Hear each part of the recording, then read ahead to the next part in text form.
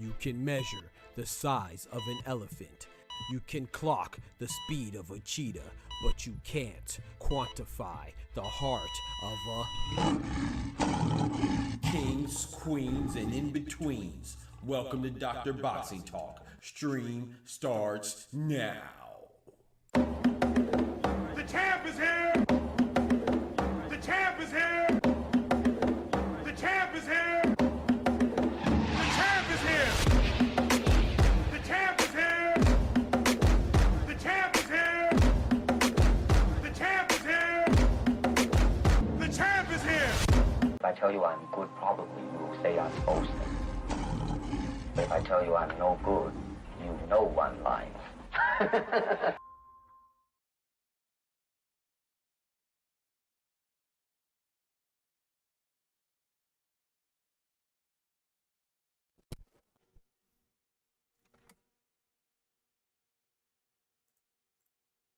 Yo, yo, yo, yo, yo. What is good? What is good? Good, great, grand night to y'all, man. It's a wonderful Sunday to spend with the beautiful, wonderful people, man. God is good. You feel me? Y'all know what time it is. The doctor's in the house. Yes, sir. Yes, ma'am. Kings and queens, brothers and sisters, brethren and sistren, boys and girls, ladies and lads. What's poppin'? Yes, sir. Let's hit this roll call real quick, man. We got my boy Let's Be Real in the building. That's the only way to be. Yes, sir. Yes, ma'am. Let's get it, man, before we get popping, before we get started. Let's start off with our prayer, because you know it's going to get hot. Loy in the building, my guy. What's good, Loy? You know, before we get started, man, you know we got to rock off and kick it off with a prayer, because it's about to get hot, Loy. It's about to get hot, let's be real. Because you know people going to get on my head top, but I'm built for it, man. You know, we get the hustle off the bustle, so it ain't nothing. It ain't nothing. We ain't new to this. We true to this. You feel me? So let's get it popping, man. I know people want to talk, so let's talk, man. This is y'all day, man. This is y'all day to talk about my boy Tank. The other day, y'all had it when Canelo didn't stop Berlanga. I let y'all go off on me about my boy Cinnamon not stopping Berlanga. Now, hey, it's a controversial call. But before we get to the shenanigans, let's go ahead and thank the Most High. Please join me and bow your heads. Dear Heavenly Father, Lord, we come to you humbly and ask you for more blessings, more favors, more forgiveness. You know, just more of your power, and more of your protection, and more of your love, and more of your just overall love. Like, you know, we just come to you and humbly ask you to just forgive us for our sins, forgive us for the things that we do wrong, our ineptitude to do right, and do the right thing as we're supposed to, Lord. But we also want to ask you to forgive us for the things that we take for granted. You know, we always worried about how we falling short of our dreams, or we get so caught up in our own situation, and we often forget about the times that we struggled, that you guided us out of that situation successfully and safely, and it made us a better person, Lord. So we thank you for our past experiences, good and bad. We thank you for the dreams that you put in our mind, and we know that if we have any dream or any goal that's of pure intent, that you wouldn't put it on our spirit unless we are supposed to achieve it, Lord. So we just ask you that you help us remain focused, or make us remain focused, help us help ourselves, and stay on the right path, Lord. And we also want to send our condolences again for the legends, all our fallen soldiers and brothers and sisters. Bless their families and let them know that their families and their loved ones, and reassure them that we will all rendezvous in a much better place, and let them find solace that they are in a much better place, and we will all meet again someday. And that goes for the late great singer Andrew Stone and her loved ones, and also the late great actor Gene Hackman and his wife and his loved ones. So Lord, help those loved ones get through the tough times, and continue to guide us to prosperity. In Jesus' name, amen. Yes, sir. We got my boy Oscar, man, big member in the building. Patreon member. Oh, let me see something. Let me see if I could. Let's see if I could gift Oscar, man. That's what I meant to do. Let's see if I could gift Oscar. Let's see. Super chat. I want to see if I could gift Oscar a sub. Nah, I can't. Wait, what the heck? Show your support. I want to see if I could gift Oscar a sub myself, because I know he be trying, man. Shout out to my boy. I'm gonna see if I could gift him a sub, because he definitely tries. And he just hit the Patreon. And I just realized too, Oscar, that I see how you got the Patreon. It was on my in my profile, so I removed it now. But shout out to you, bro. My guy, he was a subscriber on the Patreon. I don't know how to do it, man. I don't know how to do it. I'm gonna figure it out though. Let's see. Okay, membership gifting. Oh, hold on. So it really doesn't let me pick. Huh.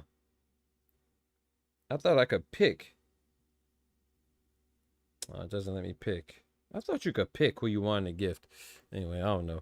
But yeah, man, so let's get right to it. Amen. Amen. Let's be real. So let's get to it, man. You know, we have a lot of stuff to talk about. We have a lot of stuff to talk about. But before we get to exactly the main meat and potatoes and the main entree, I want to talk about this, man. You know, big salute to Subaru Matias, because there was a lot. It's like his fight was forgotten, but it's not really our fault, right? We're just the consumers. We're gonna be attracted to the bigger fight, the bigger event, you know, the bigger festivity naturally, right? Which was Tank Davis versus Lamont Roach. But Subaru Matias also fought. I don't remember who was on the undercard. I feel like I knew one or two fights on there, but shame on them for putting all these events on at the same time. There was unrivaled playoffs. You know, I watch WNBA basketball, but that's not WNBA, but it's women's professionals basketball. They were on with the playoffs last night. Subaru Matias and his card was on last night. Tank and the Roach was on last night. And then some, I don't watch wrestling, but you know, there was some wrestling stuff on last night. And there was some UFC stuff on. I don't watch UFC either. But guys, dang, bro, can we breathe? Like dang, bro. And then next weekend ain't gonna be nothing on. You know, I think there is something next weekend, but you get what I'm saying. Sometimes there'll be nothing on, and then one weekend everything's on. Like, come on, man, space that mess out, man. You know what I'm saying? Help the consumers. You know, help us tune in. Don't y'all want the viewership? But anyway, shout out to Subaru Matias. He beat Gabriel Golas Valenzuela, who's a very game fighter. He lost to the likes. I think this is only his fourth loss, and some of his losses include William Zepeda. Obviously now Subaru Matias, and he lost to somebody else that was Montana Love. So those aren't bad losses. And he has one more loss earlier. I don't remember who that was too, but those aren't bad losses. He's a tough guy. So shout out to Subaru Matias, and that was an IBF title eliminator. So he's trying to get right back in the mix of and try to reclaim his belt that he lost to Liam Paro in his backyard in Puerto Rico before Richardson Hitches came and snatched it off of Liam Paro. So yeah, shout out to him, man. He should be in line for a title shot whenever his mandatory is called. So he will be the mandatory. He's in the mandatory position, but it has not been called. So big salute to Subaru Matias. I've always said that I think he could bounce back. And shame on those that were all about Subaru Matias, and then all of a sudden they stopped talking about him because he got a loss to Liam Paro that we called him. The same people called me crazy for picking Liam Paro over Subaru Matias are the same people that abandoned him once he lost to Liam Paro. You see how it's funny how that works, right? You know what I'm saying? Because we're all perfect, right? We're all perfect and no one can have a blemish on their record. We're so hardcore fans that as soon as one person messes up, we just throw them away. And I know it's just sports, right? It's just something that's whimsical of sports. It doesn't mean nothing, but it kind of does. It shows your loyalty or lack of loyalty to the people that you claim that you rock with. You know what I'm saying? Some people will only rock with you while the going is good, but when the good get going, and everybody, other people get going too. You know what I'm saying? So when it's not good all the time, then everybody ain't gonna be there. You know what I'm saying? From fans to everybody. That's why you should live your life and make sure you're happy. Make sure you focus on you, because people don't really rock with you, man. They fair weather people, man. From a fan standpoint, from a friend standpoint, there's very few people that are ride or die, man. So you got to hold on to them. But anyway, we got my boy Ryan Frazier in the building, man. Big boxing talk up north, man. Big North in the building. He said Russell was fine. I knew he was a better, well-rounded fighter. I knew Rob beating Pitbull wasn't a good measure stick. Pitbull falls on the awkward category. He does. I like Matias winning, but the commentary saying the Puerto Rican boogeyman back, I'm not going. Yeah, I'm not going for it. I didn't watch it yet. I still didn't watch it. I know I was supposed to, but man, you know, I dropped a long video. Go check it out today. That took a lot of my time, man, but I had to get my thoughts off. You know, we're going to talk about some of the thoughts today, too. That WBA belt at 140 is cursed belt. You get it. It's your ass, your first defense. Well, no, to be fair, Ryan, you know, all the 140, IBF too, right? The 140 belts have been changing, and, you know, shout out to Alberto Puello. Him and Teofimo, they've been the only ones to hold on to their belts successfully, you know, because once Alberto obviously got the WBC belt from Devin Haney, he inherited that. And then, you know, he had a successful defense against Sandro Martin. And then now, Teofimo been keeping his WBO belt. He's about to fight Ardo Barbosa, but the WBA and the IBF is flip-flopping. I'm talking about that thing moving like a hot potato. You know what I'm talking about? Like a hot potato. I got to eat my crow about Russell and Lamont, but both prove me wrong. Hats off. See, but you're an honest dude, so I have no ammunition for you, my brother. But I'm about to drop bombs and fire and napalms on everybody else.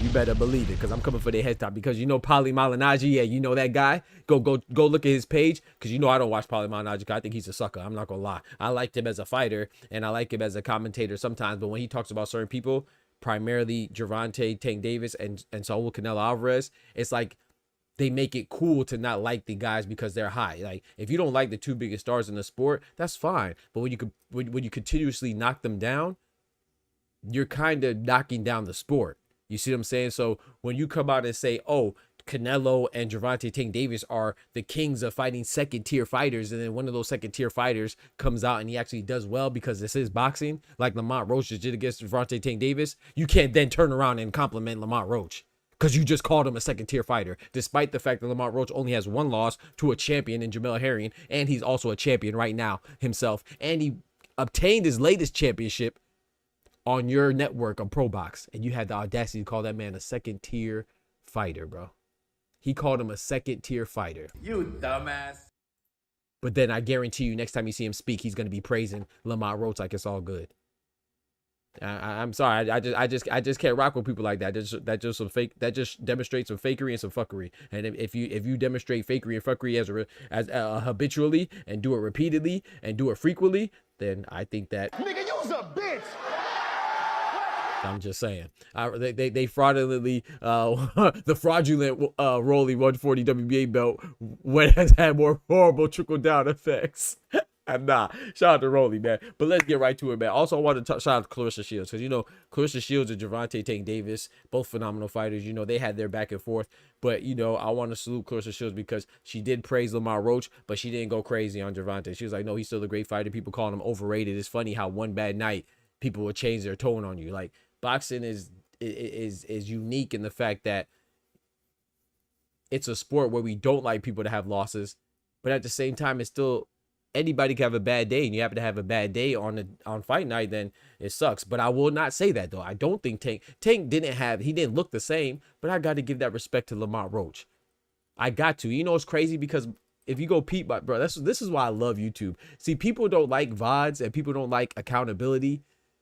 Well, people don't like VODs and they don't like replayability of shows and keeping records and documentation because they're full of shit and they don't like accountability. And to me, that shows a lack of maturation for an adult to not want to be accountable. You know what I'm saying? I love it because I love being held to what I said. And if you go look at my last video before the boxing commentary, I said Gervonta Tank Davis does not need a KO because Lamont Roach is good.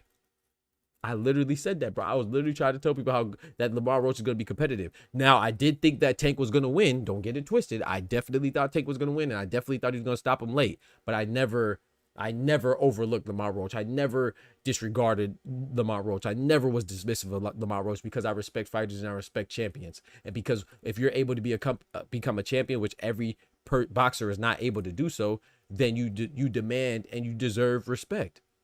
Because even you don't even have to be a boxer to relate. If you're just a person that has accomplished anything in your life, if you ever set a goal and achieved that goal, or ever pursued that goal, fell short of that goal, bounced back and recovered and reclaimed and went back on the path to go back for that goal and claim that goal, how can you be so dismissive of somebody else's accomplishments? So I feel like when people just so whimsically talk about champions, whether they're Gervonta Davis or George Kambosos or Canelo Alvarez or William Skull, somebody you never heard of, every boxer does not become a champion. When people are so dismissive and disregard people's championships and try to act like it doesn't mean anything, it lets me know about you as a person. Shed some light on how you are. It means that you never earned anything in your life, because if you did, you wouldn't dismiss somebody else's accomplishments so easily and whimsically. You know what I'm saying? I'm not saying that every champion is equal. Of course, there's some champions that are better than other champions, but not every fighter becomes a champion. In fact, there's a whole lot larger percentage of fighters that don't become world champions than there are that do. So if you're a world champion, bitch, you're a good fighter.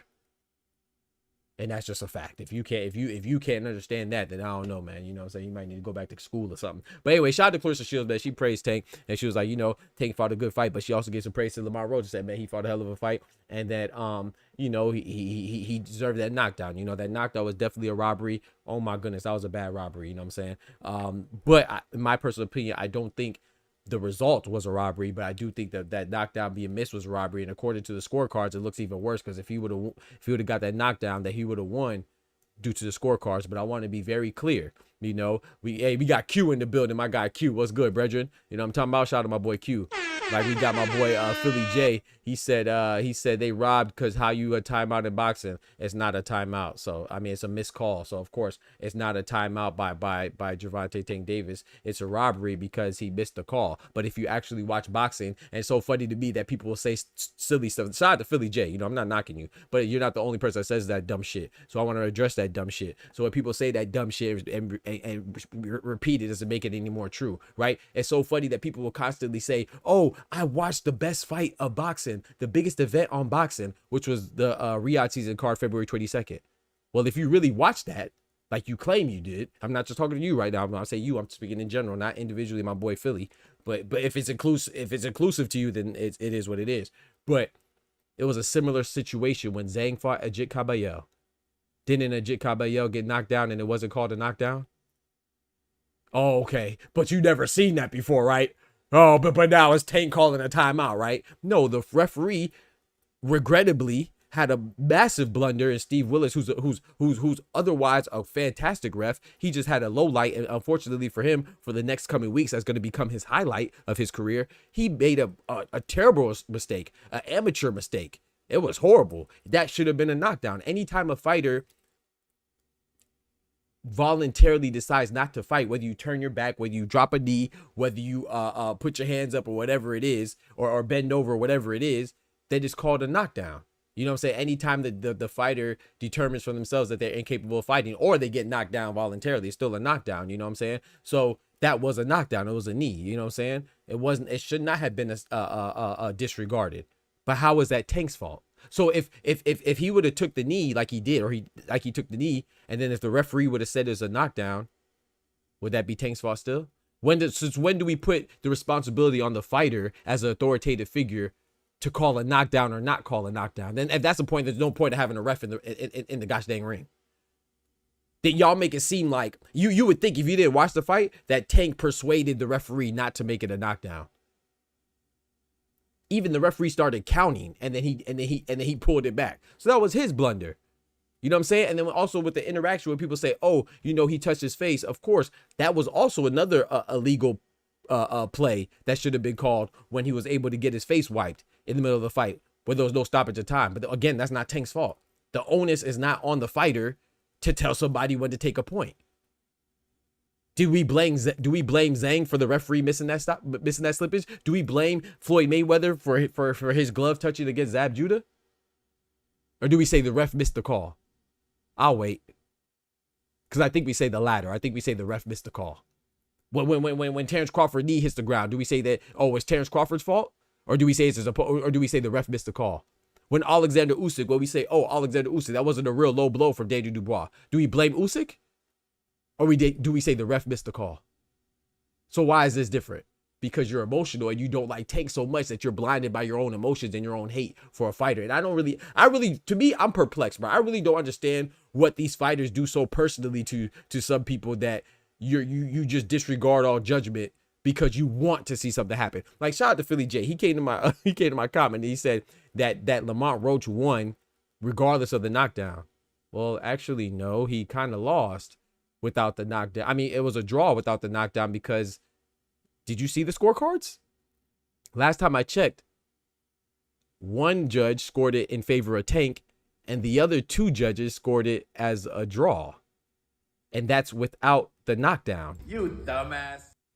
So without the knockdown, then if anything, Tank was closer to winning because he had one judge score in his favor.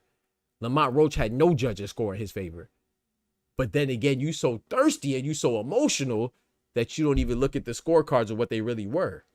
So if you disregard, the reason why it sucks for Lamont Roach, and I agree it sucks, is because if you factor in the knockdown with those scorecards, then Lamont Roach clearly would have won.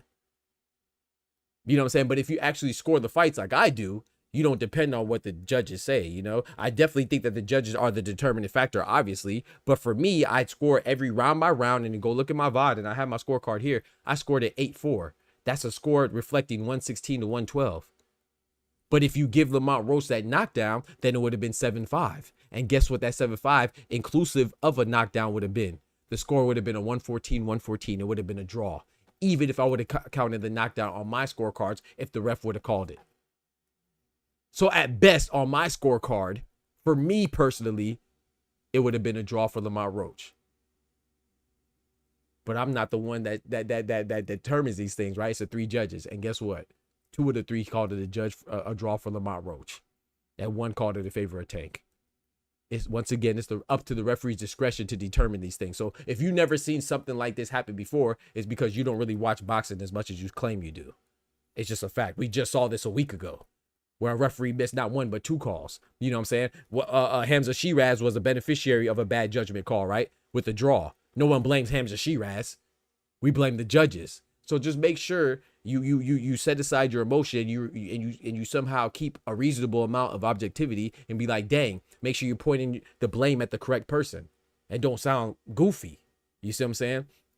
So it is what it is, man. But yeah, shout out to Clarissa Shields, man, for approaching it with an unbiased way, and she was praising Tank. And shout out to Tank too, because Tank was talking about her movie being good, and how she wants to go see it. I just love to see when we have camaraderie, you know what I'm saying, and love between prominent figures in the community, you know what I'm saying. But yeah, so I just want to it's just funny to me that how people could say that Tank lost without the knockdown, but then they'll realize that nobody scored it for Roach without the knockdown because the scorecards reflected not a knockdown, meaning that it was a draw. So you just don't really make sense. But let me catch up to some. Slim Reaper in the building was good. He said, Ray Davis in the building was good, bro. He said, how can you blame Tank for Ray? Bro, because people are dumb, Ray. Because people are dumb. You see what I'm saying? Hey, somebody changed their name to Grease in My Eye Boxing Talk. And now that's funny. We would recommend the fighters and greases to Tank so we can come back with full 2020. And I ain't gonna lie. No. That's, yo, hey, Grease in My Eyes? That's funny, bro. Hey, nah, you going to hell for that, bro. He said, Grease in My Eye Boxing Talk is crazy. Nah, that's funny as hell. I ain't gonna hold you. Cut West said, take 1 3 rounds at most. 10-2 Roach, yeah, you're dumb as hell. He said, take 1 3 rounds at most. Yeah, you're dumb as hell. Like I said, that's just people being emotional. You know what I'm saying? You know, and you hey, check out the goal, right? My goal, it says, how does it feel to come so close to your dreams and then get it snatched out from you? This man said, take 1 3 rounds at most. Hey, yeah, shout out to you, bro. Bullshit! The man said Tank won 3 rounds at most. That's why you're not a judge, you know what I'm saying? And neither am I, but nobody had it 3 rounds at most. Like I said, if you go look at the judge's scorecard without the knockdown, that's what their cards reflect.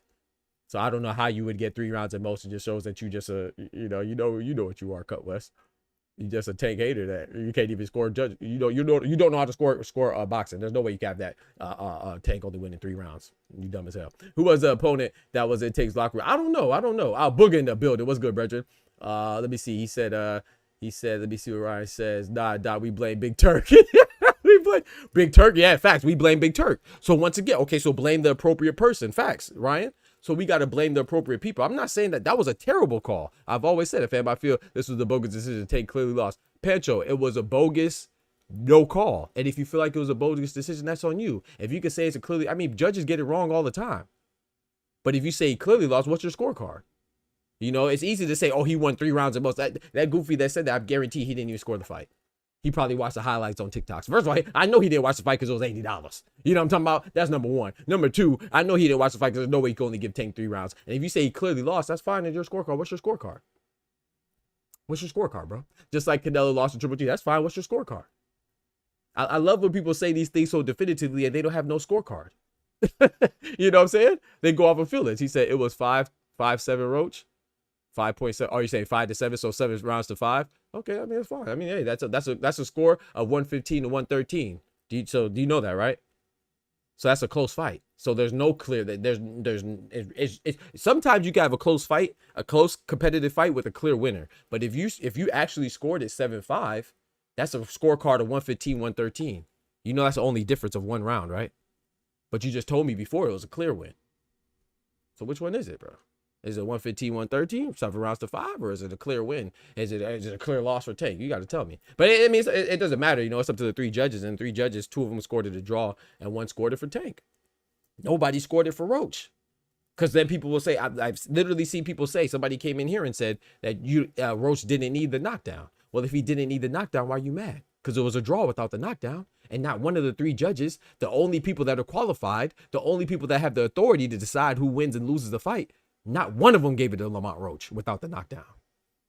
But then your goofy ass contradict yourself and say, oh, he didn't need the knockdown. According to the 3 judges, bitch, he did. That's exactly what he needed. So I don't know what you watched, you know what I'm saying? But shout out to Lamont Roach, man. Obviously, Lamont Roach did his thing. I give him praise. But what I don't like is shout out to Lamont Roach. What Lamont Roach said, he said, hey, man. He said, F all the fake boxing media, and you know who he named. And he said, and I agree with him. And he said, you know, these people counted me out. The same people that counted him out. Like I just told you, Paul Malignaggi called him a 2nd-tier fighter. The guy who's a champion right now that won a title and defended his, or he won a title or had his last fight on Pro Box. His platform, or the platform that he's featured on. He called him a 2nd-tier fighter, bro. And I guarantee you, next time you see Paul Malignaggi open his fuck box, he's going to be praising Lamont Roach. How do you do that with a straight face, bro, as a man, bro? Like the same people that said Lamont Roach doesn't have a chance, he was going to get knocked out in 2 rounds, are the same people that are going to turn around and praise Lamont Roach like it's all good. So big salute to Lamont Roach for being aware of that, acknowledging that, and being, you know, and getting ahead of that.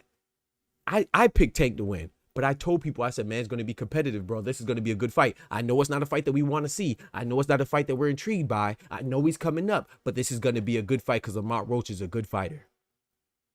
Even go look at my last episode, man. I said that Tank does not need a knockout to look good because Lamont Roach is a good fighter, and it's going to be a competitive fight. As long as he wins and wins, you know what I'm saying, in a decent fashion, it's good to me because I respect Lamont Roach. Now, granted, I ain't know it's going to be that close.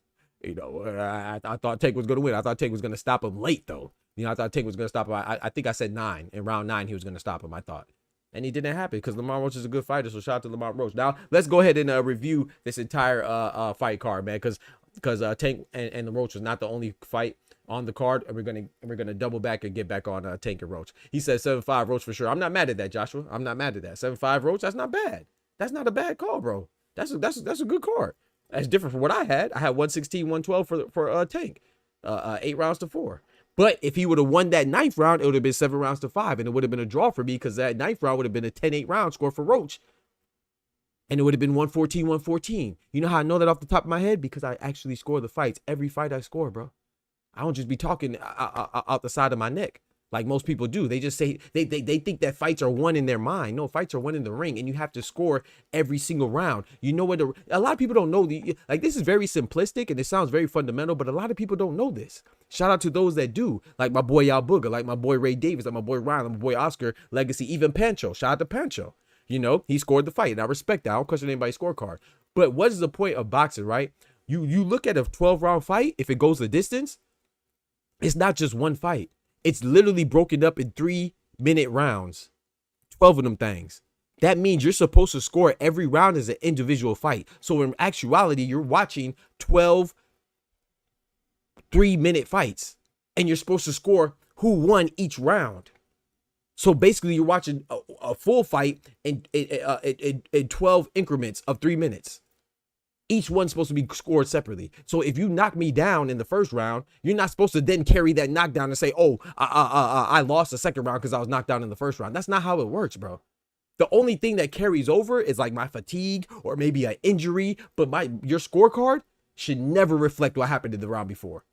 That's why it's so easily to tell when people be bull jiving and they say, oh, this person clearly won, this person clearly lost. No, you're going off your feeling and you're just saying, oh, this person might have landed one big shot. But also, do you know that you could knock somebody down and still lose the round? Do you know that you could get a 10-8 round and not get a knockdown? How many people know that? I guarantee you 95% of the people that's talking all this yak about being a boxing purist and knowing so much about boxing, being a pugilist enthusiast, I guarantee you they don't know that, because the way they carry themselves, it's evident that they don't know that. You're not watching one fight, bro. This is not in the street. This is an organized professional event, and you're watching 12 different fights in a 12-round fight. So you're supposed to grade them separately. That's why it's so important to have these rounds and have a round count. But a lot of people don't know that. But anyway, let's go ahead and start off. He said, yes, sir, it was a close fight. Good chess match. Yeah, ran out of gas taking Lamont. I stepped on a rope. Hey, shout out to Lamont Roach. Do I think Lamont Roach deserves all the praise? Yes. Do I think Lamont Roach was robbed? Hell yes, he was robbed. Legacy in the building was good. Even the PBC highlights didn't show everything Roach did. Bro, Roach fought, bro. And so did Tank. Let's not get it twisted. Tank hurt him Tank, in fact, hurt him more times than Roach hurt him. You see what I'm saying? Tank threw more punches. Tank landed more punches, but it's just a lot of times we're so, and rightfully so, because a lot of people didn't expect Roach to win. We're so shocked that, dang, man, somebody's hanging with the star, whether it's somebody hanging with Canelo or somebody hanging with Tank or somebody hanging with Naya Inoue or somebody hanging with Terrence Bud Crawford or somebody hanging with Alexander Usyk. We're so shocked to see it because there's so many levels above their opposition that we don't expect them to even struggle. It's already an L if they struggle. You know what I'm saying? Now, could Lamont Roach have won if he would have got that knockdown? Absolutely. Should that knockdown have been called in his favor? Absolutely. Should Tank been docked some points or at least warned for going to his corner? Absolutely. But I hate when people say, oh, he should have been disqualified like it's a definitive thing. No, bruh. Do you know Liam Cameron versus Ben Whitaker? They should have been disqualified. They weren't disqualified.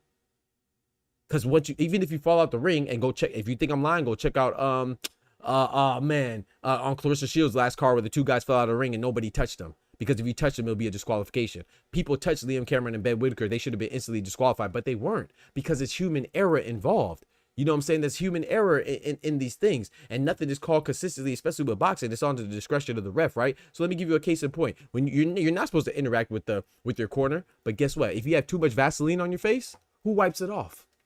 I'll wait. If the referee says, hey, man, this guy has too much Vaseline, he too glossy. He too bossy and glossy and flossy. You feel me? Who wipes it off? Do they tell, does a fighter wipe it off with his shorts? Does the referee wipe it off with his rag? No, he sends them to their corner, has our corner wipe it off. So that's a corner and fighter interaction right there, as long as the ref acknowledges it and orders it. When a mouthpiece comes out, how does the mouthpiece get back in the fighter's mouth? Does the referee dust it off with his shorts? Does the fighter stop the action and picks it up and puts it back in his mouth? Or does the referee stop time and tell his corner to wash it off and put it back in his mouth? Pause. I'll wait. So these are interactions. This you would know this stuff if you actually watch boxing and don't just talk about it and be about it. Sometimes you can interact with your corner and not get disqualified. So everybody talking like, oh, that should have been an automatic disqualification. No, once again, that's up to the discretion of the ref. He could have been disqualified. Yes, the proper verbiage is that he could have been disqualified. Or the ref could have let it go like he did, which was wrong because at that time, the reason why it's bad is because he didn't call a knockdown and he didn't call time. So the referee really fumbled the bag. He fumbled the bag twice, but let's not act like any interaction with your corner that's not during a 1 minute intermission between rounds is an automatic disqualification. That's just not true. We've seen things called left and right, up and down, depending on the referees. That's what makes boxing partly so interesting, and that's why it kind of partly makes it so corrupt. And that's why Steve Willis, like I say, he's an overall fantastic referee, but he's going to go through it for like the next week or so until we forget. But he deserves the criticism, but he's a good ref, man. He's a good ref. Jay Grant in the building. Have you ever seen a case where a fighter files an appeal to the sanctioned body and gets a decision change? That's a good question, Al Booga. I love that question. So yes, I have. Now this is the answer to that, Al Booga. The last time, now shout out to anybody in the chat that can answer this, even yourself, Al Booga. I appreciate that question, or even Brian or Ryan or Ray Davis or anybody. The last time that I could think of a fight being overturned that didn't have like PEDs or steroids involved or banned substances was B-Hop and Chad Dawson. Remember when B-Hop and Chad Dawson fought? It was originally, I believe, a majority decision win for Chad Dawson. Could have been a split decision. I think it was a majority decision win for Chad Dawson, and then B-Hop appealed it, right? And his team appealed it because if you remember, B-Hop injured his shoulder from Chad Dawson booming him. Chad Dawson hit him with a John Cena. He hit him with a John Cena rock bottom, you feel me? And he injured B-Hop's shoulder. So then they appealed it, and it was turned into a no contest. It wasn't overturned to a win for B-Hop. So I can't recall when a fight was overturned retroactively for a win for the other person, but I can recall that. I remember when Chad Dawson boomed B-Hop and that fight was overturned to a no contest. And that's because they determined that the injury occurred due to Chad Dawson's actions on B-Hop. So that's the only time I could think of where it was overturned without the PEDs being involved or banned substances being involved. Of course, with Keyshawn Davis and Nahir Albright, that was overturned due to marijuana. Marijuana, not a PED, but it's a banned substance in Texas, which is the location of the venue in which they fought at. So obviously Keyshawn Davis won, but then it was overturned to a no contest once, they found out he had marijuana in the system, which is again not a PED, but in the state of Texas, it's a banned substance. But the only one that I could think of that had no PEDs or banned substances involved, where it resulted after appeal to an overturn, to a change in the result, was B-Hop and Chad Dawson. I'm not saying that's the only one that exists. That's just the only one that I can remember right now off the top of my head. But that's a great question. I don't know. And even still, it wasn't that the victor wasn't changed. I mean, it wasn't that the victor was determined to be the other person. It was just that the result was changed to a no contest. So that's a great question. I'll book a shot to you. Just left up, right down. Just describe Steve Willis's eyes one take to knee. Facts. Like I said, Steve Willis is at fault, bro. It is what it is. You could not like Tank and get mad at Tank, but it's never on the fighters to determine what call to make. That's the referee's call. Yeah, it's not common at all. So yeah, so if Lamont Roach goes and appeals it, I fully expect it to not be overturned. At best, it'll be a no contest. But even still, I don't think so, because like I said, Al Booga, the reason why I love that question is because that's such a great, pertinent question, bro. Because you're trying to be proactive. That's what I like, proactive. Just be like proactive and progressive, and you're trying to resolve the issue. You're not just trying to fan the flames. You're not trying to say, oh, Tank this, Tank that. Bro, it's out of Tank's hands. And the reason why that's such a great question is because, like I said, was Zhang overturned to a knockdown against a Jit Caballel? The answer would be no. Was Floyd Mayweather's glove touching the ground, the canvas, overturned to a knockdown for Zab Judah? The answer would be no. Right? Was Terrence Crawford's knee touching the ground against Kavaliauskas? Was that overturned to a knockdown? The answer would be no. So as much as you don't like what just transpired, you cannot tell me a time where a knockdown was overturned or the decision by the referee in the ring was ever overturned to say what he didn't say, because that's the whole point of them speaking at the beginning, where they say, "Oh, I'm fair, I'm strict, but I'm fair," or whatever. They give their little speeches, bro. A lot of this stuff is it's left up to interpretation, bro. That's human error. That's the human error. It's like when people try to slow things down and they slow it down to freaking 5 frames per second, trying to see when somebody, oh, his knee touched the ground. Oh, that wasn't a legit knockdown. Oh, that was a low blow.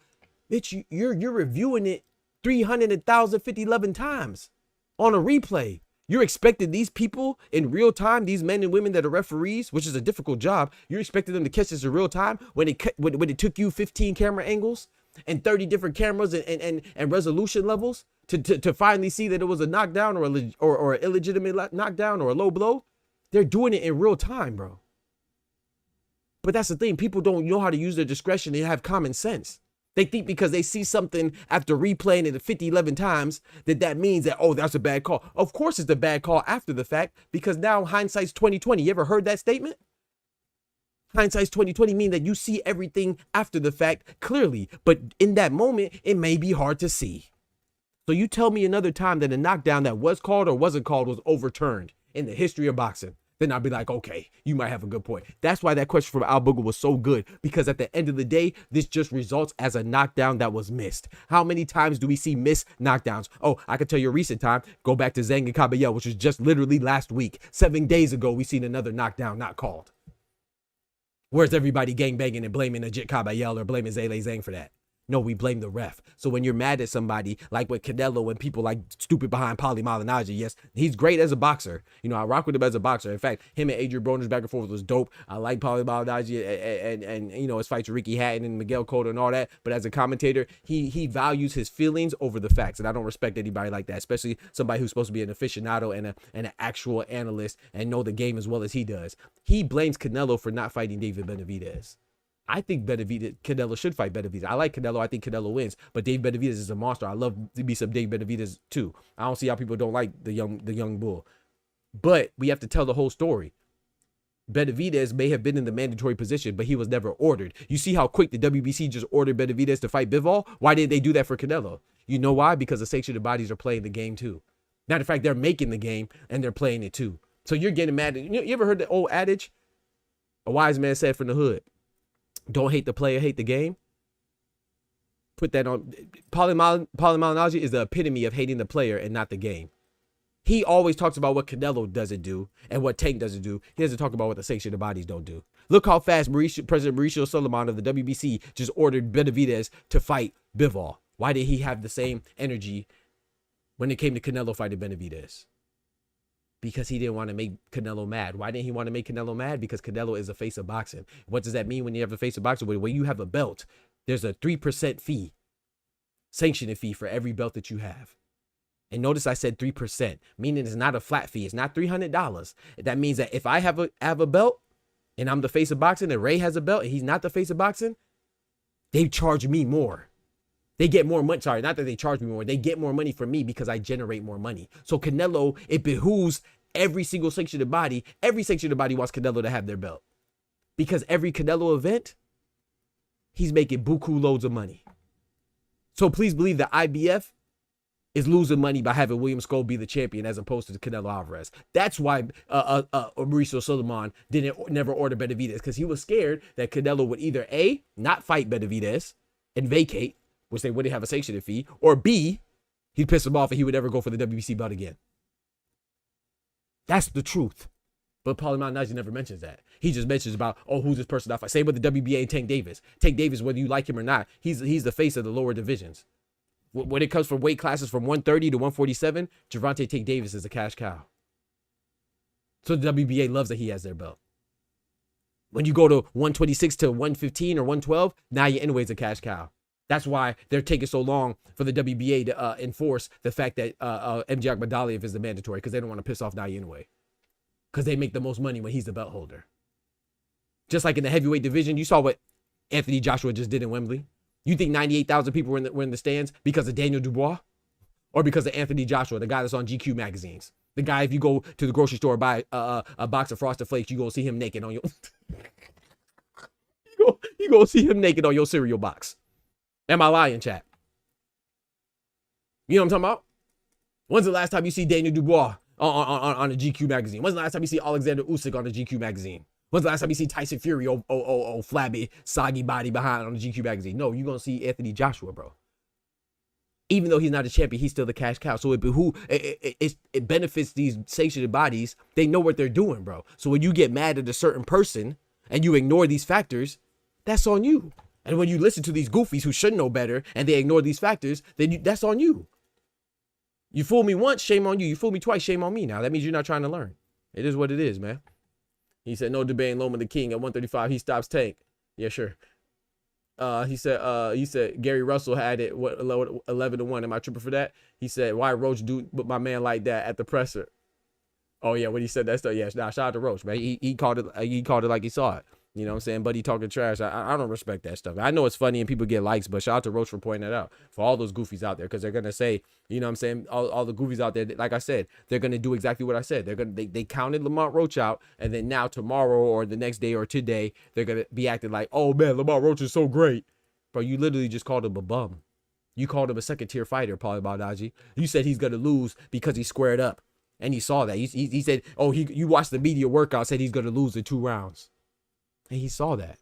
So shout out to Lamont Roach, man. And it's up to you. You want to keep listening to the news from the goofies, then you're obviously you're part of the circus. So you one of the goofies too. My boy Ty said pause. I don't know what I said, but yeah, definitely pause. I don't know what I said, but I'm sure I said something crazy. No, did he? But anyway, let's get to the let's go ahead and start from the bottom of the card, man. Let's start with my boy Jonas Tellis, man. I think Jonas Tellis is a beast, a young bull at the 154-pound division. 154-pound division, a.k.a. super middleweight, a.k.a. junior middleweight. To me, that's the best division in boxing. It's the division with the most parity, has the most depth. You know what I'm saying? Has everybody in there from Terrence Bud Crawford to Sebastian Fedora to Israel Madrimov to Virgil Ortiz to Erickson Lubin, you know, the Hammer Lubin, Jesus Ramos, Brian Mendoza, Serhii Boachuk, that Tim Tszyu, you know, I still think he's a big player in that division. Ardrell Holmes, bro, there's so many, man. You know, if I forgot anybody. Oh, Bakram Murtazaliev, excuse me, forgive me. But the division's so deep, and Jermell Charlo may come back. But Jonas Tellis, I think he's one of the 3 young guys that I'm looking forward to. I think they could make a splash. Jonas Tellis, Xander Zayas, and Charles Conwell. You know, Charles Conwell being on Golden Boy with Oscar De La Hoya, Xander Zayas being on Top Rank with Bob Arum, and Jonas Tellis being on PBC with Al Heyman. I think those guys are great. And he fought not Jason Rosario. Who did he just fight, bro? Jonas Tellis just fought Julian J-Rock Williams. And a good fight, a nice step up for him, man. And shout out to Jonas Tellis, man. He did his thing. I know a lot of us were looking for him to get the stoppage, but we got to understand that was this man's first 12-round fight, bro. The Cuban fighter. It was his first 12-round fight. And I know we look at Julian J-Rock as not a good fighter or shot fighter, but bro, like I said, these are former champions, bro. Everybody's not a champion. You got to respect him, you know, and this is a nice step up, his first 12-round fight. And I thought he did a pretty good job, you know. J-Rock showed his veteran swag and his experience, and he went the distance, you know. But shout out to Jonas Tellis. I don't think there was any question on who won. I think Jonas Tellis won comfortably. And yeah, it is what it is, man. Shout out to Jonas Tellis. Then next up we have my guy B-Dog. Tellis looked good. Yeah, he did. He did look good. Now next up we have my boy Alberto Puello versus my boy Sandor Martin. I told everybody, man, Sandor Martin, you can't sleep on him, bro. Sandor Martin, he beat my boy Mikey Garcia, who's one of my favorite fighters when he was still active, man. Shout out to Mikey Garcia, the younger brother of the great trainer Robert Garcia, right? Sandor Martin beat him for his last fight, right? And then Sandor Martin, he arguably beat Teofimo Lopez. So I've always told people that Sandor Martin, the fighter from Spain, the Spanish fighter from España, I've always said that he's a tough out for anybody. I'm not saying that he's the best at 140, but everybody's going to have trouble beating him, and shout out to him. But, you know, I thought he shot himself in the foot. He just started off, I mean, he started off well, but then he's like, he got too comfortable, and that's what he does. He puts himself in a bad position. He looks good. It's just, I don't know if he lets off the gas, he gets too comfortable like he's a hometown fighter or what. I don't know what it is, but Alberto Puello, he was just seemed very confused throughout the fight. He couldn't find his range, being the taller, longer, lankier fighter. He just could never find his range, and that's because Sandor Martin didn't let him, you know. But I think that Alberto Puello started landing some big shots, excuse me, and I actually scored it 6-6 with Alberto Puello coming on towards the end. And I scored it a draw, you know. They did favor Alberto Puello as a champion, and shout out to Alberto Puello, man. I think the 140-pound division is healthy and it looks good. Shout out to the Dominican champion Alberto Puello, who is the first Dominican champion, República de Dominicana. He's the first Dominican first champion for the Dominican Republic at 140-pound division. So that's fire, man. You know what I'm saying? Shout out to Alberto Puello, man. And let's move on. I thought it was a draw, 114, 6-6. But you know, Alberto Puello won. And shout out to Sandor Martin. I think he's done, man. No disrespect to Martin, but I just think he's a tough out, like I said. So the the risk outweighs the reward to fight Sandor Martin. So a lot of people aren't going to be looking his way. So, you know, but like I say, you just got to, if you know that, unfortunately for him, he's just one of those guys that if it's a close fight, they're not going to give it to you, bro. So bounce on the devil, put the pedal to the floor. Like Jay-Z says, man, you got to step on the gas, bro. You can't be complacent. You can't afford that, man. Cause now you're a tough fighter that you're not a champion, and who's going to fight you? You're not a big name. So why would people fight you? You know, it's just the business side of it, man. That's when the business side gets kind of ugly. But shout out to Sandor Martin. The reason I bet on Puello is because he's the house fighter. Exactly, B-Dog. Shout out to you. Yes, sir. So let's move on to the next, man. Let's move on to the next. Don't forget to smack that like button, man. If you haven't done so already, I don't know why, it's free. And also consider becoming a member, man. We did just unlock a new emote. So shout out to all the members, you know what I'm saying? Shout out to all the members. If your membership ran out, re-up, man. If you got a gifted sub, it's only $3 a month, man. I give a lot of content, so you know what I'm saying? Hook your boy up with those memberships. Really helps us keep going and growing. Starting at $3 a month, man. That's less than 10 cents a day. You feel me? Tighten up. Let's get right. We got George in the building. What's good, George? I find it funny that ESPN care more about John Cena turning heel after 20 years of being a babyface last night. Roach get robbers leaves a question mark on thing. Yeah, I mean, it's ESPN though. You know, ESPN don't care about boxing like that.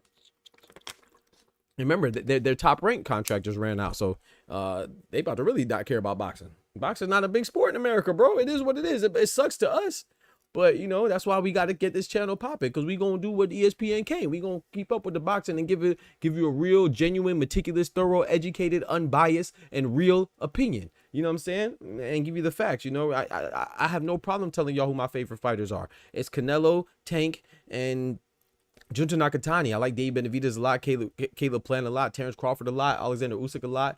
I like Errol Spence a lot. I like a lot of fighters, but my top two is probably top three is probably Tank, Canelo, Tank, and Junta Nakatani in that order. However, I'm not gonna cap on behalf of any of them. I don't know any of them personally. I like boxing more than I like any particular boxer. That's why it's so easy for me to remain objective and keep some level of objectivity, bro.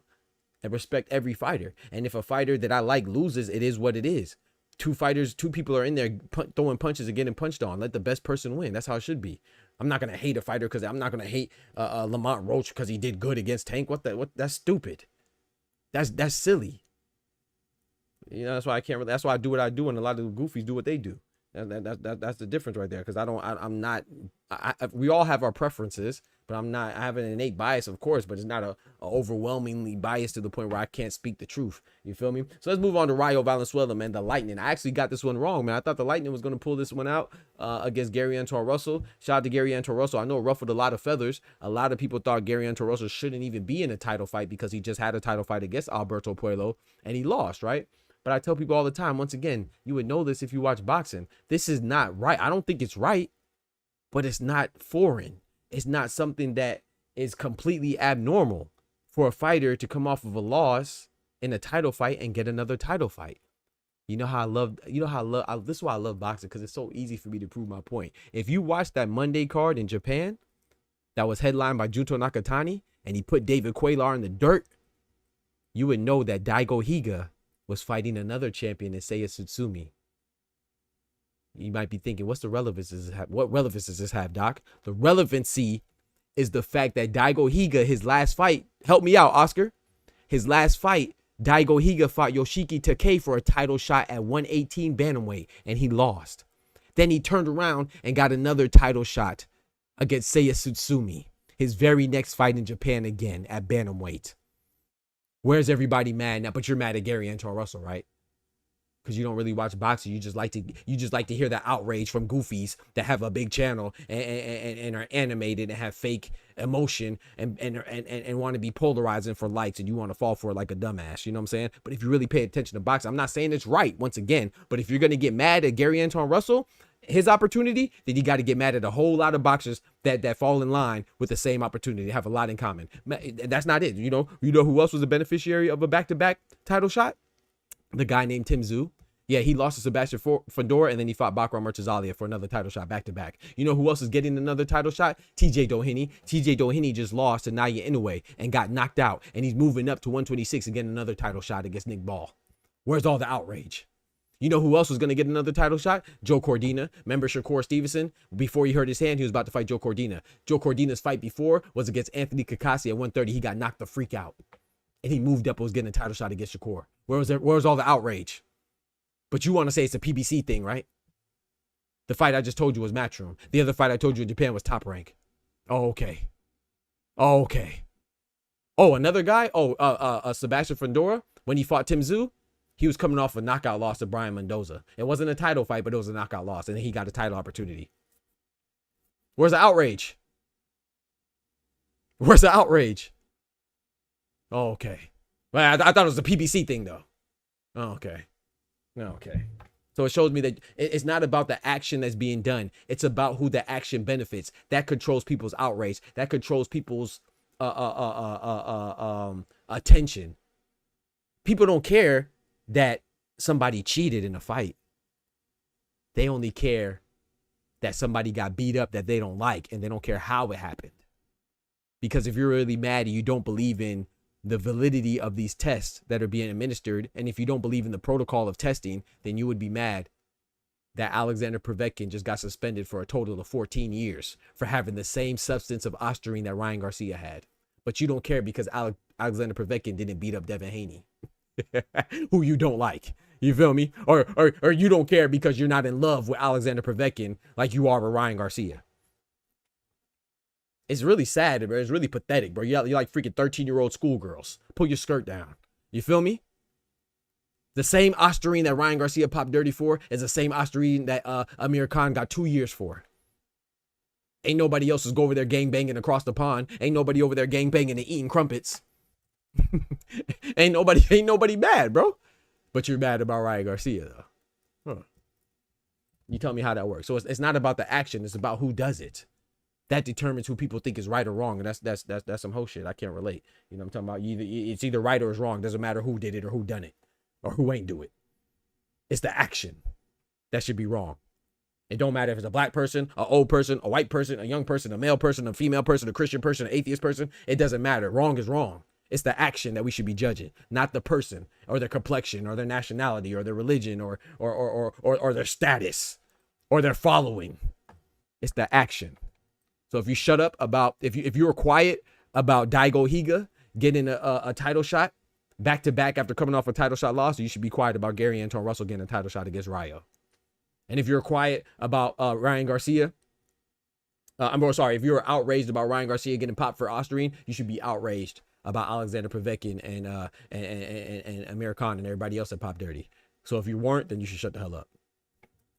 Hold on, let me let The Rock talk to you real quick. Let me let The Rock talk to you real quick and tell you what you should do. Hold on. Let me get you right. This is what you should do right here. Shut up, bitch. He said they smacking fighters with eggs over there. Fact. Shout out to Chris Eubank. Hey man, I'm going for Chris Eubank just because of that, man. He holding it down for the purity and the integrity of boxing, man. Like I said, I'm not saying that you can't like Ryan Garcia or you can't like or you can't dislike Gary Anton Russell or whoever it is that you like or dislike. Like who you like, but there should be a threshold. There should be a limit, and you should allow some room for common sense, man. He smacked him with that. Hey, that's the least he did. You know, so speaking facts, bro. Shout out to you, Duke. I appreciate it, bro. Shout out to you for being here to listen. You know what I'm saying? We gonna go. You know how they have. You know how they do. He said, you know how they do with the selective outrage, doc. You feel me, B-Dog? That's all I'm saying. But when you notice it, I'm not talking about you. I'm not talking about anybody in particular. I'm not pointing out or isolating any individual. What I'm saying is, as a whole, when we notice the nonsense, we have to pivot, bro. Like I saw the other day, shout out to the Franson Cruz, man. I rock with Franson Cruz. She's a good fighter, but she was complaining about people changing their tone when it comes to certain fighters because they want to get likes. She's like, oh yeah, that's what media people, that's what people, content creators do. You know, they and she's right. But at the same time, you got to take responsibility. Why are you paying it? It's kind of your fault because that's the ones that you're paying attention to. So when somebody, like I said, fooled me once, shame on you. You fool me twice, it's shame on me. So once you keep seeing that this person or these people or these entities keep giving you the same bullshit that you keep going for, it's your fault for keep going for it. So that means that you're part of it. So you enjoy it. That's what you like. You're accepting it. So the quickest way to resolve it is stop entertaining or supporting those that give you nonsense. You feel me? He said, Shakur. Yo, Asval was good. Shakur Bright Light Stevenson is the best 135 pounds. Facts. Asval. Oh boy, yeah, you need a 1-800 number with that. Shakur. Asval. 1-800-555-5678.com. He need a website and a phone number. Yo, he said, nah, we don't want to hear The Rock. I heard him live say he wanted another man. So come on, bro. Pause, bro. He wanted another man's soul is crazy, Ty. No, did he? Come on, bro. Come on, man. But yeah, so let's move on to Ryo and Gary Anto Russell, man. We got sidetracked. Shout out to my boy Oscar. He said, is he wrong for scoring it 11-1 for Russell? No, because I scored it 11-1 for Russell. You were here live when I called the fight. I scored it 11-1 for Russell. And you know, I picked Ryo. I was wrong.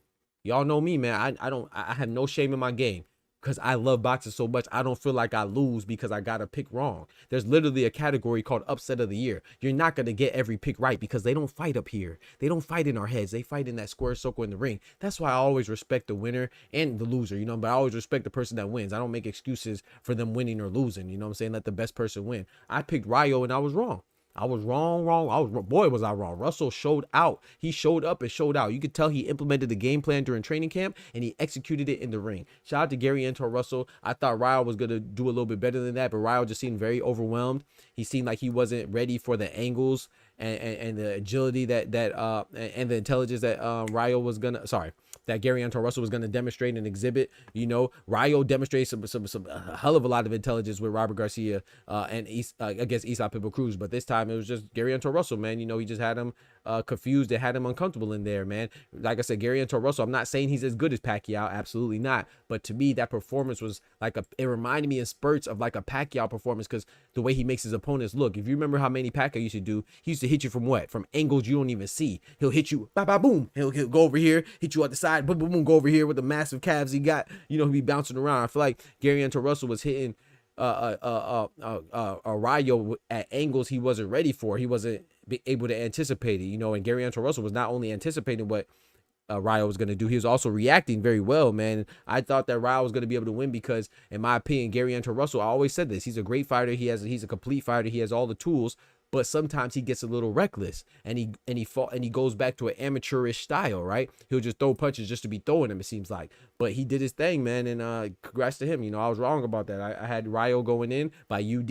I thought it was going to be fight of the night. It was fight of the night. It was very exciting, but Russell definitely did his thing, man. And we have another champion, another changing of the guard at 140, man. 140 is crazy to me. That's like the second best division in boxing after 154. 140, we had a change from what? The WBC belt where Devin Haney and Ryan Garcia went through their little debacle and Ryan Garcia cheated. When Ryan Garcia cheated Devin Haney. We do not let people who are on the juice discuss real athletes. That's all. So when that happened, you know what I'm saying? You know, he was declared a champion at recess, him being Devin Haney. And Alberto Puello, that fight that he had with Gary Anto Russell determined who was going to be the WBC belt inheritor, right? So now Alberto Puello was, and that title switched, and he just successfully defended against Sandor Martin. Then the other belt, the WBA belt, you know, Rolly Romero had that. You know, I like Rolly, man. Shout out to my boy Rolly. I know a lot of people don't take him seriously, but I rock with Rolly. And he lost to Isaac Pitbull Cruz. Shout out to Pitbull Cruz, one of my favorite fighters to watch. He's very exciting to me. He's a one-dimensional fighter, but that one dimension, he go crazy. He has durability, and he has pressure, you know. And then Ryo went and fought him and beat him. And then now Ryo fought Gary Anto Russell, and Gary Anto Russell beat him. So we had another change of the title. So we went from Rolly to Pitbull, from Pitbull to Ryo, from Ryo to Gary Anto Russell. So that was a change. And then the IBF, we had Subra Matias, and then Leon Paul went in his backyard, which I called that right. I said Leon Paul was going to beat him. People thought I was crazy. Leon Paul went in Subra Matias' backyard, beat him for the IBF belt. And then Richardson Hitchens fought Liam Paro and beat him. So the 140, the only person that's been consistent at 140 is Teofimo. You know, Teofimo had the WBO belt and he's about to defend against Arnold Barbosa for a long time coming. So, you know, the 140-pound division is great. You have Gary Anto Russell, Richardson Hitchens, Teofimo Lopez, and Alberto Puello, man. I would like unification between any one of them, man. I like a unification between any of them. Lost to Isak and went Easter Hunter. Yeah, that's what Ryan Garcia said, did it? So I like the 140-pound division. And it's just gonna get more interesting, man. We're gonna see who Gary Anto Russell decides to fight. We're gonna see who Richardson Hitchens decides to fight now that Teofimo is fighting Arnold Barbosa in Times Square. You know, Richardson Hitchens was trying to unify with Teofimo Lopez, so that's going to be on pause, and we'll see what happens, man. You know, Subra Matias just won an IBF title eliminator against Gabriel Golas Valenzuela, so we'll see how it goes, man. If we'll see what the IBF does if they try to order that mandatory for Richardson Hitchens, and we could get the Richardson Hitchens versus Super Matias fight, or we could get some unifications. I love it either way. Now let's go to what everybody wants to talk about, man. Tank versus Roach, man. Tank versus Roach, man. This fight has a lot of controversy. Like I said, we're going to go round by round. The first round I gave to Lamont Roach, right? 10-9. The second round I gave to Gervonta Davis. The third round I gave to Gervonta Davis. The fourth round I gave to Lamont Roach. So right now, going into the fifth round, I have it 2-2. Tie game between Lamont Roach and Gervonta Tank Davis. The fifth round, the sixth round, and the seventh round I gave to Gervonta Tank Davis. The eighth round I gave to Lamont Roach. The ninth round is where the controversy happened, right? But outside of that controversy, I gave to Gervonta Tank Davis because it's not my fault, right? It's the referee's fault that he didn't call the knockdown. If you called the knockdown, then I would have gave it 10-8 for Lamont Roach. But I gave it to Gervonta Davis. The 10th round I gave to Gervonta Davis. The 11th round I gave to Lamont Roach. The 12th round I gave to Gervonta Davis. So that means I had it 8 rounds to 4 for a total score of 116-112. If I would have gave that knockdown to Lamont Roach, it would have been 7-5. 7 rounds for Tank, 5 rounds for Roach. But with that 7-5 and the knockdown, it would have been 114-114 a draw. So that's why I say that Lamont Roach, the end result wasn't a robbery, but it was definitively, absolutely, clearly, blatantly a robbery that he didn't get that knockdown. And Tank was allowed to go interact with his corner without the referee stopping time or having involvement or acknowledging it. That was a travesty, man. Shout out to Steve Willis, but he did a horrible job, man. We got to critique him. All the other times he does a fantastic, phenomenal, absolute, superb job, but this time he dropped the ball and it arguably cost Lamont Roach the fight because the 3 judges, one judge scored at 115-113 in favor of Tank, and the other 2 judges scored at 114-114 draw. So if you counted those knockdowns, then Lamont Roach would have won. But the point why I say he wasn't robbed, because at my scorecard I had Tank winning, and it ended up being a draw when you include the knockdowns. So he ended up getting the draw that he would have got anyway on my scorecard if the knockdown was there. So for me, it wasn't a robbery. But I understand if some people agree with the scorecards that it was a robbery. However, I also know in my heart of hearts and in my mind, the truth is a lot of you goofballs that like to gangbang on the results of a fight don't fucking score the fights. So I think you should also do what The Rock says and kindly, clearly, swiftly. Shut up, bitch. Because you don't score it anyway. Shout out to my boy Dub with the big membership. Big member in the building. Yo, shout out to my boy George, the last Patriot, dropping that graffiti on the chat walls with that bread, that cheese, that butter.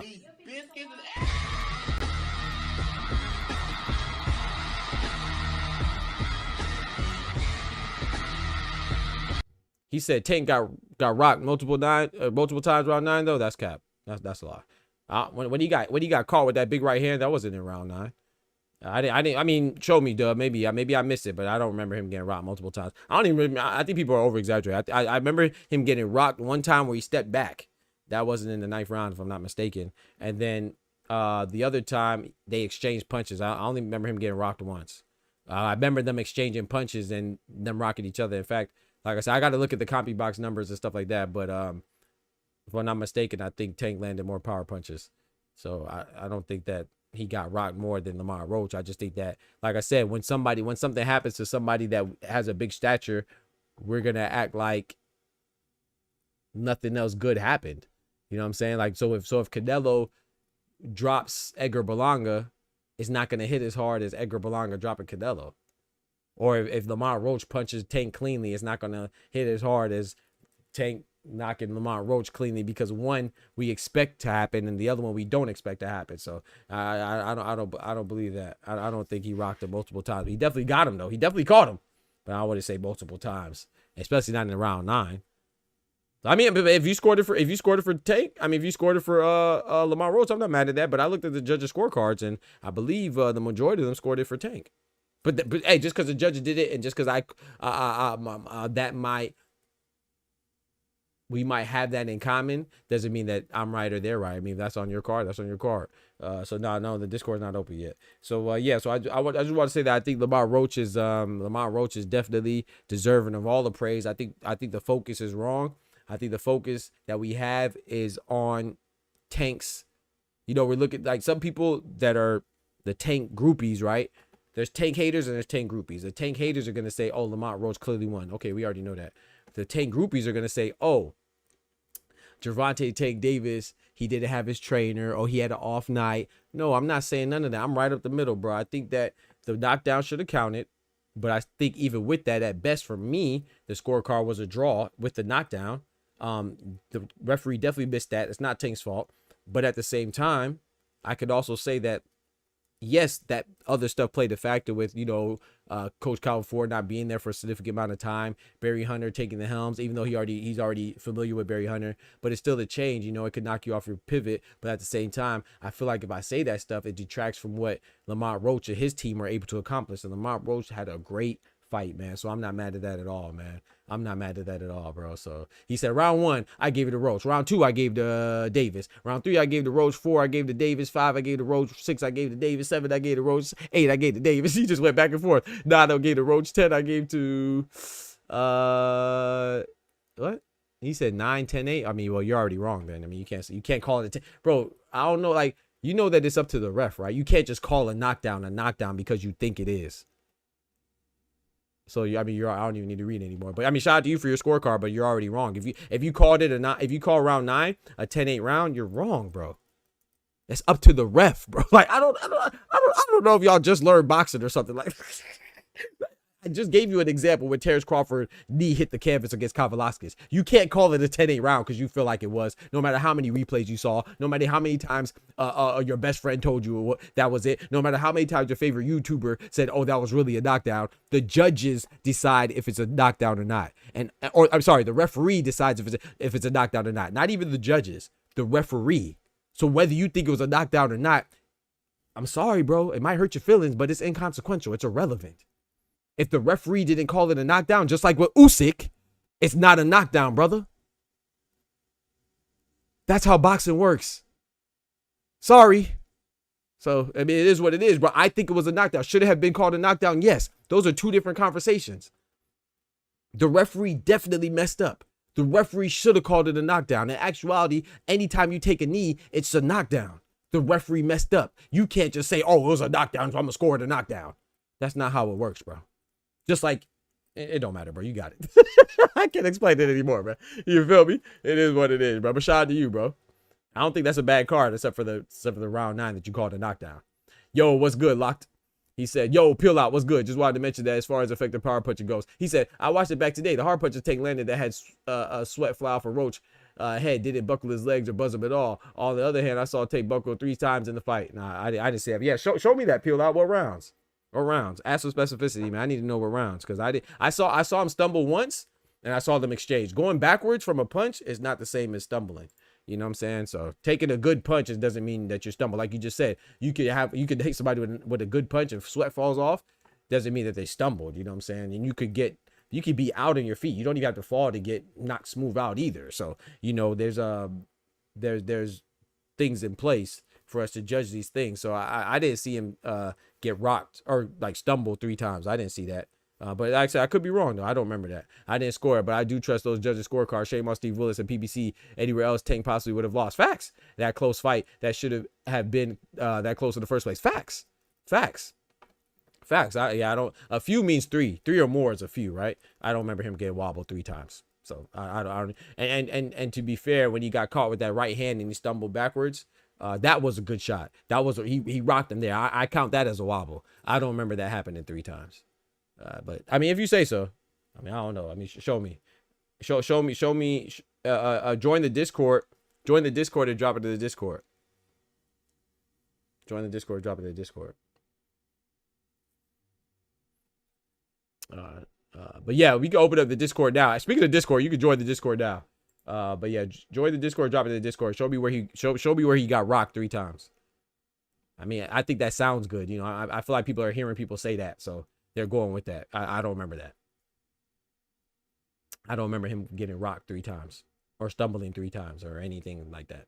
I do remember him getting caught with a good shot, and that rocked him and made him lose balance. I don't remember him losing balance and stumbling 3 times. So you got to show me that. If that's the case, that means that what were the refs? What were the judges watching? Because they didn't see that either. So somebody's watching completely different things. Because I don't know if y'all realize, with or without that. I mean, without the knockdown, nobody scored it for Lamont Roach. I'm not saying that's right or wrong, you know. But when people say, "Oh, you know, Tank would have lost without he still lost without the knockdowns. I mean, well, that's emphatically not true because that's not what the judges had. I'm not saying you can't score for Lamont Roach, of course. Heck yeah, you can score how you want. How you see, I think Lamont Roach did his thing, man. If I'm Lamont Roach, I feel robbed, especially with the knockdown and stuff, or the lack of call of the knockdown. But to make it seem like, oh, you know, he didn't need the knockdown to win. That's the only way he would have won, is if he would have got the knockdown, because it was two judges that called it a draw, and one judge that scored it in favor of Tank. So literally none of the judges gave it to Lamont Roach.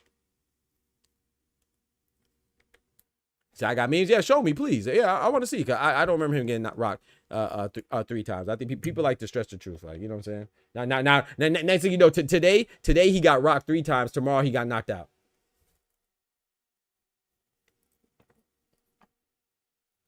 I think the second time was round 10 or 11, but I have to go back. Yeah, please mark it. Yeah, because I'll go back and watch it too. I don't remember that. Now, you might, maybe 11, because I gave round 11 to Roach, so that could be right. I don't remember that in 10, because I would have gave that to Roach. I gave it to Davis. So no, I don't remember that. But yeah, man, we about to bring up Oscar and Ty. Roach won even without the D. Bad fans losing their minds. Yeah, maybe. I mean, yeah. I mean, I guess so. Yes, sir. Yo, what's good, bro? That sounds like somebody who never scored a fight in their life. He said Lamont won that fight regardless of what those whack ass scorecards said. Okay, yep. Yeah, sure. How many fighters win the fight without scorecards? Okay, you let me know. Oscar, what's good, bro? Talk to me, man. Hey, why did I tell you about Gary Russell? No. We ain't talking about Gary Russell right now. We talking about Tank, man. What you think about that, bro? Let me go make our way back to Gary Russell, man. Trying to change the subject, bro. Talk to me about Tank, man. I had a 6'6". 6'6"? Yeah. Come on now. They say you don't know boxing, Oscar. I'm not mad at the scorecards. I just had a 6'6". But I am mad at Steve Willis because, you know, I'm mad at him too. He's my favorite wrestler of all time. I think he's one of the greatest ones of all time. It's just he had a bad night.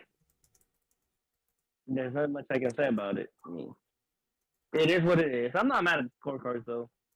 Talk to him. But I am mad at like the reactions of like Paulie and the Paulies, everybody showbiz, you know, everybody just making like dumb, like it's a robbery. No, it's just bad call. Johnny Fisher was a bad call. Thank you, Oscar. Thank you, Oscar. They don't even know who Johnny Fisher is. They don't even know who Johnny Fisher is. I was like doing some things at the house, and all I could think of, because I just play YouTube and like I just let it play, and it like back to back. I've been watching boxing since I was a little kid, and I ain't never seen shit like this. I'm like, bro, you remember Crawford? After Shiraz? Talk to him. Talk to him. Canelo early days. Talk to him. Who else? Barrera. Talk to him. The Prince Nassim. Talk to him. My boy preaching. This is the first time you've seen it? So what kind of boxing are you watching? They're not. That's the thing right there. You just said it, Oscar. They're not watching boxing. You think that goofy that just came in here talking about man something, and regardless of scorecards, what's his name? Freedom of speech. And the other goofy, who else said that? Was it a troll? You think they watch boxing? You think they know who Johnny Fisher is? You think they know who David Allen is? You think they actually watched the February 22nd card? For you to say something, even Paulie Malignaggi's done behind, and whoever's the other guy you said Showbiz, his dude behind too. Whoever it is that says that dumb stuff, they never seen it before. So you missed. Where were you at when Zaylee Zhang and Najib Cabello just fought a week ago? There was a missed call in that too. It was very similar fashion. In fact, that was worse because that came from a punch. At least Gervonta Davis voluntarily kneeled. This man, the referee in that one, missed a knockdown that came from a punch for Zaylee Zhang, and it wasn't called. Where were you at? I thought you watched boxing, though. I thought you were a boxing aficionado, though. I thought this never happened before, though. I didn't even have to go back a week. I went back to the last boxing event, and I could show you where a knockdown was missed. But you said that something like this never happened. So one or two things got to be, I mean, both these things can't exist simultaneously. You can't either never seen this before and watch boxing. It's either you lying, and you don't watch boxing as much as you claim, or it never happened. And I think that I'm gonna trust my eyes, and I know because I know I watch boxing. I think it happened, bro. Was this robbery worse than Johnny Fisher and David Allen, like you said? Was this robbery worse than O'Shaquie Foster or Hobson Conceição?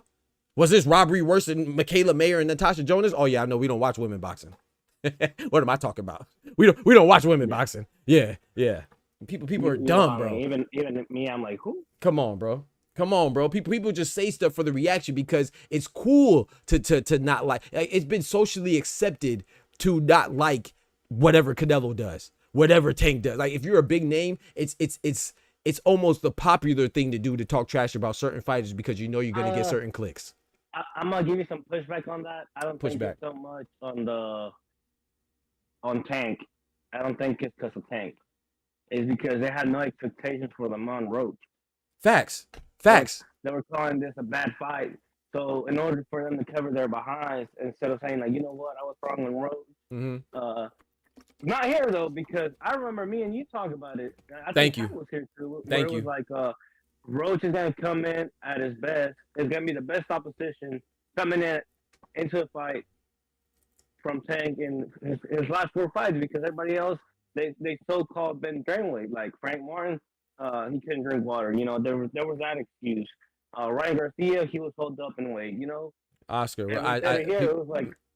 Go ahead, my bad. Roach is gonna come in at his best because he don't gotta cut down weight. He's gotta put on weight. That's what I said. I mean, Right. I remember myself saying that. Right. And then people asked me multiple times, do I think this fight is better than Frank Martin? I said no, because Frank Martin on paper, you know, he's highly ranked and he was in the weight class. But I said that who's a better boxer? Lamont Roach is a better boxer than Frank Martin, bro. I said this stuff, bro. They don't really watch boxing. People are tripping on it. Okay. No, I don't think it's because of Tank. I think it's no, but Lamont Roach. It's all Lamont Roach, but it has to do with Tank as well because, like you said, he has a reputation, whether it's true or not, whether it's legitimate or not, whether it's earned or not, of fighting smaller guys. So that's what they're harping on. So yeah, it has something to do with him. But you're right, it's not all of him. It's Lamont Roach too. Just like it's just like with Canelo, right? To be fair, it wasn't just him, the disappointment in Berlanga. It was also who Berlanga is. That he doesn't have anybody notable on his resume at the time he fought Canelo. But at the same time, what they don't say is that he's highly ranked. He's ranked number 1. When's the last time a guy like Inoue fought a number 1 ranked opponent? Can you imagine if Canelo had somebody like MJ Akhmadaliev he was ordered to fight and he wasn't? Look how much flack Canelo gets for not fighting David Benavidez, who was never ordered. Inoue is not fighting a guy that's been ordered twice by the WBA. Imagine if that was Tank or Canelo. What would the headlines be? Duck. Come on, bro. If you talk about Inoue not fighting MJ Akhmadaliev, I think Inoue beats Akhmadaliev. But if I talk about it, they act like I'm saying something wrong. I like Inoue. But the truth of the matter is that MJ Akhmadaliev has been ordered twice by the WBA. He's not fighting him. How come Paulie Malignaggi not saying that? How come these other guys are saying that? How come they're not so outraged about that? You see what I'm saying? He said, I loved it all. Great show. I knew Lamont was pretty good. Talk to him, Anthony. Shout out to Lamont. Lamont Roach did this thing. That's what I'm saying. Lamont Roach was definitely robbed, bro. I'm not saying anything other than that. That should have been a knockdown. However, I've never seen a fighter get blamed for what the referee did or did not call. Yep. How was it Tank's fault? My bad. What up, Ty? Go ahead, bro. I don't think you want to hear what I gotta say. Nah, talk everything, bro. Talk your trash. Oh, let me hit the Discord real quick. Let me hit the chat real quick. He said, Styles makes fights. I hope Lamont fights Shakur next.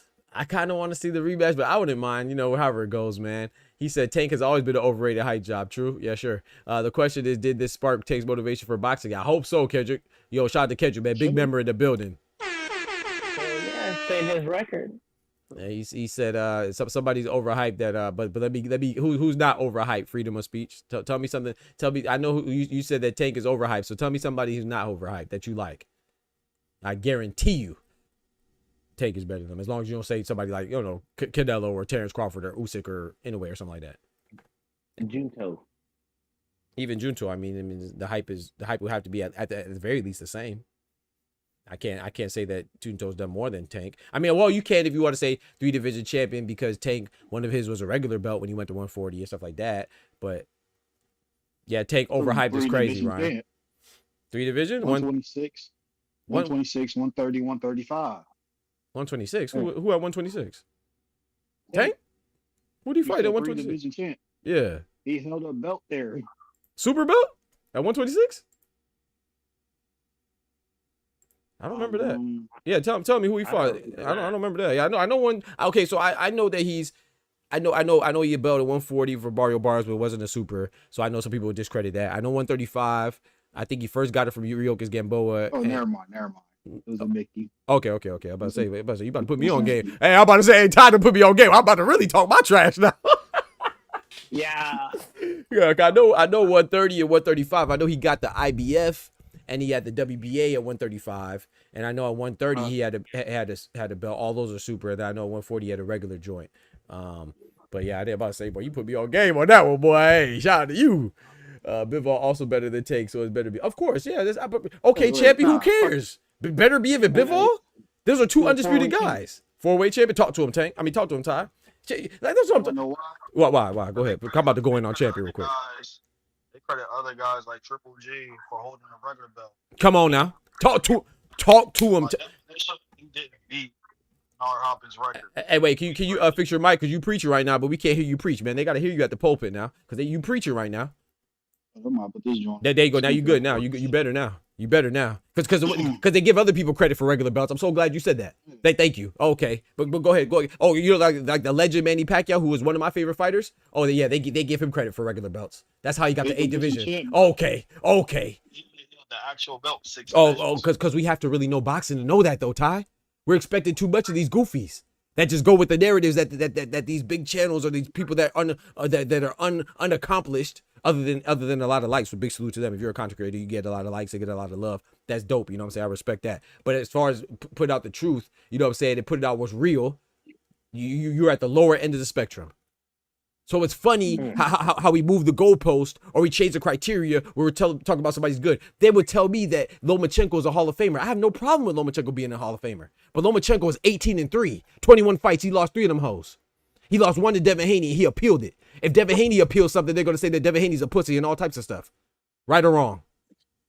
Lomachenko appealed his conference. I had Lomachenko winning, but he appealed it. If some people appeal things, they say, oh, we advocate for Lamont Roach to appeal that decision. And I think he should. You should get whatever you got that you're deserving. But then we can't say, oh, it's okay for this person to appeal, but then it's weak for this person to appeal. Lomachenko lost to Orlando Salido. What they say, oh, it's okay because he came in overweight. Ryan Garcia came in overweight and was on PEDs. And they say, oh, no, Devin Haney just got his butt whooped. Contradiction, bro. Salido wasn't on PEDs. He was just overweight. But they say, oh, no, it's okay. Lomachenko, it's okay that he lost because he came in overweight. Ryan Garcia came in overweight and he was on PEDs. But you just say, oh, no, Devin Haney got his butt kicked. But Lomachenko gets a pass. Lomachenko lost to Teofimo Lopez. Then Lomachenko lost to Devin Haney. If Tank got a draw and y'all killing him. When Tio was nobody. And Tio was an underdog. Tio has 1 loss to Kambosos and y'all killing him. Which I'm not defending Tio because I don't like Tio, but you know what I'm saying? But he's still a good fighter. But he skated by Sandor Martin. He didn't lose. They say, oh, he should have lost to Sandor Martin, but he didn't. But Lomachenko has 3 losses and he's a Hall of Famer.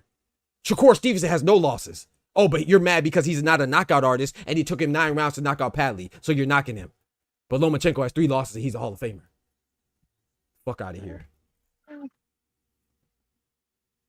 Gervonta Davis got a draw, and y'all acting like it's like it's Armageddon. If we're being honest, it's a draw he shouldn't have got. Facts. Yeah.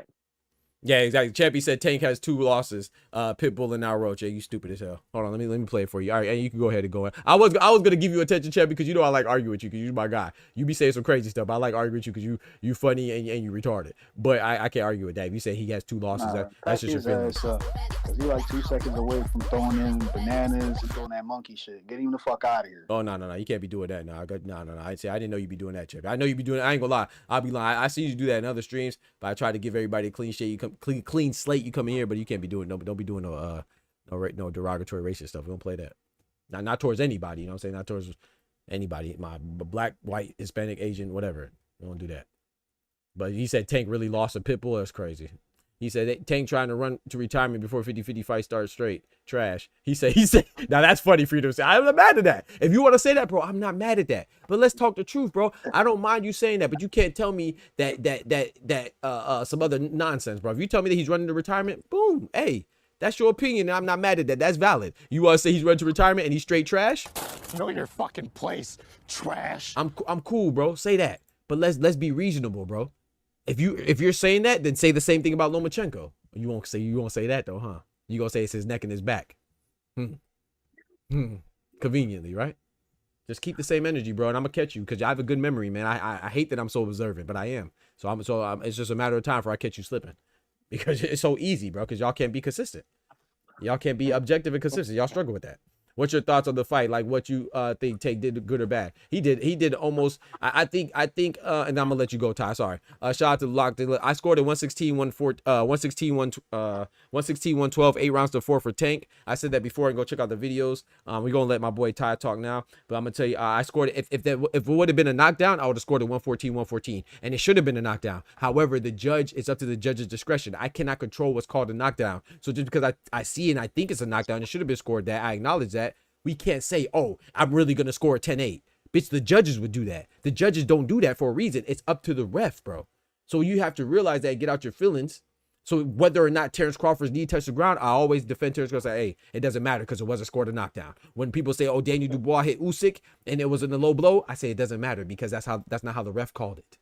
You can't pick and choose when it's convenient, bro. That shows a lack of maturation. It shows, I don't know, you sound like a hoe. I don't know how to put it. And you can't pick and choose, bro. It is what it is. You're either going to go with the judges or you're going to go with the ref or you're not. You can't pick and choose, bro. I got you, dog, and then I let Ty go. Yes, sorry. Go ahead. Dumb as hell. I said, you're dumb as hell? Hell no, I didn't say that. No, it sounds dumb as hell. Oh, yeah, it sounds dumb as hell, bro. It sounds dumb as hell. But I thought Lamont Roach did his thing. What I think he did wrong is that I think that he, and I'm not saying this to take away Lamont Roach. I think Lamont Roach did. I think he underestimated Lamont Roach from the standpoint of that he felt that he was just gonna be able to turn it on when he wanted to, or just do what he wanted to do. And I think that he thought that, you know, Lamont Roach was determined to not get knocked out. He was determined to fight. He wanted it. And shout out to Lamont Roach. I don't want to take away anything, but I do think that, objectively speaking, this is no indictment on Barry Hunter. But I think even if he would have went to a Hall of Fame coach, like, not saying Barry Hunter is not a Hall of Fame in his own right, but I'm saying if he would have went to a Hall of Fame coach like Freddie Roach or Robert Garcia or Bo Mack instead of Calvin Ford, I still think it's shake. You start off rocky, bro. Because your chemistry is messed up. Your game plan that you're accustomed to is messed up. So I think all those elements added to it, but I don't think it's enough to excuse that performance. I think that performance was due to Lamont Roach. I think if he wasn't fighting a good fighter like Lamont Roach, he would have knocked him out routinely like he has been doing. But Lamont Roach was that guy. So I don't like taking away anybody's credit, bro. Lamont Roach did his thing, man. That's all I can say. But so what he did bad was fighting Lamont Roach, you know. But I think that he did good stuff, and he wanted to exchange. And of course, Lamont Roach wanted to exchange too. He didn't back down. I think he thought that Lamont Roach was going to be more intimidated than he was, and he wasn't. You know, and it's so funny because a lot of people thought so too. People said, "Oh, Lamont Roach looks squared up in his media routine. Oh, he looks like he's getting punked at the press conference. He doesn't have any energy. He's not matching Tank's energy. He's letting Tank just do what he wants." People were saying this. You heard the same things I heard. You read the same things I read. But now Lamont Roach did good. All of a sudden, everybody's flipping and giving a 180. That's not love for Lamont Roach. That's not praise for Lamont Roach. That's your hate for Tank manifesting into that for Lamont Roach. You don't really care about Lamont. It could have been anybody that you would have flipped on. It is what it is, bro. Because if you can't call him a second-tier fighter, then turn around and give him praise today.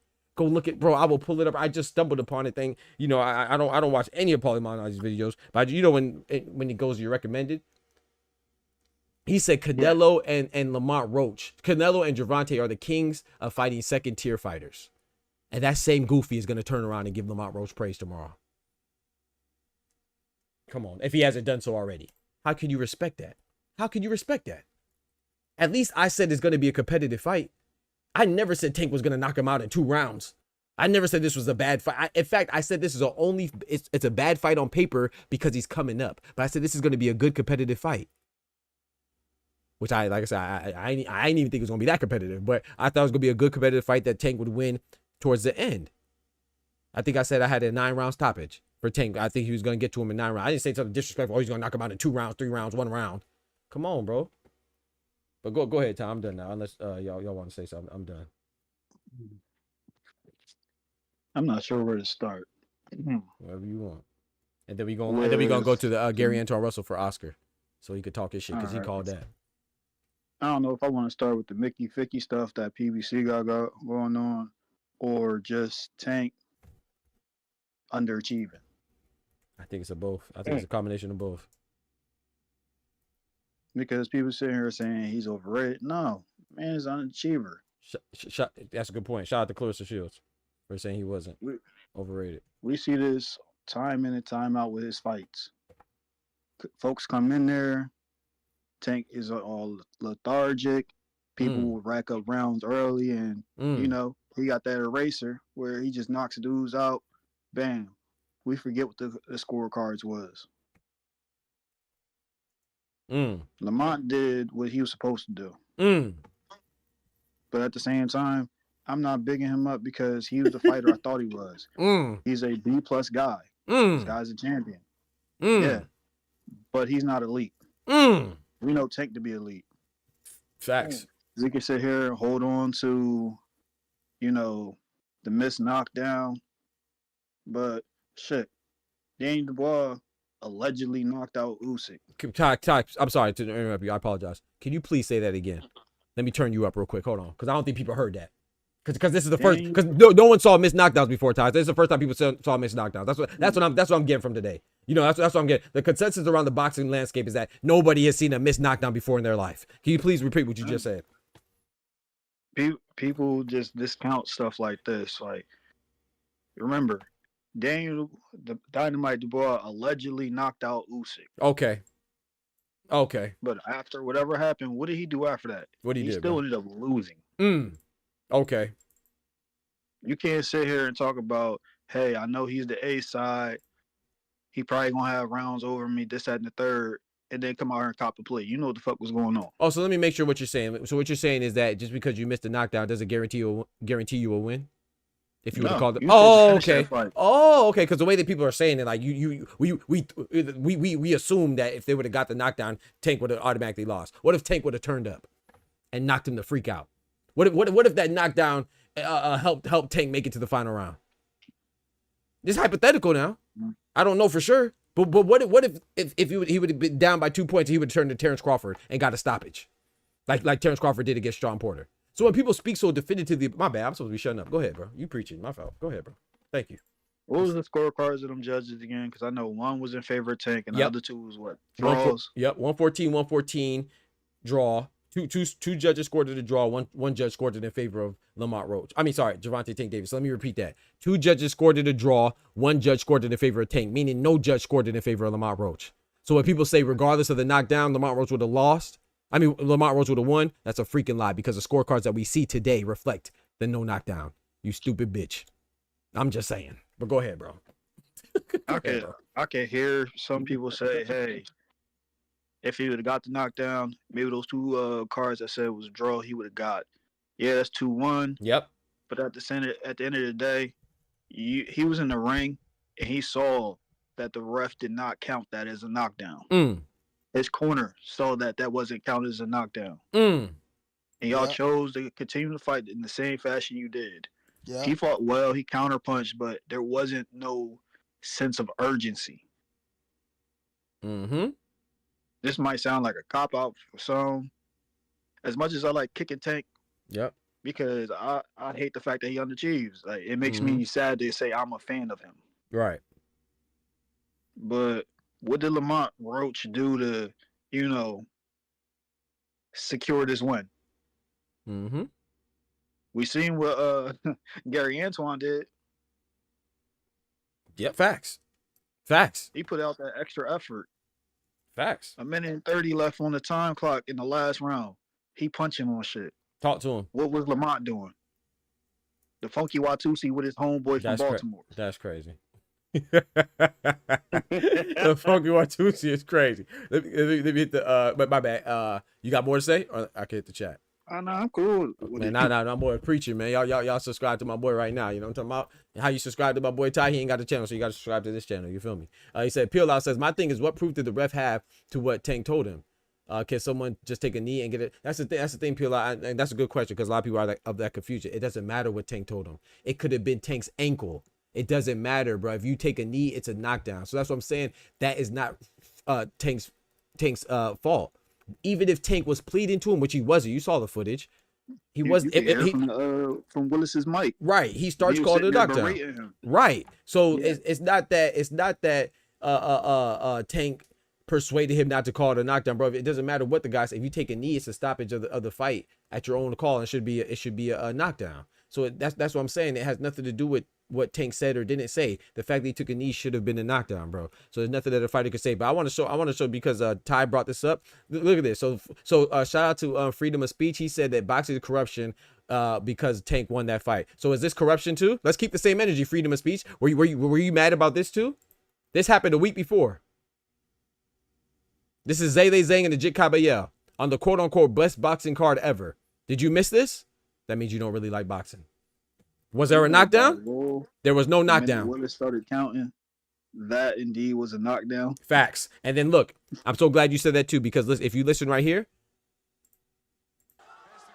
he gets dropped right here. Listen in the background. You hear the announcer? He said, not the announcer, but the guy that, in Saudi Arabia cards, English cards, they have a guy that's announcing the count. And the referee picks up right with him. The guy said 1, 2, and the referee didn't call it a knockdown. But Steve Willis is worse because Steve Willis called it a knockdown, and he still didn't call it. He called it a knockdown by starting counting and didn't call it a knockdown. So was this so because you never seen this before, right? Boxing is corrupt. Were you screaming boxing was corrupt when Zayday Zhang was a beneficiary of a no call, or are you just doing it now for Tank? I'm just curious, bro. So is it always corruption or is it selective corruption? What about this one? I have another one. Let me show you this one too. I have another one. I have another one, bro. Don't worry. I have another one. You know, I got clips for days. This is what I do, because I really watch boxing, you know? I got clips for days, bro. Hey, Doc. Yes, sir. The only rebuttal I got for that is, we're not saying for most people. Some people just want to be here just to nitpick with Tank. Yep. I'm not saying there isn't like corruption in boxing. Some people turn a blind eye or don't even notice it. Yep. The fact that it was so blatant on one of the biggest, for one of the biggest fighters in boxing. He was the main event. Yep. You pulling up something from the undercard. Some people might have seen it. Hey, shot. See that? Probably didn't care. Hey, bro, this is why I rock with Ty, because Ty be sending me alley-oops. He said you want to see a main event, just in case you want to see a main event. Here you go, right here. Hey, don't get no more main event than Floyd Mayweather and Zab Judah. Was it corrupt right here too? I got clips for days, chat. You talking about the most penalized fight in boxing? I got clips for days. Floyd Mayweather touched the gloves right there with Zab Judah. It wasn't called. My boy, freedom of speech. Once again, I will ask you again. Did you say boxing was corrupt when this happened? If the answer is no and you were quiet, then I think you should be quiet now. But that ain't go without like, somebody being penalized. That's not the point. Was right, but that's not the point. The point was that these people are saying they never seen it before. So if you never seen it before, I mean, I could show you plethora of times when calls weren't called. He said at least look, his rebuttal is at least Riyadh ain't charging $80. Exactly. Shut up. Now we talk about the price of the car. What does that have to do with a missed call? Exactly. That's how I know you're emotional, bro. You got enough attention for today. Don't forget to subscribe. Become a member and I'll give you more attention. Because you talking stupid. What does the price of the card have to do with a call being missed or not? That's how you know you put somebody in the corner. I got to talk about something else that's not even related. Now we talk about the price of the call. What does that have to do with a missed call? My boy shot twofold, man. Instant replay? Yeah, shot a twofold, man. My boy's rebuttal was that it cost $80. What the freak does that got to do with anything? Twofold in the building. What's good, brother?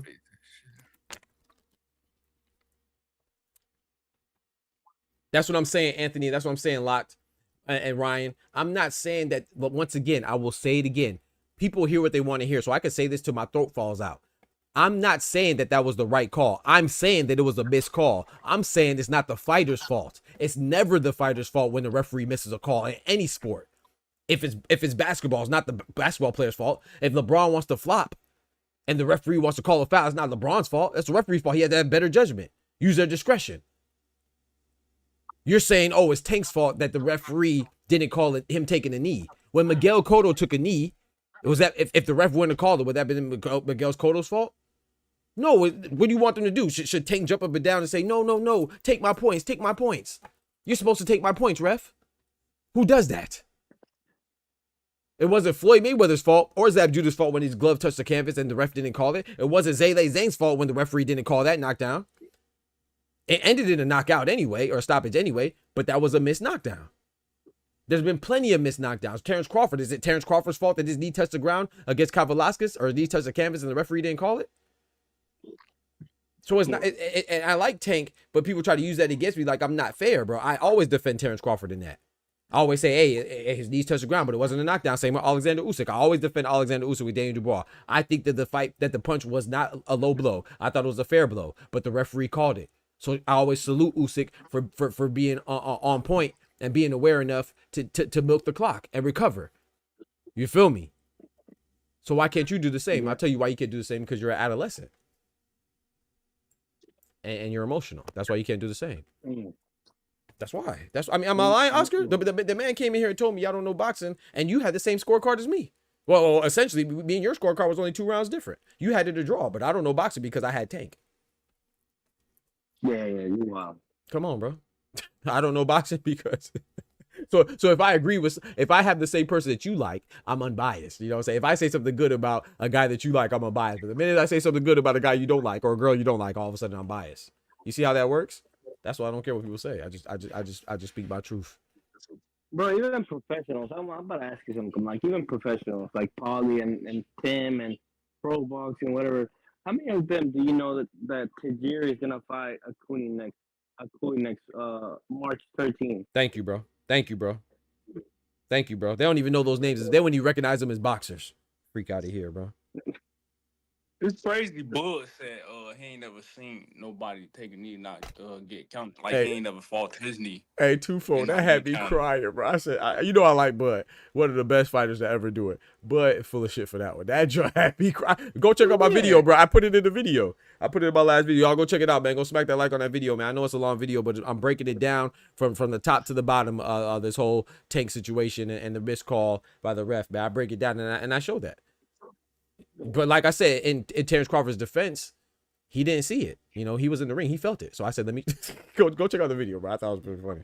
I said, I don't blame you. Yo, you didn't see it, so I don't blame you. But you felt it. So here, let me show you to you. This is what happened to you. Bro. But I'm not mad at it though. You know, it was just a missed call. You know, and it was called a slip. So at least the ref said something. Steve Willis didn't say nothing. It looks bad, but you got to be careful that you're not blaming the fighter. Like, it's not just like it wasn't Terrence Crawford's fault. It's not Tank's fault or anybody else's fault. All I know is Steve Willis ruined his honorable rep last night. That's kind of sad. I don't think he ruined it. I mean, I think it's a blemish. Happens, bro. I don't. Yeah, people are so extreme, I think he was bro. confused. I think he was confused too, and I also think what Ty said is on point too. I think he was confused, but also, I mean, we're not oblivious, right? He was on the PBC card. That's a PBC star. So he's on his P's and Q's. He don't want to mess up nothing, you know. And so make a business decision. right. But I don't know if it was strictly business either. I don't want to say that because I don't think he's corrupt at all. But I do think it was like he just got flustered. Like, he was confused. He knew what to do, but he was like, hold on, you know. And then you could tell what he said. What he told to Tank. He told Tank, he was like, hey man, you can't do that because it looks like a knockdown. So he's like, you know, I'm gonna have to call it a knockdown. So I don't think it was like a planned thing. I just think, you know, it's just, hey man, everybody got a boss, man. What's that saying again, Oscar? That great saying? When you got the money, you the dog that's dancing. No, if you have the money, you make the dog dance. If you don't have the money, then you're the dog that's dancing. Exactly. Like so Steve Willis, I mean, we can't act like, you know, I mean, I mean, look, we're talking about Steve Willis, shout out to Champy, but this is a good point that Champy made. Yeah, we're on Steve Willis head top as we should, but remember Thomas Taylor just made a mistake. We already forgot about him. You forget about him? This is not just Steve Willis for me. Come on now. Because he made the initial call. He did the gestures to it, but he didn't reaffirm it to the judges. Mm-hmm. I mean, I think when like Tank got up and ran to the corner, like he seen this body language, like the nigga not hurt. What the fuck? Like, why he take the knee for? Right. That's why I was looking for. Like, as soon as he took the knee, I'm like, damn, he got caught. And then he got up, ran to the corner. They wiped him off. He started jumping around. I'm like, wait, what the fuck just happened? And then that's when he said he had something in his eye. I'm like, oh, that makes sense. And then my wife had showed me a video of it being like it's a slow down video of the braid going in his eye or some shit like that. I'm like, oh, okay. Come on, man. I'm not going. I'm sorry. He said, yeah, I think he a knockdown. Like, yeah, it should have been a knockdown for sure. It's a knockdown. I'm not You making better pull up Pete Sean, cut that shit off. All right. He said, Champ, he said, the two refs I always vouched for were him and Thomas Taylor. Yeah, you vouched for Thomas Taylor. Thomas Taylor just messed up too. That's what I'm saying. So you vouching for him, right? Thomas Taylor messed up. I mean, everybody messes up. My bad. Go ahead, Ty. I was about to say, I ain't hearing none of them hair excuses. because with the Oshaki thing, they used his hair as an excuse. Well, we judge the effectiveness of the punches because of we seen the His hair hair going flying. this way and that way. Yeah. That's how they justified that robbery. I mean, So if the hair is a problem, come on, bro, cut that shit off, or put it in a more feasible style. see, Or don't use the magic grease, the blue shit. yeah, but no, but I mean, I agree. I agree with Tufo though. I don't think that. I don't think it's an excuse. Like I said, I think there's a difference between an excuse and I think it would have been an excuse if he would have kept fighting and he got knocked out or got knocked down and then he came out and said, "Oh man, I only got knocked down because I couldn't see." That's an excuse. Like I said, he did what he was supposed to do. He couldn't see, regardless if it was hair. I don't care what the thing was. He needed a break, whether he was getting punched on, whether he twisted his ankle, he took a knee, and then he regrouped. That's what they teach you. If you can, you have the wherewithal, you have the awareness to if you're hurt or damaged or whatever it is, you take a knee and you regroup if you can. That's what he did. It's not his fault that the referee didn't punish it appropriately. So I don't think there's an excuse. That's why he took the knee. It's not like he didn't take a knee and said, "Oh, if I wouldn't have had to take a knee if the hair grease was in my eyes and if I got knocked out, man, I only got punched because my hair was in my eye." He didn't say that. That's why he got punched or anything. He didn't say that's why I lost or was shaky. He just said, "Hey, man, the hair was in my eye, so I took a knee." And the referee just missed the call. So he would have got. So my point is that we wouldn't even be in this position if the referee called it right. It don't matter why you take a knee. You're just. The only problem is that he wasn't punished for it. Miguel Cotto took a knee from a punch. Ryan Garcia took a knee from a punch. You know, they were punished appropriately. You know, I don't think that's an excuse. Yeah, Steve ain't missed that call. He just ain't enforce it.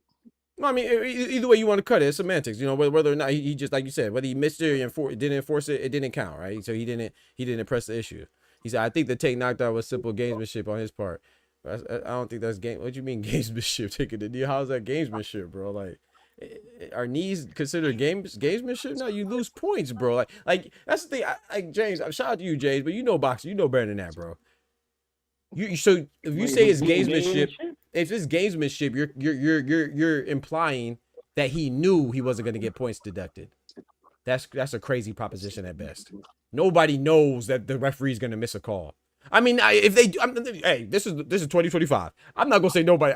I don't think anybody knows they're not gonna get a call on them. You know, maybe he did know something. I don't know. You know, maybe he went before. That's not what he meant. Yeah, because that's crazy. Differently. Yeah. Okay. Tell me how you interpret it. Because if that's what you're saying, that's crazy, bro.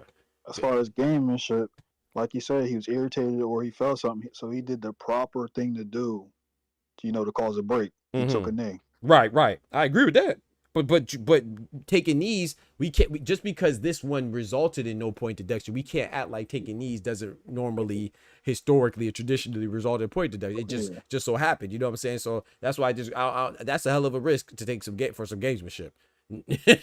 2 points? Nah, that's a hell of a risk. I don't think so, bro. And to be fair, he said he didn't know it was a point deduction. Which I think is crazy, but it's better that he learned his lesson now if he really didn't know, which I think is crazy. But sometimes people don't know the rules. You know, it's not the first time we heard an athlete not know rules. Since he was 8 years old. Yeah, exactly. I think it's cap too. People just like whoop their ass. They don't even know the rules. Yeah, that's a fact. That's a fact. Told him, yo, you can't turn your back to me. Yep, I agree. He should know that. He said, "I'm not gonna lie. I'm biased against Tank because I felt he had power and leverage to make these better fights that he has to his career." I'm not mad at that peel out. See, that's good. But at least you're honest. That's what I respect. Freedom of speech is agreeing with you, but you're saying all those meat riders. But no, you didn't say that, bro. Like if you don't like Tank or you don't like anybody, it doesn't matter. But you shouldn't make, in my opinion. Now you do whatever you want, whatever in your heart of hearts, whatever your dignity and your integrity aligns with. But I could not like Teofimo, bro. You heard the racist stuff that Teofimo was saying. Ryan Garcia said, "I'm not gonna say that Teofimo's not a champion, or I'm not gonna question things that I wouldn't question before just because I don't like their personality. I don't know these people personally. Like, just because I like Tank, I'm not saying stuff to benefit him.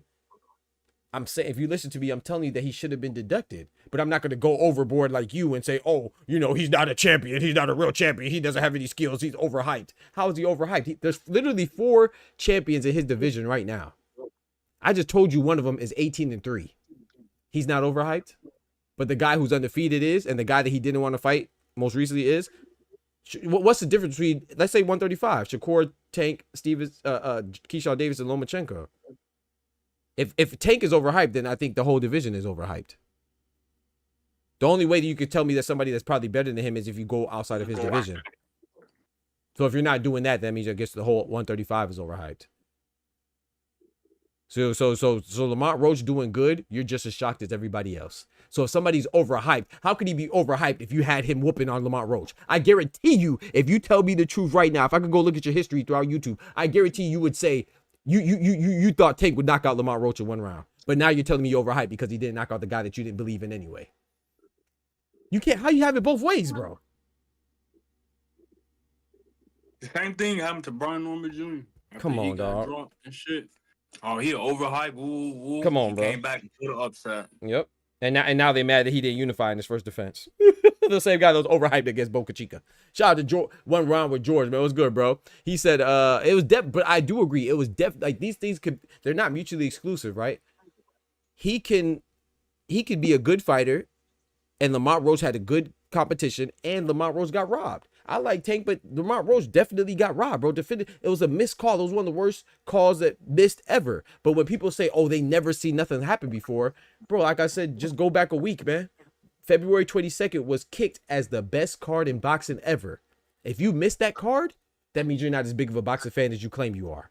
And if you didn't miss that card, then how the hell did you miss the referee, miss the drop, miss the knockdown for Jit Cabello and Zele Zhang? Because a similar situation transpired on the last card just a week ago. But you're telling me now that you've never seen a missed knockdown before in boxing. So either you're lying or you're lying. Because either you don't watch boxing as much as you say you do, or you have seen it before. So either way, you're a liar. I don't fuck with liars. Go ahead, bro. Either way, you're a liar. It literally just happened last week where a referee missed another call. Come on, bro. I missed a knockdown. But anytime you take a knee, it should be it should be a knockdown for sure. But you can't tell me that you never seen something similar to this not be called before. Like I said, Floyd Mayweather and Zab Judah. That was Floyd Mayweather's gloves touched the canvas. That was missed.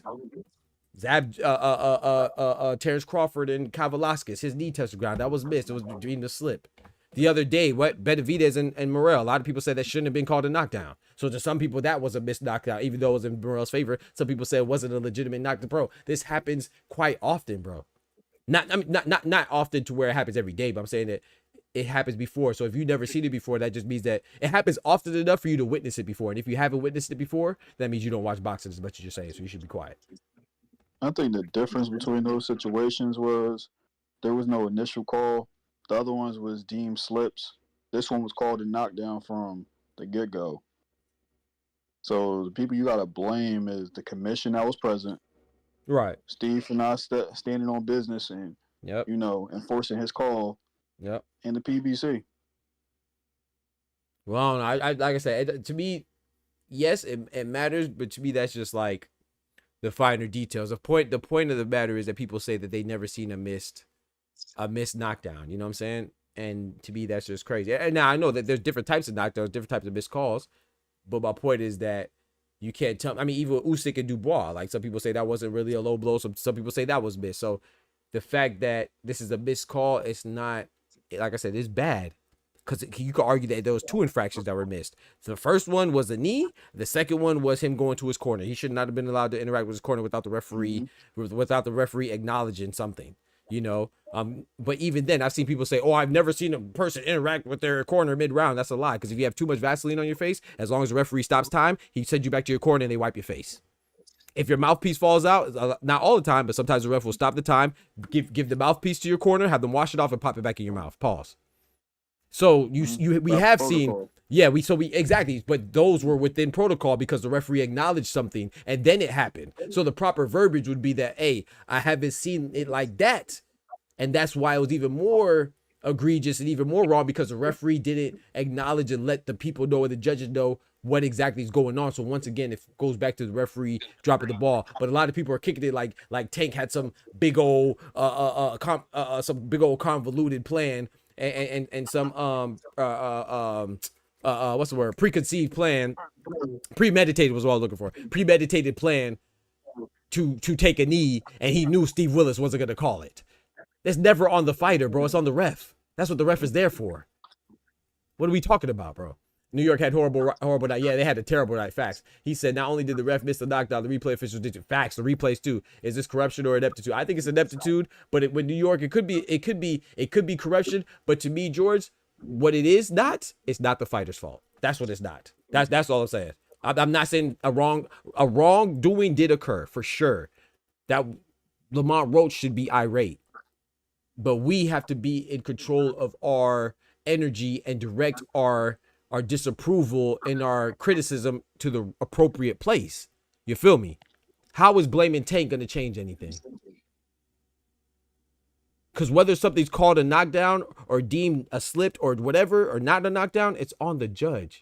It's on the ref, excuse me. It's like when we have a bad call and Tim Bradley beats Pacquiao, we get mad at Tim Bradley. No, fighters fight and judges judge. We got to demand better from the judges. It's not Tim Bradley's fault that he was the beneficiary of a robbery. You feel me? So with Tank, it's not his fault that he was a beneficiary of a missed call. What do you want him to do? Like I said, you want him to jump up and down and say, no, take my points, Steve. You're supposed to take my points. I took a knee, take my points. Who does that? Was Hamza did anybody tell Hamza Shiraz to get mad and tell the judges to, no, it wasn't a draw. I really lost that fight. Bro. Take it away from me. What are we talking about? That's the conversation that's being had right now. Oh, Tank did something wrong. Tank didn't do nothing wrong. The referee messed up or the commission messed up. It's not the fighters. What are we talking about, bro? He essentially did do something wrong. He broke a couple rules himself.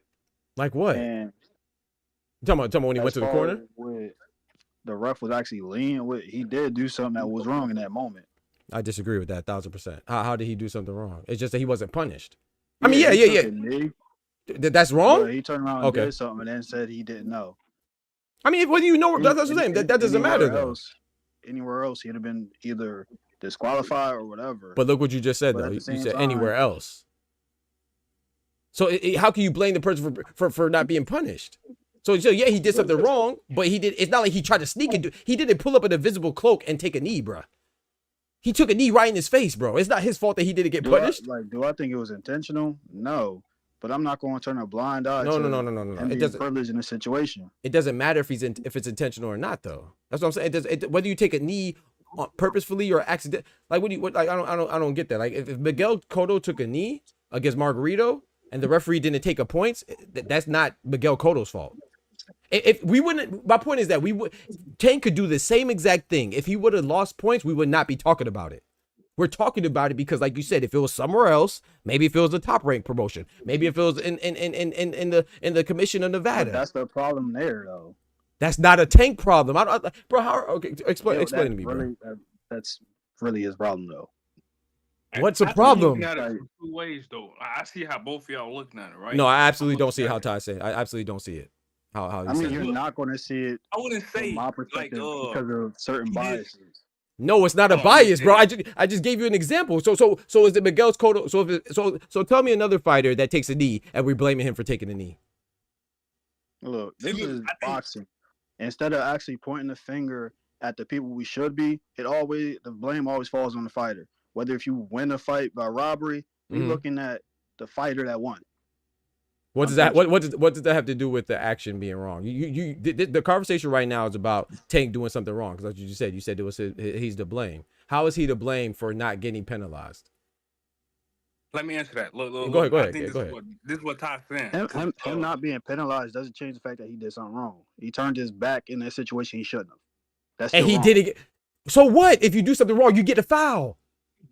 We already know that. So there's protocol for that. So if I'm LeBron James and I foul you and it doesn't get called, is that LeBron's fault or whoever's fault? It doesn't matter. I really don't understand your argument. That's the whole point of rules. If everybody did everything correctly, I'm not trying to make an argument. I'm just pointing out what actually happened.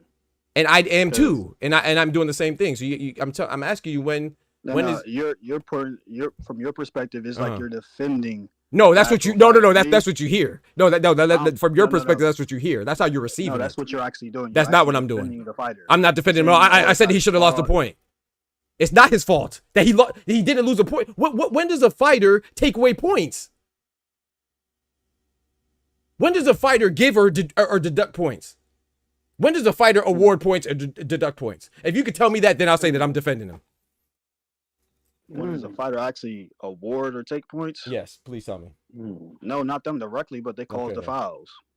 Right, and that's why he should have had his points deducted. I literally said that 1,000 times. He should have lost points. So what do you say? Okay, so how am I defending him then? Because I'm stating the obvious that the referee didn't call it. I'm defending him. Like I said, y'all be hearing what y'all want to hear. Y'all hear what y'all want to hear, bro. Still defending him. He caused the foul. He should have been penalized. Well, when did I say he shouldn't have been penalized? Did I say that he should not have been penalized, chat? Did I say you said you didn't say that? You literally just said that. You said that I'm defending him because he should have been penalized. That's what you just said. Look, I was giving my take on it, and then you jumped out the window saying, "Well, it's not his fault because, bro, you getting bent out of shape for no reason." Bro, we're having a discussion, bro. If you can have a discussion, then I mean, you know what you could do. So I'm having a discussion, but it is what it is, bro. You. It is what it is, bro. If you don't want to have the discussion, then you don't have to participate in the discussion. Simple as that. I'm not gonna change my voice because it hurts your feelings. That's on you. Mind you, check your feelings. But you're the only person that's shouting and getting. I'm the only person. I'm the only person that's in control of my voice. You're not in control of my voice. Like I said, if it's hurting your feelings, you can do what you got to do. You know what you can do. The thing is, my feelings not hurt. It is what it is. I can care less about your feelings. I don't care if your feelings are hurt by me raising my voice. Then you can see your way out. It's simple as that. I'm not gonna change my voice because it hurts your feelings. Got me messed up. I didn't say nothing offensive. It is what it is, bro. You're not gonna put words in my mouth.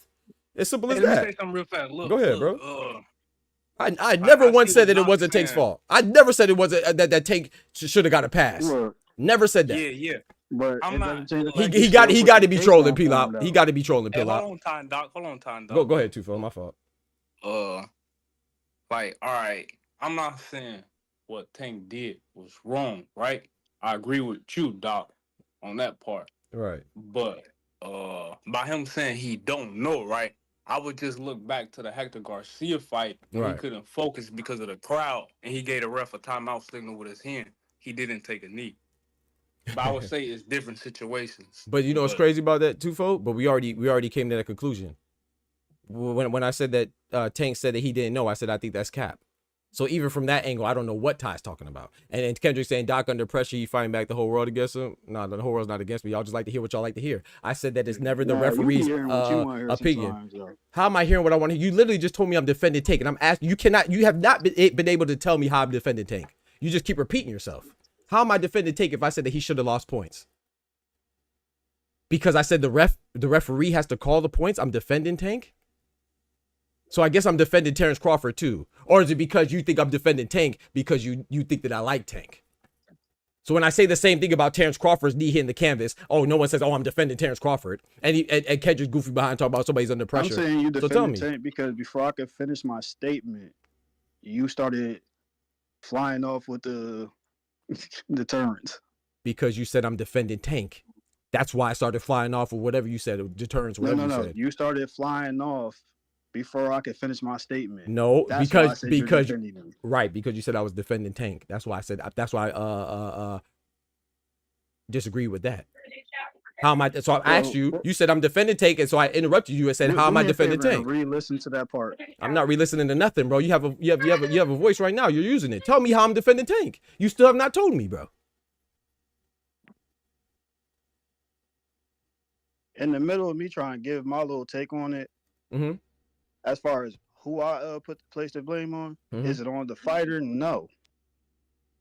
But my whole thing was, with the consensus of boxing, they usually blame the fighters. And I tried to say this earlier, instead of the actual people. I agree with that, bro. So I'm not. Because you just because you started off with defending Turk. I literally just told you, and you're not hearing. I literally told you that you started off with me defending Tank, so I objected to that. No, I didn't object to anything that you said. Defending Tank, you literally cut me off before I could finish with the because you started off with I'm defending Tank. What do you not understand about that? Okay, Ty. All right, Ty. So like you just tried to ask me, what was the difference between what you just said now? Why would I let you finish what you said now, but not finish what you said before? I don't care if you think that Tank was wrong. Tank had the world on his back. I don't care. But if you're gonna put words in my mouth, no, you're not gonna do that. No one's gonna put words in my mouth. I can express myself as an adult. I can do that very well. I'm very articulate. I'm very capable of expressing myself. So when you tell me when I'm doing something and I tell you that I'm not, I don't care what you're saying after that, because I already objected to the fact that you said I'm doing something that I'm not doing. That's it. I could care less what you said. You don't have to like Tank. We don't have to agree. We're having a boxing discussion. But what you're not going to do is tell me something that I'm not doing. All right. Especially if you can't explain. Emotional. My whole point of what I was trying to say is. And once again, if you can't take my emotion, then do you know what you could do? Simple as that. I'll repeat it again. Dude, I'm fine with it, but I'm still gonna get my point off. Obviously not. If you keep mentioning my emotions, why you minding my emotions? We're not dating. I'm not worried about your emotions right now. I can give a damn about your emotions. I ain't gonna lie to you. So what you worry about my emotions for? Get your thoughts off. What my emotions got to do with you? All right, let's check it out, dude. Appreciate it. As I was saying. There you go. PBC with their Mickey behaviors. There you go. We can't turn a blind eye to the fact that the A side was in play. There's something that, you know, Tank said he had a problem with going somewhere else with. You can't say that and then have that shit happen on your card. That's true. As long as you ain't got my emotions mixed up in that motherfucker. No point shit. I don't want to put it solely on Steve because, again, he did make the initial call. I feel like it was a higher play with that. It could have been. I could have been for sure. I don't know. No, I wouldn't even think so because he just like looked confused when he stopped counting. Yeah, he's in New York. They wear the earpiece there. And then it looked like he asked Tank, like, what was that? Like, what happened? And then Tank responded. He's like, oh, well, you can't do that. It looked like you submitting, or like it's like a knockdown next time, or some shit like that. I think he was just probably like a little bit confused, like in a moment. Like, I don't think it had nothing to do with nobody else besides Steve Willis. Yeah, that's my point, you know, and that's what I think. And if I sound like whatever it is, hey, it is what it is, man. From a third person view, Steve looked like he reacted like his job was on the line because you seen like how he tried to. It was like, do you still got the clip I sent you? Me? I think I put it in the Discord. It shows when like Tank turned his back to him, he said, "Yo, you can't do that." Yeah, that's where he started berating him from there. Yeah, I have that same clip. But before, like in the midst of him doing that, he already signaled the knockdown. Right, he got to two. He got to the 2 count. I didn't see that clip that you sent, but I see that myself. Right. Usually with that's already something that gotta be locked in on the cards. 1,000% agreed. So is it solely on Steve? Nah. I mean, who else would it be on though? That's the part that I don't understand. Who else would it be on? The higher powers that are controlling him. Well, what you mean? Like, even if me personally, I would say it would be the referee, the commission, and whoever actually held the fight. So the person that held the fight was PBC.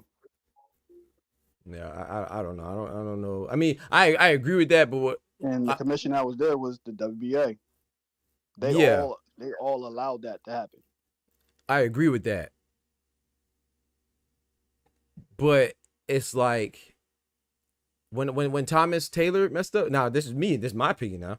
When Thomas Taylor messed up, I didn't be like, I don't remember. I mean, maybe people did, but like, did we blame it should be blamed them, but I'm saying that the to me that is what we say, conspiracy theory stuff. I don't know conspiracy, but it's like I don't want to put in conspiracy theory stuff like that. But I'll give you 2 examples. Like with, I forget their names, the 2 heavyweights that fought on Clarissa card.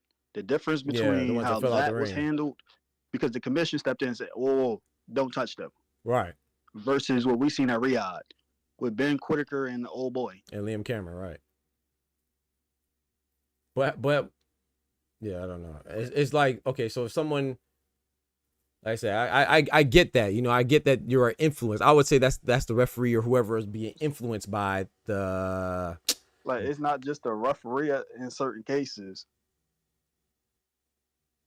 because he's not the only person that's officiating there. Because there's ringside officials that actually pass on stuff. Like, if they was to do a review, it wouldn't be the actual ref in the ring to do that. Right, bro. We get that, but at the same time, if a score, if no matter what no matter what sport it is, if something's missed in the game or in the fight, we're looking at the ref, bro. That's just We looking at the whole official crew, though. that's That's the officiating, mistake they bro. made. I mean, I don't know, bro. I don't know. Y'all remember on a fight card, like not too long ago, it was a knockdown that wasn't called, but during a break, the ref had called a timeout and asked them to replay the shit. Yep, you could do that. You could use Steve replay. Willis could have did that. Yeah, I agree. But I still think it was just out of confusion. I wouldn't say this is like the first time we seen this shit. I just think because of the person that it happened to is why it's a lot. And I agree with, and I agree with that too. And I even agree with what Ty's saying. Like maybe, see, this is what I agree with. If you combine, maybe the reason why they didn't hit the replay is because of the commission and the PBC and all that stuff. But which is something that should be considered. But if anything that's not called in that ring, the first person you go to is referee, bro. I don't even know why this is even that's even a discussion. Like that's literally where you go. So anything that's missed or caught, it falls on the ref, bro. That's entirely their job. That's the whole point of their job. So now if we talk about like replays and all that stuff, then of course it makes sense. But if somebody misses a call in the ring, I don't even know why. Yeah, I don't even understand the discussion from anybody or anywhere. That's why I made the video today. It's like, I don't even understand how you could blame. It's just that if you don't like the fighter, how can you blame? When do we ever blame the fighter? I've never seen it before. It's not a matter of me liking the fighter or not. I feel like Steve was in a bad position, and rightfully so he does deserve blame. But like the entire blame of this situation, I feel like that's where I differ with certain, like when it comes to my opinion. Yeah, I'm not saying that the entire situation, but the missed call. I mean, So if we say it's a missed call, then it's. And like I said, I don't matter if it's BBC, because yeah, we blame the cards. Like, for example, if it's a bad judge, I'd be like, dang, That's you know, like top rank got a like we're labeling it a missed call when he initially called it. So I have a question real quick though. So see how I was talking and you just interrupted me. Are you getting emotional like I was? You see what I'm talking about? My bad. No, okay. I mean, I'm just wondering, chat, because you know I be getting emotional, chat, according to everybody. Okay, yeah. So was you emotional? Hollywood Hulk Hogan. That's crazy, bro. All right, no, go ahead, bro. Your wife beaters in the process. Yeah, I might. Hell, go ahead, bro.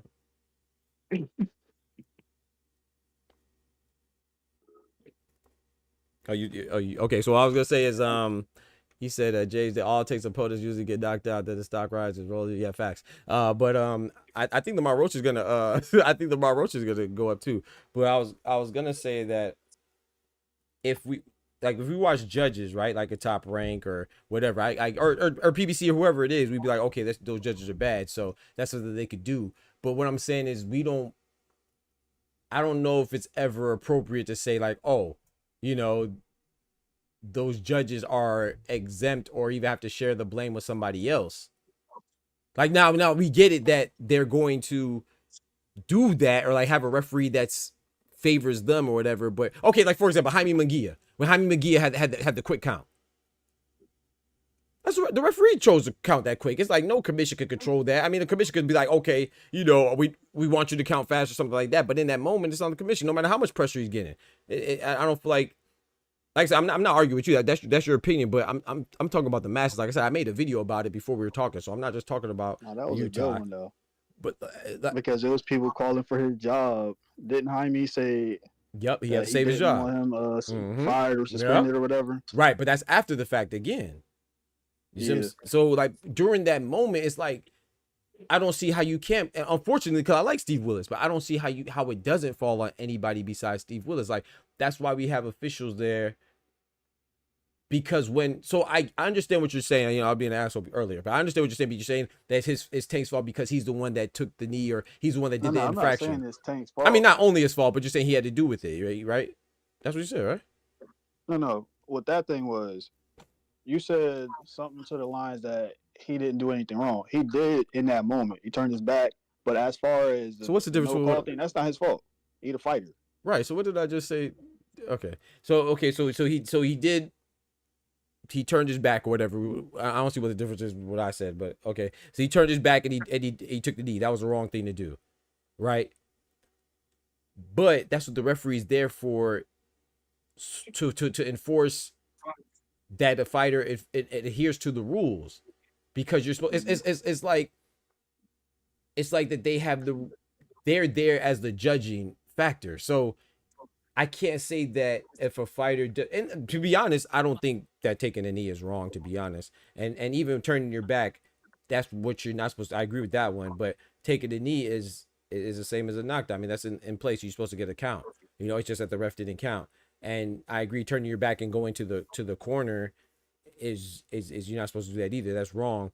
But what I'm saying is, it's not outside the confines of the sport. So I don't look at a fighter or anybody in any sport when they do something inside the confines of the sport. Yes, they did wrong, but they have rules in place to handle that situation. So that's why I gave the foul example. If you foul somebody in basketball and the referee misses it, I'm not saying that the player did something wrong. It's just a missed call. So of course, yes, we know that that's wrong, but it's not like something that's outside of the confines of the sport. Like, we know fouls are going to happen. We know travels are going to happen. We know carries are going to happen. We know whatever it is, illegal screens are going to happen, but it's up to the refs, the officials to call it. So we know that a fighter might headbutt or he might throw elbows, but if the referee don't call it, the same thing we said about keep the same energy with Katie Taylor and Amanda Serrano, or B-Hop. You know what I'm saying? I know B-Hop headbutts. I know Evander Holyfield headbutt. I know Katie Taylor headbutts. But if the ref's not calling it, we got to, Amanda Serrano, you got to adapt. B-Hop's opponents, you got to adapt. Evander Holyfield, got to bite that ear. I don't know whatever you want to call it, whatever they got to do. You know what I'm saying? So you got to adapt or whatever. If the ref's not calling that, that's the angle that I'm coming from. I'm not saying that Tank is free of, like, I don't know. I mean, he took a knee. He should be punished for it. That's what I'm saying. The fact that he wasn't punished, that's on whatever ref it was. In this case, Steve Willis. Tank could have thought he was winning, though. He said, for sure, he said, doctor, what you think about Lamont telling the reporters that the fight, that Tank told him that they're not going to give it to you? Bad luck for boxing. I mean, I don't think that's a bad look. I mean, he's an A-side, so we say that. Is that bad look for us? Like, you think these fighters don't know who they are and what their standing is? I don't think that implies cheating. He's just saying that. Yeah, I saw when he said that in the interview. And yeah, I mean, I think people, like, bro, we be reaching, bro. Like, and this is not just for Tank, for anybody. Like, don't we always say that they won't give you the decision? So you don't. They're the ones that are going to negotiations, right? So if you go into negotiations as an A side, you don't think that they know that they're the A side? So every A side knows that they're probably not going to lose a decision if the fight is close. I don't think that that's indicative of somebody having some pinky in the brain level plan to rob Lamont Roach, and he knew that it was premeditated. He told the judges that they're not going to give it to him. Like, come on, bro, that's just a reach. These guys and girls know their position. They know who's the A side. They know who's at home. They know Liam Parle knew when he went to Puerto Rico, he was going to do more. He was going to win convincingly. They know this stuff. I don't think that means anything. But I mean, I think on the surface, yeah, it's gonna start. Oh man, Tank knew they were gonna cheat him, bro. Everybody knows that who's the A side is. We know that. I'm not in any negotiations. You know who the A side and the B side. You knew Shakur was the A side and Padley. You knew whatever it is. I don't know what other fight we had. You knew Subra Matias was the A side against Gabriel Golas Valenzuela. We know that. Junto Nakatani was the A side against David Cuellar. We know that. You think the fighters don't know that? So no, I don't think that means that has anything to do with him telling them that. He could have told us all that. We all know that. That's whack. If you ask me something, if I think that's whack, that's whack. I don't think that. I wish it didn't go like that, but that's boxing, right? That's the whole, bro. There's a saying for that. You heard of the saying, peel out. I know you've been around boxing. You have to take the belt for the champ. What do you think that means? It means you have to do a little more. Because you have to take the belt. Definitely ain't do that. Yeah. I mean, yeah. I don't think he won the fight, but I mean, he won more rounds. But I definitely think that he should have got that knockdown, and he could have won the fight based on the scores if he would have got that knockdown, for sure. I feel like he needed a dominant too. If we keeping it G. What you mean? Like a solid 2 more rounds. A solid 2 more rounds. Because for me, I feel like the effort wasn't there after the no knockdown. I agree. It just seemed like he was in cruise control. People talk about the hits he landed, but from my perspective, because I ain't have a horse in the race. It looked like with what's his name? That fought T.O. Jermaine Ortiz, yeah. that level of energy. He threw more punches in that instance, but it wasn't like he had any conviction with it. It's not really hard to outwin Tank either. Yeah, Yep, especially when you see that in the majority of his fights at the front end. I agree. That was so crazy. I was giving Tank like most of the early rounds, and then like Roach most of the late rounds. What's your scorecard look like? I know Ty was. I had that shit 6-6, but with that knockdown, Roach won. Right. Cause I count that shit. Right. But I low key, I ain't even gonna say I got a 6-6. I say 7-5 Tank, but 10 is a swing round. I just gave it to Roach because of the knockdown. Y'all think mine looked crazy because I was drinking. Oh, you did watch it? 4-9-3. That's why I might need to go rewatch it. And I did have my money on the line. I low key was like, okay, Tank winning these early rounds, hoping he was gonna stop him, and nah. So I might need to go rewatch it. Oh, okay. I didn't know you watched it, Ty. I got there like halfway into round 1 because I went to a bar after I left the elimination chamber. Shout out to you. All right, guys, I'm about to call it. All right, Oscar, be easy, bro. God bless, man. Appreciate you coming through, man. He said, y'all think Gary Antorosa? I'm saying he was so quiet. He said, y'all think Gary Antorosa the best 140 pounder now? I don't. No, I mean, I don't know. Maybe Oscar would have been a better person to ask that while he was here. I don't think so. He's good. He's good though. He said that's fair if you think. I just can't say that's the case for sure.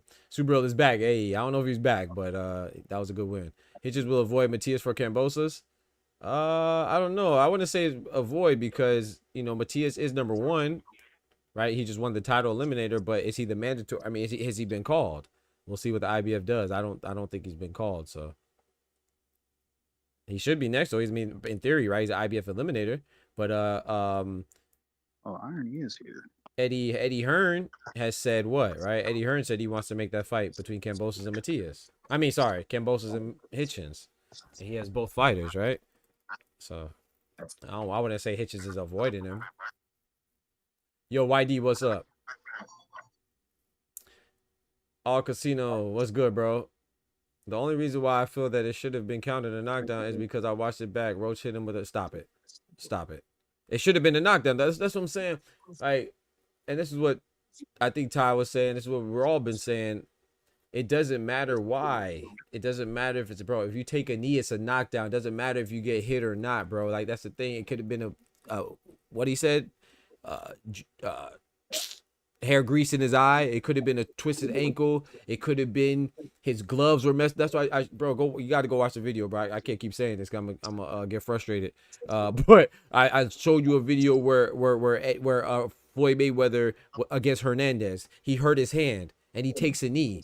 He didn't get punched, bro. It doesn't matter if it's a punch. If you take a knee, it's a knockdown. That's how the rules go. So it doesn't matter if I disagree with you vehemently that it was a punch that caused it. But if you think it was a punch, that's cool. But it doesn't matter if it was a punch or not. If you take a knee, it's a knockdown, bro. I don't. There's no. It's very simple, bro. Like, people overcomplicate things. There's nothing complicated about it. Whether it was a punch, whether it was a tickle, whether it was a push, whether it was he took a knee. It doesn't matter if you take a knee. You are voluntarily taking yourself out of the fight, and you get a count. So it has nothing to do with the punch being there or not. Even though I disagree with you that there was no punch, but he took a knee. It should have been 2 points, bro. That's it. It doesn't matter if there was a punch or not. When Miguel Cotto was getting punched on by Margarito, he took a knee. Loss of points. It doesn't matter. In that case, he was getting punched on. In my opinion, Tank was not getting punched on. He took a knee. Still should have been the same result. You get a standing count. Same with Floyd Mayweather. When he took a knee, there was definitely no punch. He just hurt his hand. Actually, he punched Hernandez. He took a knee. He had a count. Who else? Ryan Garcia, when he got punched in the stomach by Tank, he took a knee. He got a count.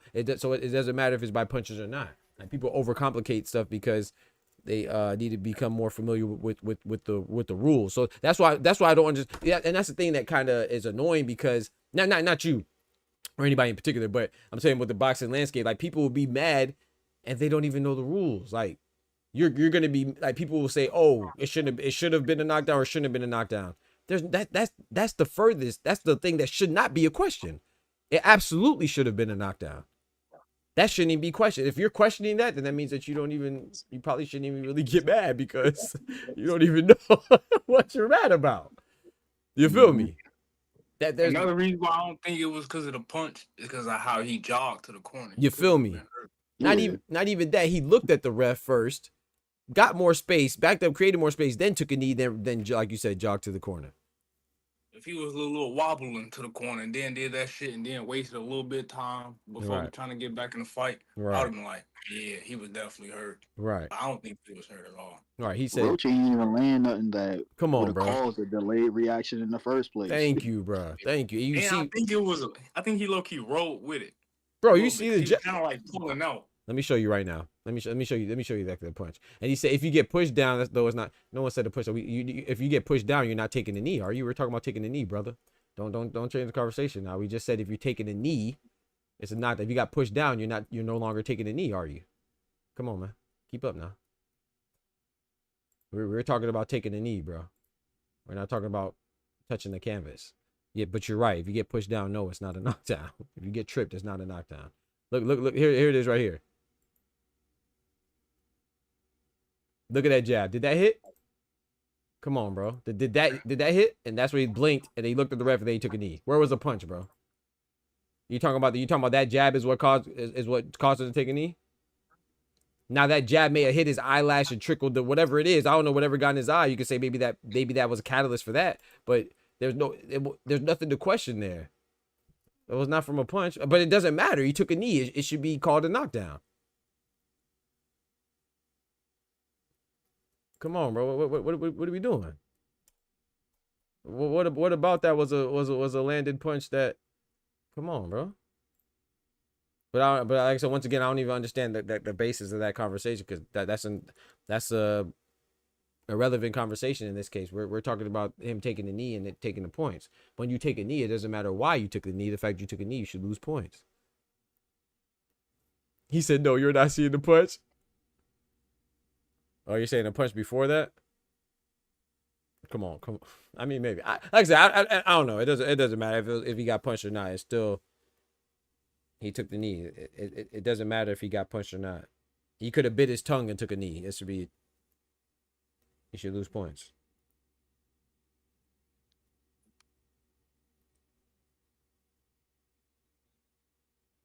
What you think about Gary Anton Russell, man? He said the punch was before that clip that they talked it. I think it was just straight right. But so before that definitely wasn't the cause of him. Thank you, Ty. Thank you, Ty. If the punch happened before that, look how long that took. Like what are we talking? Like, you think it was that delayed of a reaction? Then that's the look how long this. So you're saying the punch was before this? You're saying that the knee was because of a punch? I can see if his orbital bone got cracked in the process of him getting hit before that, that right there, cool. But that's not something plausible for him to take a knee. I think it was the way he said it was. Maybe some of his hair oil might have came down in his eye or whatever the case was. But it wasn't from no fucking punch. Bro, they can't be serious, Ty. They can't be serious, bro. No, because you said the same thing too yesterday, though, Kendrick. If I'm not mistaken. Am I mistaken about that? I thought you also said the same thing yesterday too, that it was a punch that you thought did it. I mean, I could be wrong. If you tell me I'm wrong, then I'm wrong. But I thought you said Y'all something. Made me pull up the WBA rules. No matter, but like I said, no matter. I mean, even if it was a punch, it doesn't matter. Like I said, it's still a knockdown because he took the knee. We're not talking the controversy. That's the thing. Like people talk about stuff and they're not even sure what the controversy is from. The controversy is not whether it was a punch or not. The controversy is that he took a knee and there was no ramification for it. That's the conversation, bro. Anything else is irrelevant. So it doesn't even matter if it was a punch. It could have been two punches. It could have been the Hulk could have punched him. We're not talking about should he have lost points from a punch. Should he have lost points from taking the knee? That should be the only conversation, bro. That's it. So, what up, fellas? What up? What up? I already got that Bivol and Terrence Crawford picture now. Yeah, I did say there was a punch. I probably put the Daxes. Right. Okay, I was just making sure. I didn't want to misquote you again. Yes, Two I of the already. 4 kings of boxing right there. 2 of the 4 kings. Yes, sir. Who's the other 2? Usyk and Inoue? Usyk and Naoya. Fuck out of here, man. Stop it, man. Yeah, you're gonna put Beebal's son up there. I know that, but he's still his son. He need at least 2 more things before I can say he passed Come on. the cinnamon one. Talk to him, Todd. Thank you, bro. My bad, Ty. My bad. I already, man. I'm about, you better say I'm emotional. I don't want to get mad at my boy, man. I love Ty, man. I ain't gonna lie, bro. Ty one of my favorite people in the chat, bro. Let's put Canelo in the Hall of Fame. I found what I was looking for. He just pissed me off. I ain't gonna lie. Just do that, right? I really wasn't mad. That's what annoyed me, though. I ain't gonna lie. What annoyed me was what you said. I was defending it. I feel like every time I say something about somebody that y'all know I like, I'm defending them. But I could be just as animated about Shakur, and I don't get that same energy, bro. But shout out to my boy Ty, though, man. I apologize, though, bro. I fuck with you, bro. Why did you say that you don't Same know with twofold irony. Back? I don't think that was a big win. You think that was a big win? You know what I liked a lot about? He didn't start slow, bro.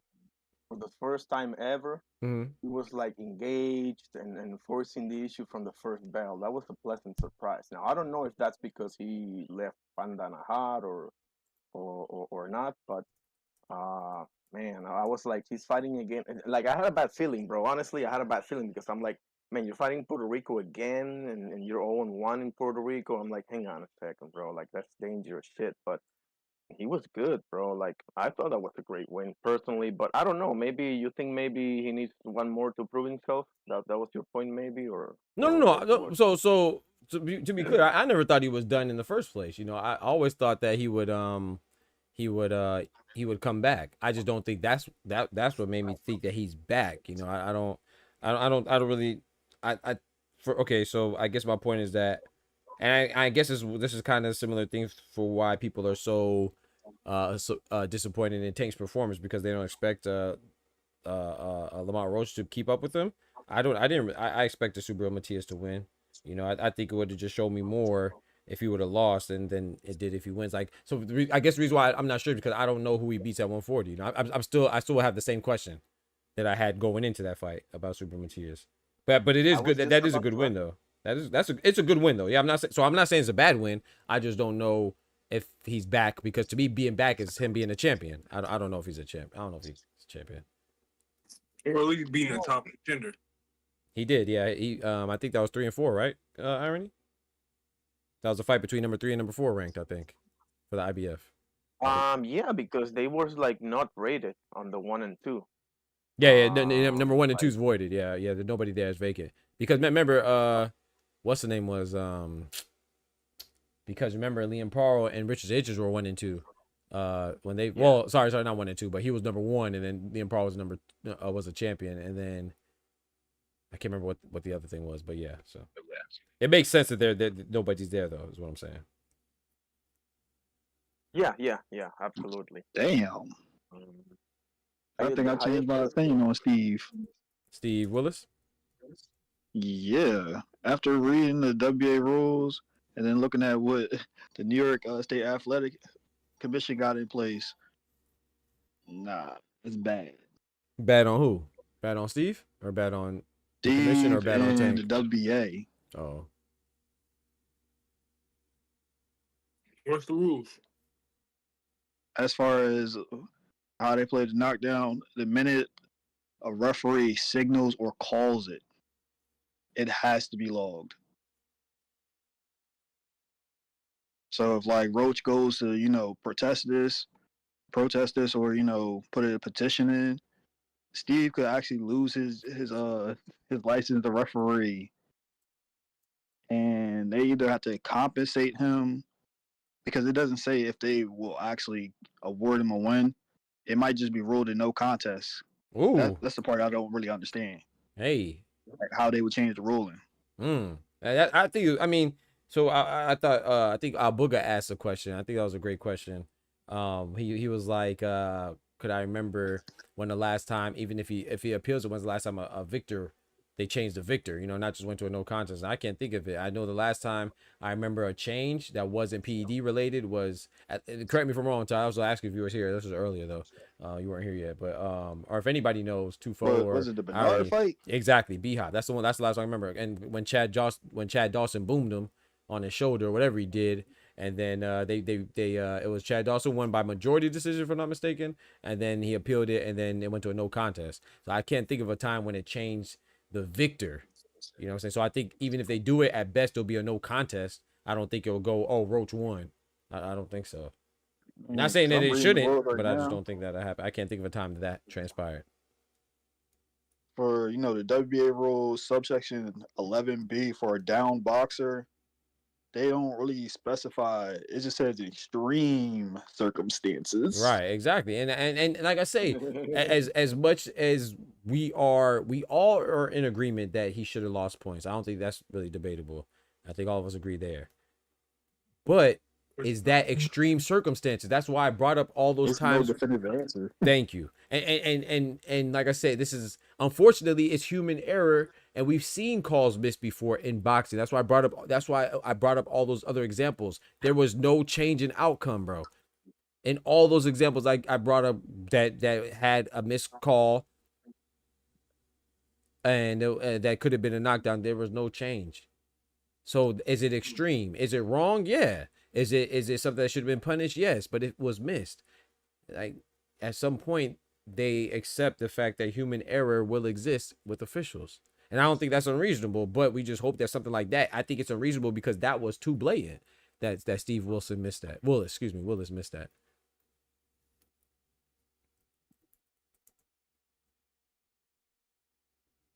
You know, I wanted to tell Ty the other day. I forgot to say to you that on the co-main of Matias, there was two Dominican fighters fighting each other. Alfredo Santiago versus El Abejón Fortuna. And I forgot to say. Who? What Fortuna? I think he fought Ryan Garcia. He fought Ryan Garcia, exactly. Javier Fortuna still fighting? That's right. Someone told me that yesterday, actually. Yeah, he's still fighting, bro. Yeah, that's it's crazy. Unreal. Yeah, that's crazy. they trying to get put in the dirt. Nah, they trying to bring that money back home. Remember, he retired 2 years ago, came back. I think he like I think I seen him on the Pro Box card before too. Most likely. Javier Fortuna.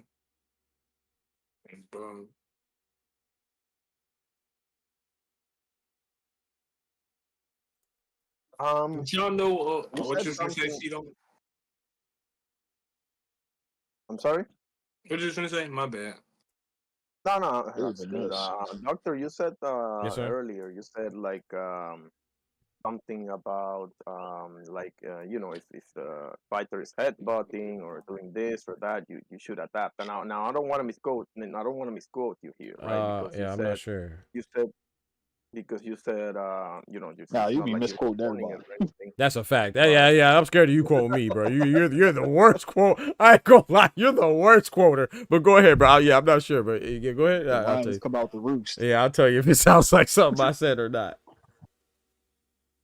Listen, you said something like you know, you should adapt or something, and I wanted to know, like, what do you mean by that? Because how are you supposed to adapt to somebody doing such things? You know, like I wanted you to like clarify that. I'm not sure. I don't remember saying that, so I'm not saying that you're not right. I just don't remember. You quoted Evander Holyfield. You quoted B-Hub. You said, "I know he headbutts. I know he does." Okay. Oh, yo, with Katie Taylor. Oh, yeah. Okay. Yeah, with Katie Taylor, B-Hop, and Evander. What did I say now? Is it a headbutting? And I said you gotta adapt. Like you said something to the effect of like, obviously you're not condoning it or anything like that, but at the same time, if the referee's not calling it, you should adapt. And I'm like, hang on a second, what? Okay. I remember now. Okay, because I was saying that I actually don't know how I got there. To be honest, I don't remember. But I was saying that. Talking about what adjustments did that person make as far as adapting? Right. But why'd I get there though? Like, what else I said before that? I don't remember. I can't give you the full context, but maybe you were like referring to something specific or something. Yeah, I'm not sure. I don't remember. Dang, I wish I did. But I know when I said that, I was like what Ty said. I was referring to the adjustments, but I was that's what I was saying. No, I was saying that it's up to the ref. I remember now. I was saying that it's up to the ref to call those. Those are fouls.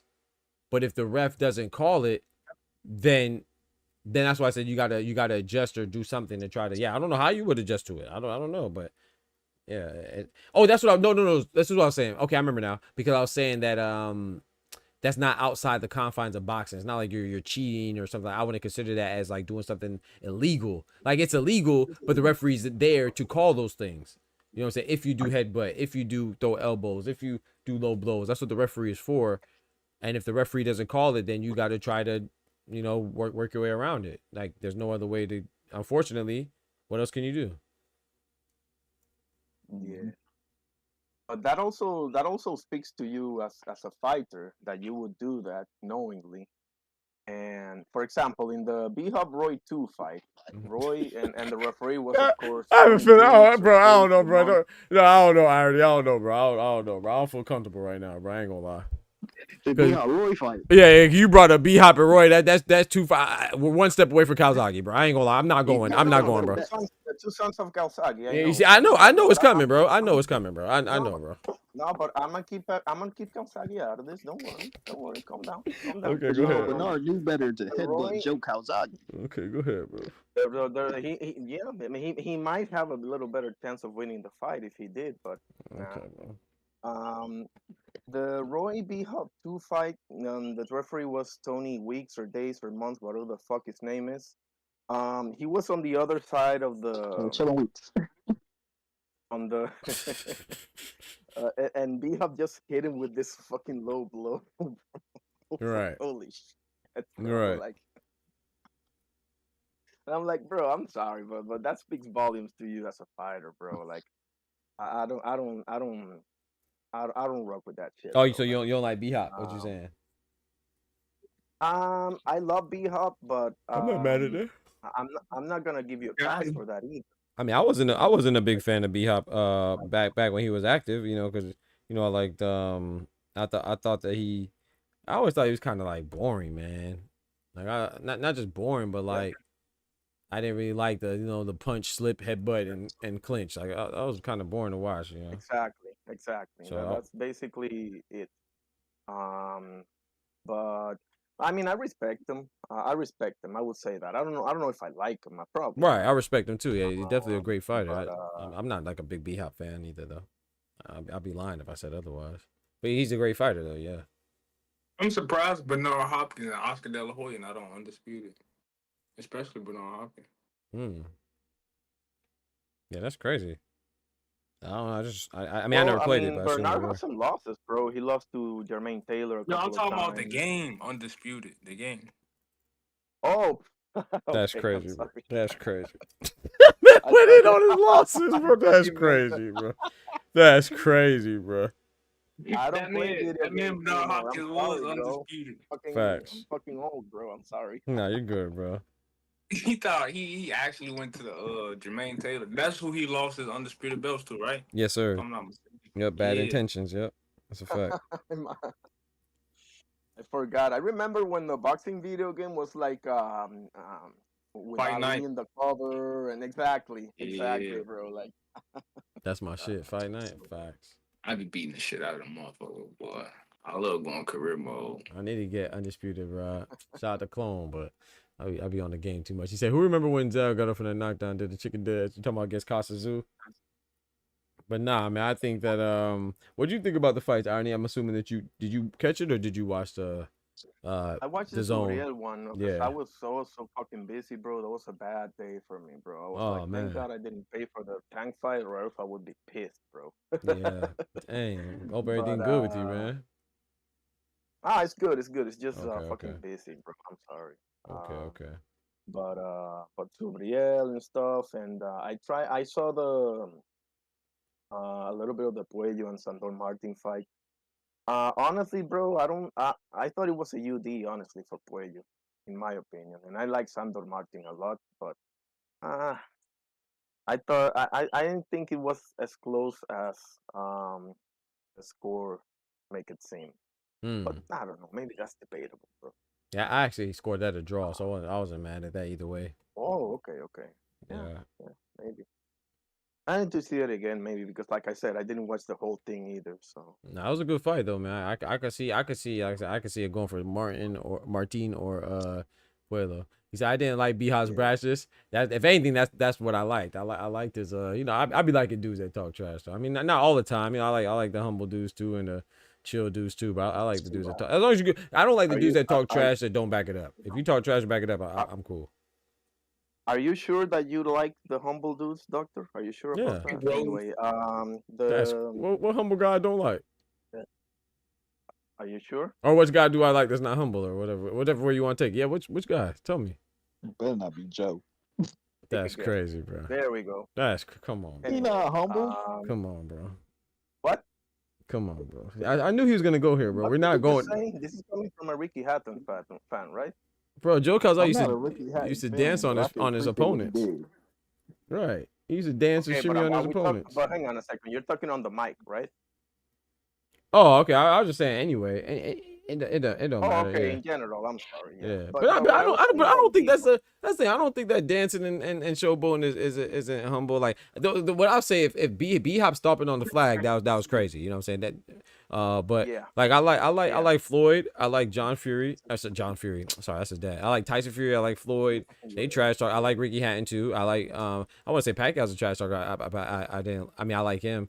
But yeah, so I like a mixture of guys. I like Errol Spence. He's not really a trash talker like that. I like, but then again, but I didn't like AB. I didn't like Adrian Broner because disrespect to him, but I just thought that he talked too much and didn't he wasn't as good as he talked. So that's why I never really cared for Adrian Broner. Actually, because there's trash talking and then there's like Mayorga level of trash talk where there's like not really trash talk but like something else. In my opinion, like. Well, like you don't need to be talking about somebody's wife. Right, exactly. Talk about like he did all that shit. Yeah. And I just think that it's like when he told Joe, "I'll never let a white boy beat me," or when he threw the Puerto Rican flag, like to me, bro, like that's yeah. A little, and not to mention Mayorga, because I hate Mayorga. B-Hop at least was a fucking stud in the ring, bro. Mayorga didn't have shit outside of the power. Yeah. He covered non-forest on 2 off nights, and that was basically it. He got his ass whooped ever after, bro, by everybody. Right. The only thing about B-Hop though, I see. I could have bet like the stomping on the flag stuff. I was just like, whoa, I know that's disrespectful. But I ain't gonna lie. When he said I wouldn't let a white boy beat me, I thought that was funny. Though. I ain't gonna lie. Like but besides the flag, but if you think that's funny, hang on a second, Doctor. Everything else is acceptable besides the flag. If you think that's funny, you need to keep that same energy, bro. Keep the energy with what? Come on, bro. Are you gonna pretend you don't know what I'm talking about? No, I don't. Cause I didn't get to finish, but hang on a second. You cut me off. You didn't let me finish. You just heard that. But now I'm curious. Now I want to know what you talking about. No, but finish your thought because maybe you're gonna say something that I'll be like, okay. But I'm still gonna want to hear your thought though. But why do you think that was funny? I have no clue what you thought. I thought. Oh wait, what did you ask me? No. I'm referring to I'm referring to what D-Hop said to Joe though. Oh, when he said that I don't think I wouldn't let a white boy beat me because I just think it's funny. He's just saying that, hey man, I'm not gonna let certain people beat me, and I think it's wrong, but I think it's funny if that's how he feels. Okay, it's like Naya Inoue, right? When Naya Inoue says Americans have no fighting spirit, or Keith Thurman says I won't let he said I won't lose to a Mexican because they're flat-footed, or when Teofimo says I won't lose to Puerto Ricans because they're soft. Right. Though they're not right things to say. I'm not agreeing with it, but if you say it, that's their experience in the fight. I don't think it's like racist or anything. I just think he's just saying, hey man, no, I don't. Right. It's probably not racist. But it's definitely insensitive. Yeah, it's definitely insensitive. But what I'm saying is that we don't. Speaking of keep the same energy, I never heard anybody say, "Oh, Naya Inoue, I'm mad at Naya Inoue because he said that Americans don't have fighting spirit," which translates for us as you soft. If you ain't got fighting spirit, you're basically saying American fighters are soft. I didn't get mad at that, but if you're gonna get mad at Keith Thurman, who says he won't lose to Mexican fighters because they're flat-footed, or B-Hop saying he won't lose to white fighters, or Teofimo saying he won't lose to Puerto Ricans, then I mean we got to keep the same energy. But the reason why I thought B-Hop was funny because he got knocked out the ring by a white boy, so I thought that it was funny because it came full circle. Yep. That's why I thought it was funny. But I'm now your turn. Now tell me what you were gonna say. Well, in B-Hop's defense, and I can't believe I'm saying this, but in B-Hop's defense, he does have a history of doing and saying just the stupidest shit ever. Facts. And just for the sake of promo. Right. So, to differentiate B-Hop from Mayorga outside of, obviously, levels in boxing and so forth, right? Differentiating the trash talk between B-Hop and Mayorga. B-Hop actually apologized after he did the flag thing. The flag thing, I know. Like he. Yeah, that was wrong though, but. Yeah, I mean, at least he apologized. I don't know. Maybe I'm looking too much into that. Yeah, I might be, because I didn't like it when Darrell said it to Plant either. What Darrell say? What Darrell say? Oh yeah, that he want to lose to white dude. Yeah. Same thing. Yeah, I didn't like that either, and that's probably the reason why I liked Plant though too. I like when he did the shovel thing. I love when they were trash talking. Oh hell yeah, bro! That was fucking badass, bro. Yeah, I mean, that was badass. Bro. I mean, now if you saying it like B-Hop, if you saying it, like I said, I don't have a problem as long as, because I take it as they're saying their experience with fighters, and so I mean I don't take it as anything further than that. But here's what I'm going with this. But it's definitely not. I'm not a person to be quick to call anybody racist or anything or any of the isms. What I'm saying is that if you start getting comfortable, and by you I mean the fighters, right? If the fighters start getting comfortable with saying such things, it's only going to escalate from there. Okay. Like it's only going to get crazier. Like the more comfortable you get with saying certain stuff, the more it's gonna escalate. Agreed. It happens every time. That's my point. But I don't care, man. If he makes the fight bigger and both fighters get extra zeros in their bank account, then you know what?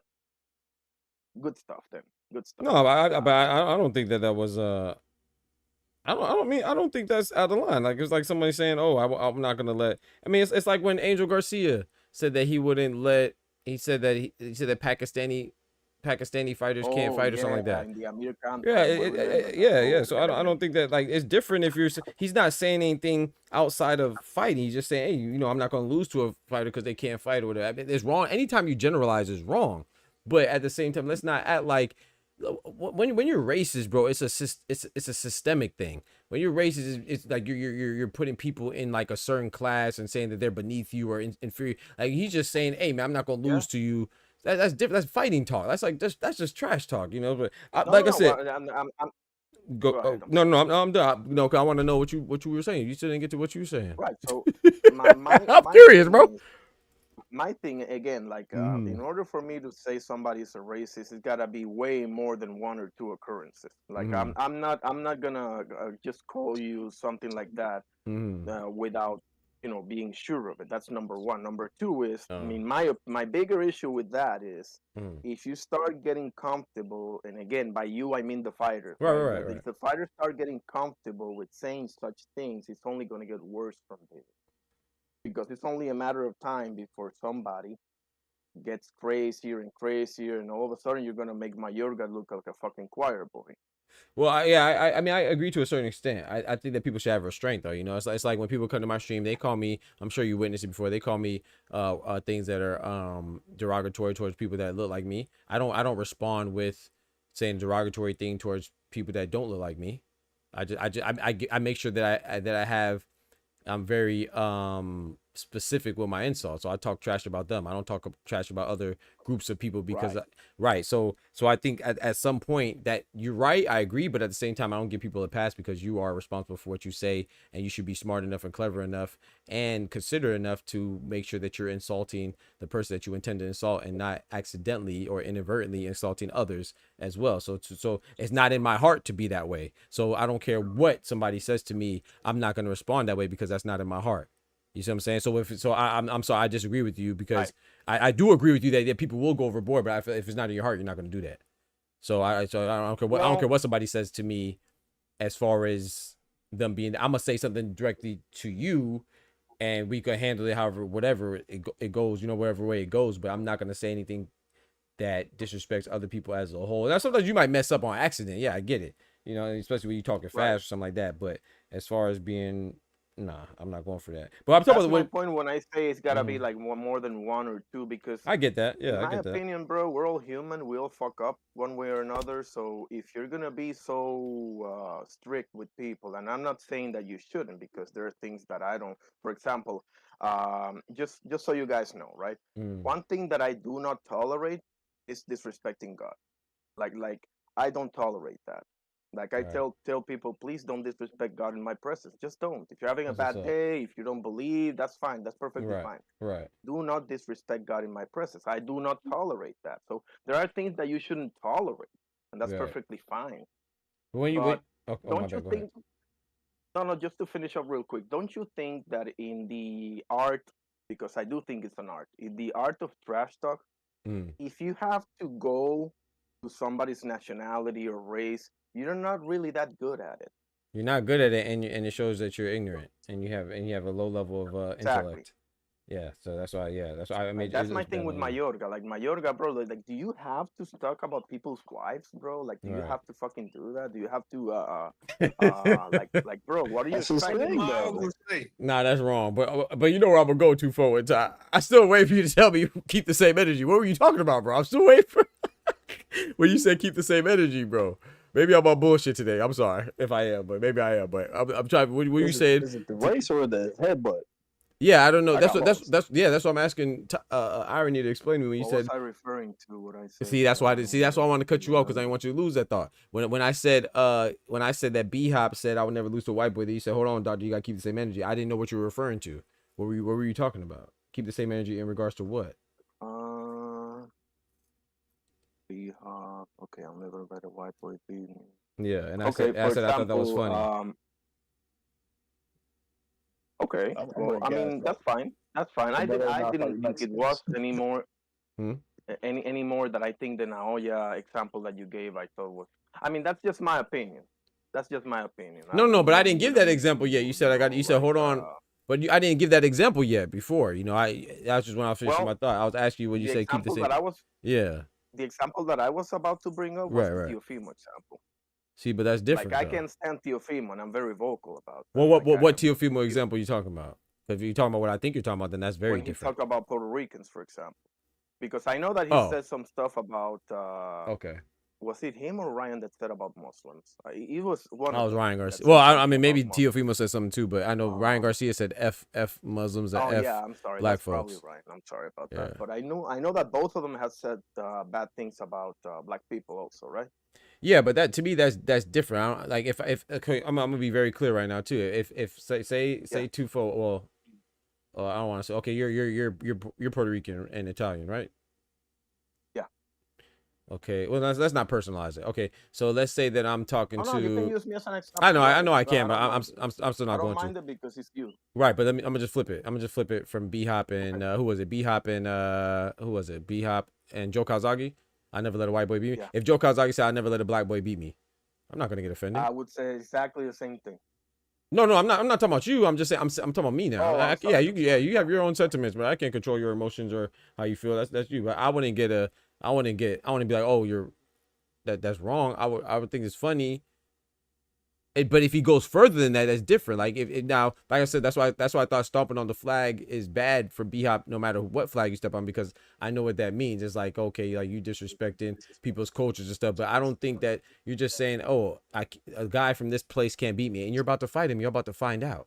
So it's not, to me, it's not like we got to understand that, in my opinion now, we got to understand that these are fighters who are literally going to fight. We're going to find out if Joe Kazagi can beat him or Joe Smith. And that's why I think it's even funnier, because it came full circle. Not only did Joe Smith beat him, and Joe Kazagi beat him too, so he got his recompense, but then he also got knocked out the ring by a white guy. You know what I'm saying? So I think that it all comes back full circle no matter who you're talking. So I don't, it's not like he was discriminating. It's not like he said, oh, I'm not going to let a white boy beat me because a white boy can't fight me because he's not allowed to fight me. That's different. You know what I'm saying? So even if you say, oh, I won't let this person beat me, or this person, a Hispanic guy beat me, or an Asian guy beat me, he's just talking. He's literally talking about the person in front of him, because the person is that description. He wasn't saying anything derogatory towards that ethnic group. You know what I'm saying? I mean, if you want to take it derogatory as, oh, they can't fight. I mean, who cares? They're about to fight though. I mean, he didn't say anything. I mean, what you mean? I don't judge people on their Oh, thoughts, okay. bro. I So can't. B I'm Hop going had off what he Joe said. right in front of him. B Hop had Joe right in front of him. He told him this right in front of him. It's Right. not like they asked him something and he was in the States and Joe was in Wales and And that makes it They right. were right in front of them. Right. That makes it And better. he said, "I would never." So if he's talking about Joe directly, Yep. why did he say, "I would never let a white boy beat me"? If he has him right in front of him, why would he say that? Because he's saying that that's the part of him that can't beat him. He's saying that, yeah, man, I'm not gonna lose to you because you're a white guy.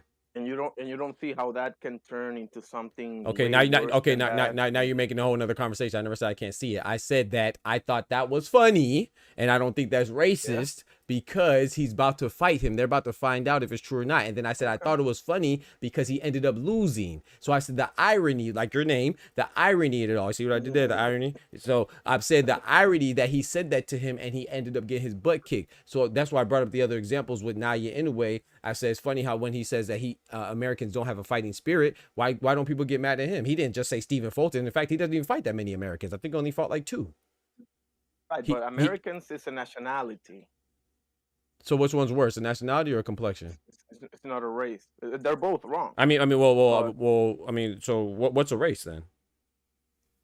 I mean, United States of America, it's a country. So Yep. he's talking about a nationality. I didn't ask you. I asked you what's a race is. I know what a nationality is. I asked you what's a race. What's a race? Yeah. Or a racist? No, what's a race? What is a race? What is a race? You said it's not a. You said it's a nationality. It's not a race. I said what's a race? Right. Americans are a nationality, not a race, as far as I'm concerned. Okay. Once again, I'm asking you what's a race. What is a race? Yes. I mean, what? Okay, what is a race? I mean, Yes. black, white, Hispanic, Okay. Asian, Mm-hmm. Native American, and I don't know, probably others. What do Okay. they call the people? The Polynesians are there? The people of the Samoas and all of that. I think they're called Polynesians. I don't know. Okay. So you don't see any difference between because I'm gonna differentiate what Teofimo said because Teofimo was referring to Puerto Ricans, and he's also said stuff about black people, and so forget about. So you can't be black and Puerto Rican? Of course, we have the real right there in front of you. Can you be white and Puerto Rican? Yeah. So how does that go with your race thing? Everything You okay? So how does that go with the race thing? Because you told me race was Asian, and you can't be can you be white and Asian? Of course, man. So how is it a race thing? So the point that I'm making is that the race is a human race. Aren't we all the same race? Absolutely. Okay, then so when you're comparing somebody talking about a nationality. No, you're comparing that. You're taking. I don't even think that is related to what Teofimo said.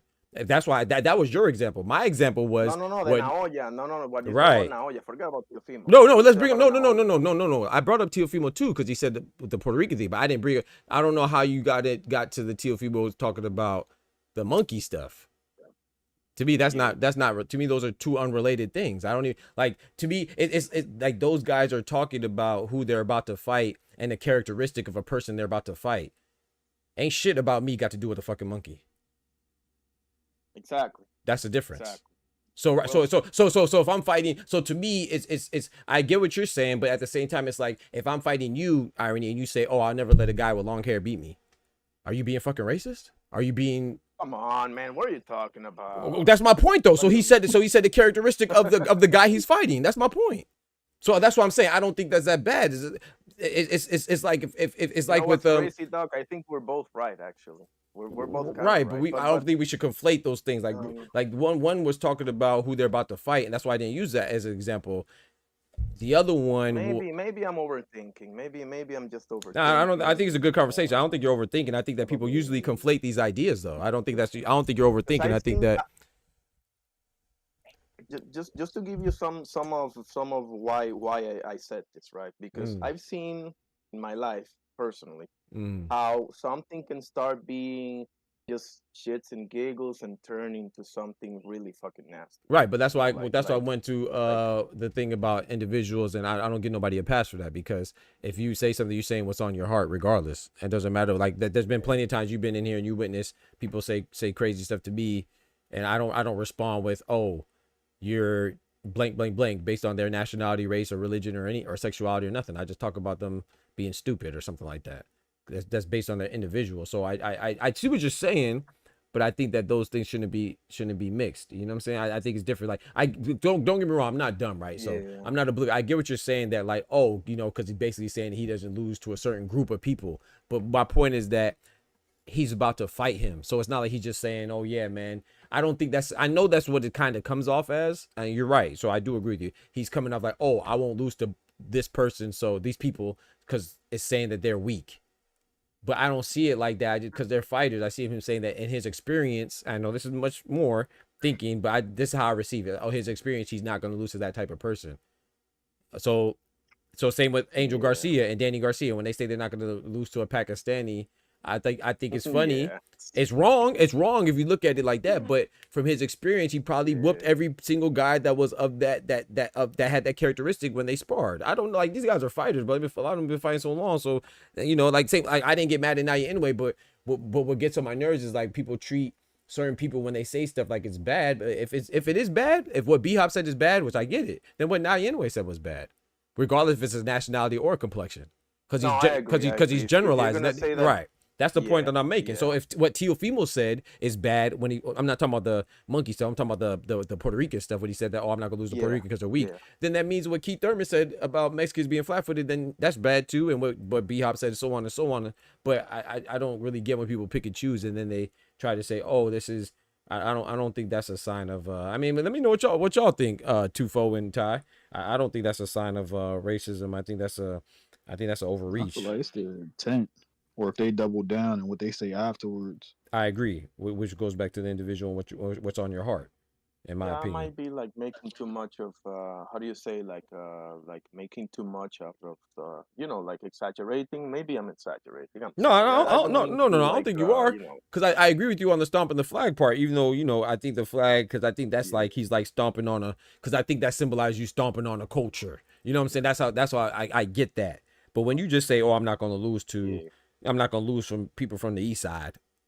If you live on the east side, it's not like he hating on people. You know, that's how I look at it. But I get people are a little more sensitive when they relate to something, and especially when it comes to complexion. So I get it, but I just don't take that from anybody as whether it's B Hop saying it or I want to use Teo as a bad example, or like Naya Inoue saying it, or Keith Thurman saying it, or whoever's saying it. I don't take it as more than that. It's like okay, it's like another example. Now this one I think is a little worse, obviously, but like when what's his name? Jose Benavidez Jr. and Terrence Crawford were arguing, and then Jose Benavidez Jr. was like, or Jr. was like, go eat some chicken or something like that, and then Terrence Crawford said, I'm gonna knock the burritos out you or something like that.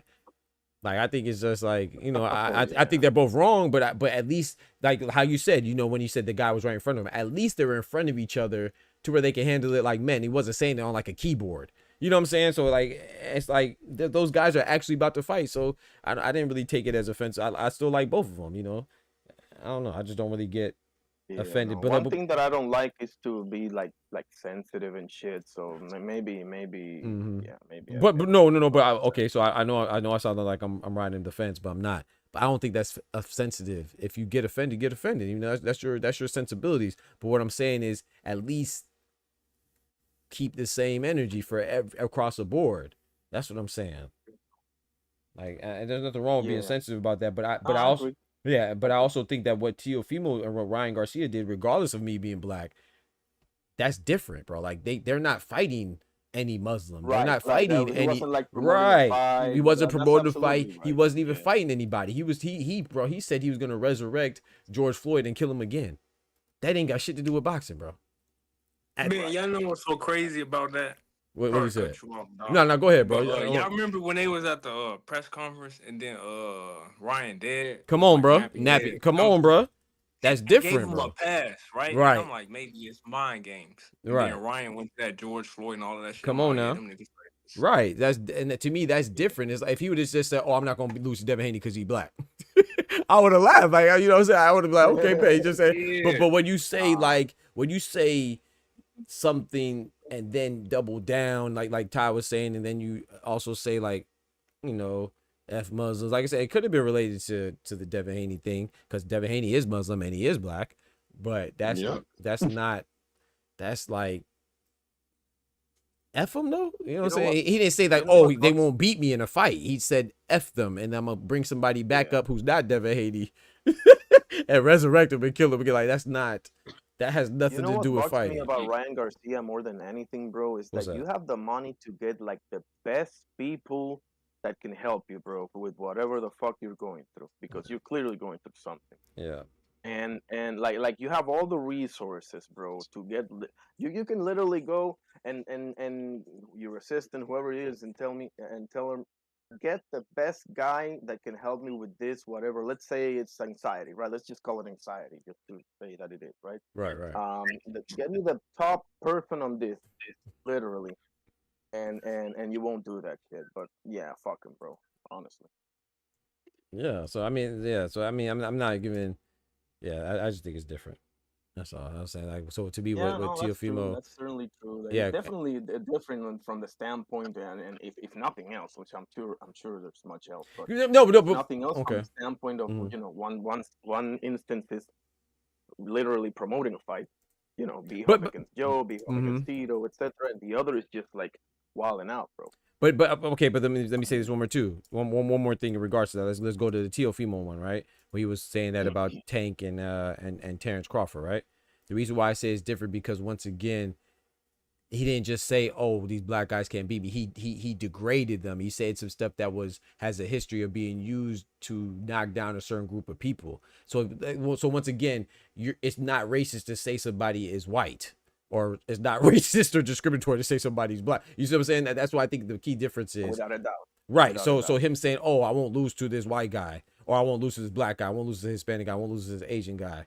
That's different. He's not saying, oh, this blank guy is, I don't know, an insect. Or, you know what I'm saying? Or something used in the history of knocking down certain groups of people that look a certain way. Well, that's why I think it's different. Didn't even insult him, really. Exactly. That's my point. Like if he said, "Oh, I never lose to a white boy because white boys blah blah blah blah blah," then that's offensive. You know what I'm saying? But he just said a characteristic. Like of course, like I said, and I'm glad that you mentioned something. But that's why I brought up the long hair thing. It's like, yeah, it's a characteristic of my person. So I'm not gonna think that you're discriminating, you know what I'm saying? Like, because that's different. You don't have a history of servitude for people with long hair, right. So, but I do understand people get sensitive. But then when we start comparing, I'm not talking about you individually, but when we start comparing things, I think that's completely different from what Teofimo was doing. I know that people, shout out to you. I appreciate this conversation too, because I think it's a teachable moment for all of us that we can understand and learn each other. But so I know, like when I say me, if I say that,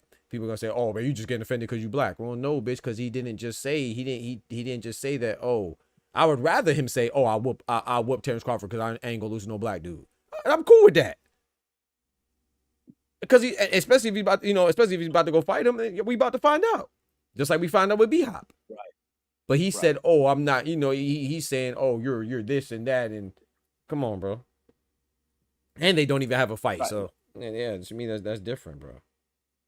I agree with you 100%. And thank you for giving me the opportunity to explain where I was coming from. Absolutely. Oh, you know me, man. I ain't got no problem asking questions and Yeah, and I wasn't. Well, I know I probably came off as asshole-ish, but I wasn't trying to be an asshole just for the sake of it. I wanted you to say that because I thought that's where you were going, and you didn't let me down. No, I appreciate it, bro. I appreciate people pressing me, bro. I want to ask. People pressing me also. Because I wanted this conversation. I appreciate that. The reason why I wanted it because I think for those people that are here too, we can hear and understand each other, man. It's not just like we're gonna have differences, man. Differences. If you think that we're not gonna have differences, then of course you're gonna be stuck in your bubble. It's a fact that we have differences, that we embrace them, and we still know how to coexist. That's and get along. That's what helps us fucking grow. Yeah, exactly. Because if we, so. I got a question for y'all guys. Mm-hmm. What's the word? I've been reading some of the the bylaws and the rules for the WBA, the IBF, all of them. Mm. How much do y'all think it is to be ranked, and can you buy a rank? 3% of your purse, right? No, that's just to sanction a fight. Oh yeah, to be ranked. To get into the rankings. How much? You asking me how much it costs? I I don't know. I don't know. Oh, how much do I think it costs? How much do I think it costs? Yeah. Oh. Yes. Oh. Damn. That's a good question. I don't know. I'd say, okay, give me a hint. Is it percentage or like a flat fee? No, it's a flat fee to get into the rankings. Okay, a flat fee. I'll say 10. And then the other question is, can you buy a rank? I think I'll say 10,000 and yes. You got it. That's how you buy a rank. It's 10,000 for real? 10K. That's crazy. Hey, I need to go play the lotto, bro. That's crazy. Hey, D, I'm too good, bro. I promise you, I didn't know that, bro. I just guessed. Yo, Styles, hey, shout out to my boy. Hey, I remember you too. I just want to make sure. Was quick enough. I appreciate. What say it again, Irony? Sorry. No, I know that you just guessed because your answer was that quick. You know, like you didn't take a time. Yeah, yeah, I just got to. Yeah, let me just guess. Yes, sir. I just guessed, bro. I need to go play a lotto. The rankings is 5 to 7. Damn. But if you're trying to, wink, wink, buy a ranking according to the letter of this rule, 10K get you there. Yeah, and it's my boy Styles. Hey, D, I remember your name. I just don't like to say people's full name just in case, especially when they don't have their name in cases they want to, not let that part out. But I remember you, bro. Shout out to you for coming through, man. I just want to make that clear. I don't think I made that clear last stream. So you the homie, man. You want to, you definitely part of my fonder memories and damn college and shit that time of my life. But he said 100K. The reason why I didn't think that much is because I think about guys like that are like number one, like Michael Eifert. I know he ain't paying no 100K. He ain't got it. Let me not. I don't know if he got it or not. I'm just saying because he's a relatively unknown fighter. I don't know. Let me not judge a man's pockets. Yeah, but that's why I didn't go that high. Right. That's why I didn't go that high.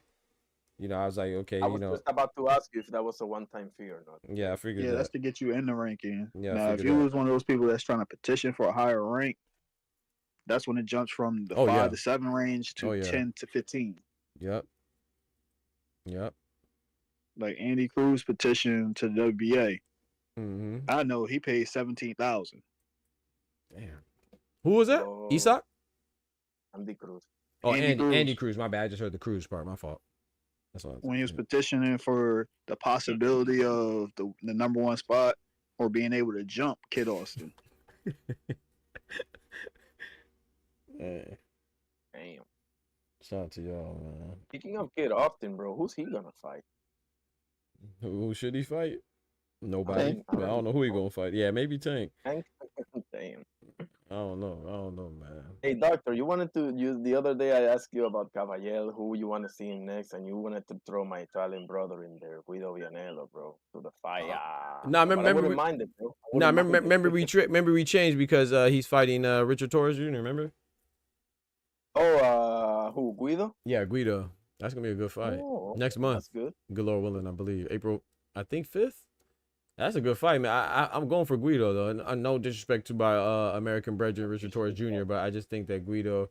I mean, I think he's good. I think he's good, and I think that definitely good, bro. Not that I don't think Richard Torres is good, but I just think Guido has the physique, and Richard Torres to me is just like there's no disrespect, but I don't see him as being a big player in the heavyweight. I just think from the sheer size, man, he's like a cruiserweight, too big of a. Yeah, right. I just don't see it, and I think Guido. Yeah, exactly. Nothing stands out, right? So yeah, I got Guido Vianello. I think Guido Vianello is a good fighter, and like I said, he got robbed against my my Nigerian brethren F.A. Ajagba, man. I was going for F.A., but yeah, he definitely won that. In my opinion, Guido won that. He got robbed. What do you want to see Caballero with next, though? If since Guido's not available, because that's a good question, bro. I've been thinking a lot, and I've been like, I tell you who I think, but I don't think it's gonna happen, and I don't blame him. Usyk, right? No. Oh yeah, Usyk, yeah, but no, I was thinking Joseph Parker. But that's not fair to Joseph Parker. Like I said, I might be critical of Joseph Parker. I think that his 3 wins have an asterisk by it, all of them, but I think he's in a position where he deserves a title shot. I do think that. You know what, bro? I think it's about time that I say that you're right about that, because I know that I appreciate it, bro. I appreciate it, bro. I try my best, bro. But when I think about this, I gotta say that you're right, because listen, Deontay Wilder he beat Deontay Wilder, but he didn't beat the Bronze Bomber. You feel me? Talk to him. And the Big Bang China, bro, is not Big Bang China anymore. Thank you, bro. Obviously. Thank you, bro. And Bakoli. Come on now. Bro, but Bakoli, let me tell you something. Bakoli, as much as you know how I feel about my guy, the head honcho from the Congo, right? Talk to him. How I feel about him. Yep. But I get it's 2 days. One, if you count like the time in the air, but at the same time, you shouldn't be looking this bad, bro. I'm sorry. Like that Mm. belly, like you're supposed to be like You talking about Joseph Parker right now? Yeah. no, Oh, I'm talking Bacoli, about Bacoli. Bacoli. You talking about he had the Like you shouldn't be looked that badly physically. I know you're gonna get tired after 4 or 5 rounds, whatever. he got that But jelly to in that look this belly. badly, like you're supposed to be like fucking, especially the way he's been talking. Like you're supposed to be fucking in the gym That's the part I and agree with you right there. That part. yeah, bro. The Like I way he's can't been give you a pass for talking. that. The I way can't he's give you a been pass for talking. that. You shouldn't be looked that bad, bro. Honestly. I give him a That pass just because it's belly. 2 days, and like I said, I watch. You know me, I'll be watching interviews, man. What's his trainer's name? Mark. Andy Lee. Oh no No, no no, no. no. Bacoli. Sorry, Mark. Something. I just saw him oh, I'm again not gonna today talking remember, about but I know who he is. Like if I see his face, I tell yeah. you that's the guy. Yeah, so he was saying, and I believe, you know, and Martin McCullough saying the same thing, you know. I mean, he did get some money from Jared Anderson. That was his biggest fight, right? The Riyadh season. So, and he said that he was on vacation, bro. Like, as much as he's talking, you could talk, but you don't Oh, I expect to didn't know be. that. Oh yeah. So he's bro. His trainer said that Martin McCullough hasn't taken a punch since August. And it's not a coincidence that August was when he fought Jared Anderson. So he said, Hang on a second. That's a long time, bro. yes, August. yeah. He said that he was on a 4-month vacation in the Congo and somewhere else with his family, with his wife and his kids. And then what's the name when they took the call? The trainer, Mark, whatever his name, I can't remember his name is. Forgive me, but he said that he tweeted, and I saw the tweet. Right, that's how it started. He literally tweeted that him and Martin Bracoli will take Daniel Dubois' position, and he didn't think anybody would get back with him. That's what he said. He said, I didn't think people were going to get back with me. He said, I'm in Scotland and Bacoli's in the Congo. They weren't even together. Damn, bro. Yeah, so I I had mean, no idea. yeah, so I got to give Bacoli a pass. It's like, yeah, he been talking, but that don't mean that you talking to get a fight in 2 days' notice. Hell, No, absolutely. you know, not. so yeah, bro. 4 months. Hey, man, No. You know why I'm not giving him a pass? I'm not mad. Go First ahead. time I cracked, he tried to shake that shit off like he was King Kong. That's true. Thomas Hill in the building. What's good, bro? Peel out said a 4-month vacation. Hey, man, when you getting big money, that turkey out of shake money. Hey, shit. I'm Miss Hill. God bless, bro. I know that guy. He's awesome, bro. He You know, underestimated Joseph back of his Parker hand. for sure. Thomas Hill knows boxing like the back of his hand. Yeah, shout out to Thomas Hill, man. Good brother right He there. hit me. Can you wait? Can you What up, Brody? can you say that again? Tufo, please. I said he underestimated Joseph Parker for Can, sure. can you explain what you mean? Let me see, because Cause like by taking the like, fight let's just or say, right, Mhm. like let's go back to like Tank taking the knee shit, right? Yep. Like let's just say that right hand that everybody think hurt Tank, right? Let's just say he shook that shit off, right? Yep. And then he got caught with another one. And then his ass went down. Okay. So you think he underestimated him during the fight, you're saying? Yeah. Okay. Like, he probably thought it was another Gerard Anderson. Like, Okay. oh, this little boy can't hurt me. I thought you meant like underestimated him. Yeah, I wasn't sure what you meant. That's why I asked for explanation. Okay. I don't know, man. I think that I'm not gonna lie, Tufo. I think 2-4 is right actually because Bacoli fought very responsibly. Also, like he wasn't respecting Joseph Parker's Parker. power. You know? I don't know, man. Yeah, maybe but I felt like he really couldn't have, because like you said, look at his belly. I don't think he was conditioned. Like I said this, I could have been wrong. Well, obviously I was wrong because but I said I thought if it goes past 2 rounds, it's Bacoli. I mean, it's Joseph Parker. I think Bacoli's gonna be dead. Like, so I thought he had to blitz him. So I don't know. I just feel like I can't really honestly judge him at all for that fight. But I do agree that I thought this is what I thought Tufo was gonna say when he underestimated him, and I was gonna slightly agree that I think he underestimated him because he took the fight. Like, I thought maybe that was the underestimation, because how you gonna take a fight against anybody with 2 days notice? But at the same time, if you're not a millionaire, and this is what his trainer said, he said, you know, because he said what Eddie Hearn saying that it was a bad fight for Martin Bacoli to take in hindsight, but then his trainer said something very, I mean, anybody can relate to this. He said, yeah, Eddie Hearn's a millionaire. How can you tell a millionaire? How can you tell a non-millionaire not to take the opportunity to become a millionaire? Yeah. So Big Congo or Martin Bacoli or whatever you want to call him. I would have taken the fight. You feel me? That's what I'm saying. So and you're not, and we're not a fighter at that capacity. So if you have an opportunity and maybe it's like, and let's face it, Joseph Parker is not a Anthony Joshua. He's not a Daniel Dubois. He's not a Deontay Wilder, or what Deontay Wilder was. I'm saying that in terms of a big puncher. So if you're going to take a fight in short notice, you might want to take it against Joseph Parker. So, and then he ended up taking that one shot and going and getting stopped anyway. And I salute his trainers like, hey, we got our money. That's it. He ain't taking no more damage. And he's only suspended 14 days. You feel me? You feel me? Yeah, exactly. And it's a Riyadh card, you know, so you know Big Turk gonna give you the call. You know what I'm saying? Big Turk gonna call you up, so now you got future money in the bank. That's for sure. I still fuck with him though. Yeah, I fuck with him too. I still fuck with him. But hey, what y'all think he's still gonna be on that card to me? I seen they just put T.O. and I was about to ask Doctor that question actually. Yeah, I think he is. I don't think he's on that May 2nd card. You talking about that card with Ryan and T.O. and yeah, because at first he was supposed to be on there. Yeah, I heard that. Jogba. Yeah, I heard that, but I wasn't sure. I never seen it finalized, so I know he's still fighting in May, but I don't think he's on that card. I think say it again, Ty. He's eligible if he like if that was the plan. He's actually eligible. Okay, yeah, yeah. Hopefully that'd be, bro. We might need to try to slide out there if that's the case. Man, yeah, I think that'd be good for him, especially after still beating Gerard. I know he just got knocked out, but people still don't want to see him like me, bro. Who, Bacoli? Oh, yeah, me too. Oh yeah, I don't think it's still like if he come fight in America, I'll for sure go to his fight. Yeah, I don't think anybody's counting him out. I don't. I mean, well, let me not say that. Let me not say. I don't think people should. I don't. Yeah, I don't think people should. That's a good way. Yeah, I don't think people should, but people probably are. Yeah. Yeah, for sure. Yeah, because they're probably gonna be like, "Oh, he lost to Michael Hunter, and now he lost to like." What's good, Omari? What's good, Omari? Hey, Amari Thomas. What's up? Yes, sir. Thomas, man, you can join the Discord anytime you want, bro. It'll be a pleasure to rap with you. I'm trying to go back to YouTube to read the comments, but that should be freezing my shit. Oh, okay. I got the screen, the Discord and the YouTube like right next to each other. I appreciate y'all, man. Yeah, I was planning on oh my bad. Sorry.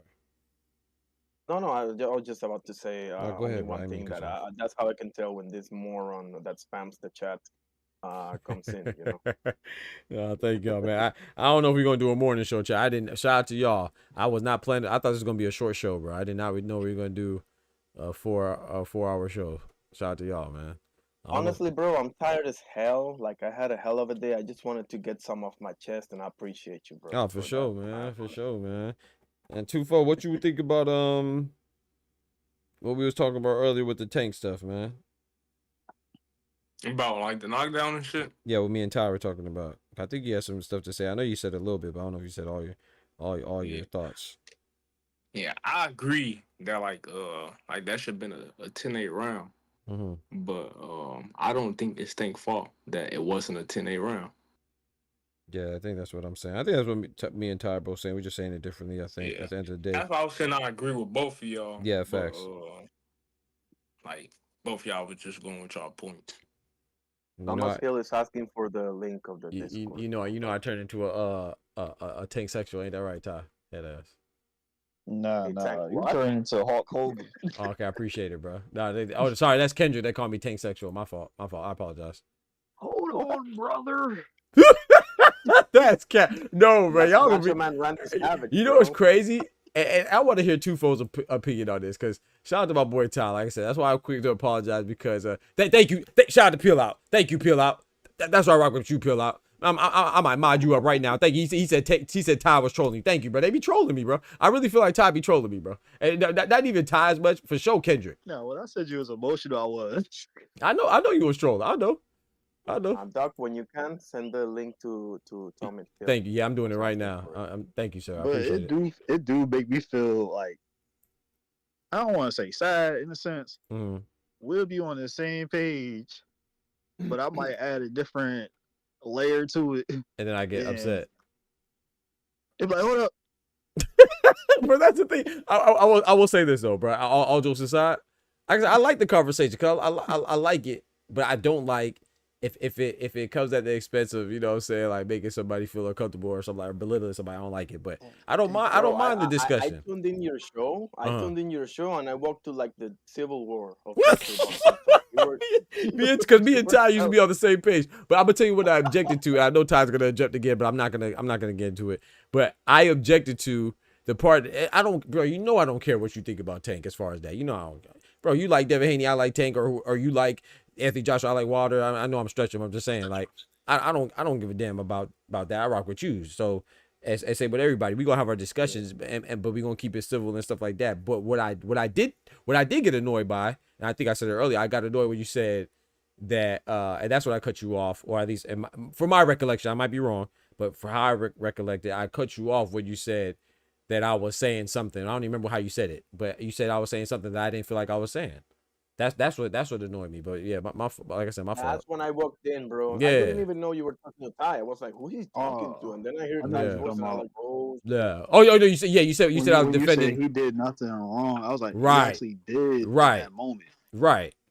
And I'm not saying that he didn't do anything wrong, like from a standpoint. What I'm saying is that I am. I don't think that taking a knee is wrong. I think that, I mean, I know you know this too. Right. Which I know that's what you're not saying now, but that's what I just didn't understand. I didn't understand how I'm defending Tank outside of the fact that y'all know I like Tank. Like, I didn't feel like I was sounding like I was defending Tank. In fact, I was saying that he should have lost the points, which I know you know, but that's the part that I objected to. Not anything else. I mean, shit. I can. I'm glad Steve ain't take it to the extreme of disqualifying him at the moment he turned his back to him. Right, and he could have did that too. He could have did all that. But that's what I'm saying. I think that's the ref. That's the ref. It's called gaslight. You feel me? Peel out. They be doing that, bro. They be doing that, but they know what they be doing, man. But I like I said, at the same time, you know, Ty's my guy, Twofold my guy. I don't want to be one of them channels that are like, you know, people be hesitant or scared to talk. Because I'm gonna kick him out. You know, that's why I didn't kick him out. I let him say his piece, and I'm saying my piece. You know, I would never do that, bro. In all I think honesty, that's corny. bro, I do have to give you your flowers there, and I have done it in the past, but I'm gonna give it to you again because honestly, bro, I've been on panels where people mostly just, you know, say the B word a million times or the N word a million times, or the C word a million times, and I'm like, hey, Ask 2-4 about that. What's going on here? Like, I appreciate Man, it. bro, that's why I don't even go back to BF. I appreciate it, bro. Whatever this shit is, BF some shit. Yeah, I appreciate it, bro. Yeah, but well, he got my boy again. Oh, nah, Twofold like the abuse. Twofold like the abuse. Nah, I ain't never been back over there. Oh, okay. Oh, I think he said he got you again. I'm about to say. Hell no, bro. Yeah, I don't want to be like that. That's why I just left. Like, yeah, because I respect.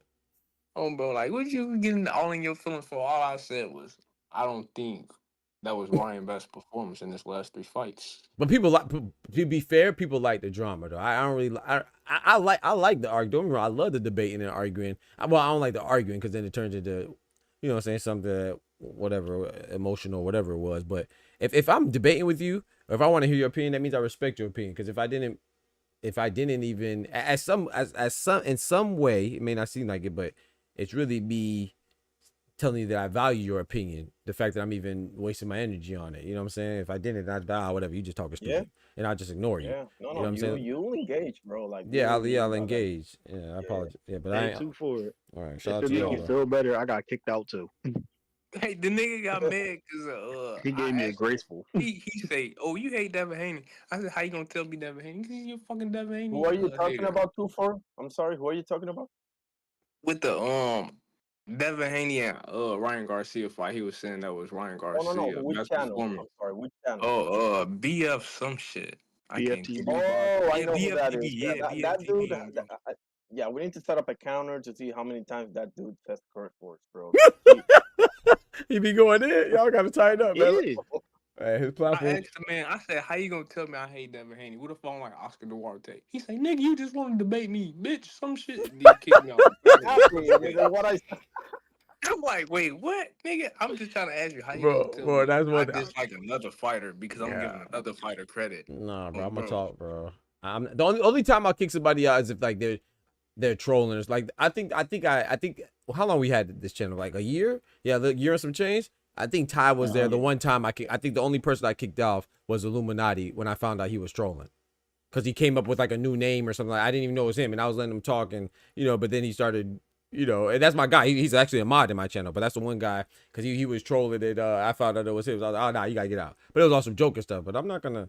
If you disagree with me, I'm not gonna kick you out. Like, to me, and no disrespect to anybody who does that. That's how they manage their channel. But I'm speaking for me. I think that's corny. I think that's weak. Why would I engage? I'll vouch for that. Yeah, I'm not. I can vouch for Doctor because if that was the case, he would have kicked me out a long. I appreciate it, bro. Yeah, I appreciate it. I'm not kidding. I don't really like. Listen, 2-4. Just to say something real quick. Hey, y'all hold it down real quick then. Go ahead. Y'all hold it down, please. I'm about to go warm up this food real quick. About 2-4 was saying, like, honestly, bro, if you're a grown ass man, you shouldn't be that easy to piss you off, bro. Just to piggyback on what you're saying about that dude, whatever the fuck his name is. Yeah. Bro. I'm just like, yeah, you got it. Then they talking about like the nigga Ryan Garcia don't use his jab. I'm like, he be using a little probe jab. He used to be like poking that motherfucker out to like range find. Then he'd throw his hook off that motherfucker. So how don't he use the jab? Oh, you Devin Haney hater. Every time I say something about Ryan Garcia, I'm a Devin Haney hater. Like, that's the only motherfucker he beat. Yeah, that's because he doesn't have any comeback. So he has to attack. Yeah. I was gonna say why he got kicked out. Yeah, that's why I ain't been back over there. I'm like, folks, that's just emotional, bro. Yeah. I didn't get kicked out. I was politely asked to leave. What you say? You did what, though? I was politely asked to leave. He was like, hold up. Nah, inside information. Ty, go ahead and clock out. It was over the Shakur and Devin shit. Man. Oh yeah, he got mad about that shit too, cause he was like, Devin tried to get the fight with him again or something like that, and Shakur told him focus on a Loma rematch. I was like, oh, I ain't heard that. Like, where you hear that from? Like, can you like show me or something like that? He like, oh, now you think I'm lying? I'm like, nah, I ain't saying. I'm just saying like shit. And then he just started going off running and shit, and then he like, now speak some shit like that. The story is, I'm like, all right, gang. I was just saying like, I'm not one of the people that's saying you. I'm not saying you. I'm sorry. Go ahead, bro. Sorry about that. I'm not saying you lying. I'm just saying I didn't see that. So like, show me where you saw it at, so I can go see it. And now I'm getting some new information. I'm not just going off your word. He like, oh, okay, my bad. I just thought you was one of them hating ass niggas. And then we like back cool. And then like we kept talking, and then that shit happened. And then that's not like he actually do use his jab. Ooh, then he got mad. And I was like, that wasn't his best performance or whatever. I think he looked a little better against Tank. And then, like, he didn't let me explain. I would have been like, he didn't gas out. He didn't, like, go into that damn silly shell so many times. Like, he didn't take a lot of rounds off. He was actually trying to compete with Tank. So you could tell that he was fit to fight. And that Devin Haney shit, like, the nigga was just kind of, like, fighting in spurts, taking rounds off, taking his back, turning his back. So he didn't look like he was in the best shape or, like, that wasn't his best performance. He just gave Devin Haney a tough fight. And them niggas, like, just in their feelings, bro. I guess because I'm black, I was just supposed to ignore the facts. Yeah. I ain't been back over there. I think another thing, like, certain content creators be doing, like, if a certain person came to their channel before, like, they'll make sure they don't let nobody bash them so they can try to get them again. Cause Bill been on his channel before, and he be calling him like Chill Bill, Kill Bill, or some shit like that. That's because he got a personal relationship with him. Yeah, so that's why I just took it as like, are you just trying to protect our relationship? Cool. Like, if I ain't gonna be able to keep it a buck on there, I ain't just gonna come over there and film him. Like, don't if I say something in the comments, don't invite me on the panel, and then when I come on the panel, kick me off. At least Bill keep it 100. Yo, I am a blank fan. Exactly. Some people try to say they not and then still defend the person. And that's where I'm like, all right, now y'all getting a little obtuse. Bro. Just be upfront with it, like Ty just said, say, I'm a groupie of whoever. Just be upfront, bro. Like, but I'll tell you right off the bat, it ain't about boxing when it comes to them. Like, that's family. Now, I'm like, all right, I'll rock with it. But Devin wasn't going to be able to make weight for that fight. You and I both know that. For that what fight? For Shakur. Oh. Like, the contract and all that was real, but if that would have actually like the fight would have came into fruition, he would have been either a Skeletor or the WBC, and I think possibly the IBF would have stepped in and called it off because he wouldn't have been able to make the fight because of the percentages you had to weigh in at leading up to the fight. Yes. I don't. You talking about them WBC rules? WBC and the IBF. As far as the 3 weeks out, the 2 months out, you know, they monitor you as you gradually come down in weight. I don't think that be like officiated for every fight. Because if it was for that Regis fight, then when you're Devin Haney would never been able to blow up that big. Nah, what you talking about is with rehydration versus because what that's you do to part of make the them weight. rules. You can only rehydrate, I think, 15% of your weight according to that WBC rule. But Devin Haney blew up like 22% or some shit. So like that would never been allowed to happen. That's So not I don't think WBC them rule, rules though. was implicated for that fight. Now I actually could read that shit off to you. What? As far as what it is, it's not 15% as far as what you can weigh the day of. No, not the day of. I'm talking about like fight night. How much you can get back up to before you get in the ring. Read what that say. As far as there's no actual rehydration clause. No. I'm not talking about a clause, but a rule. It's not a clause. Yeah, it's a rule as far as their ruling or however you want to like list it, there's no de facto. You cannot exceed this. It's in their game. It's just like you gotta like read through it for sure. Cause I was reading it. The WB. Which one y'all talking about?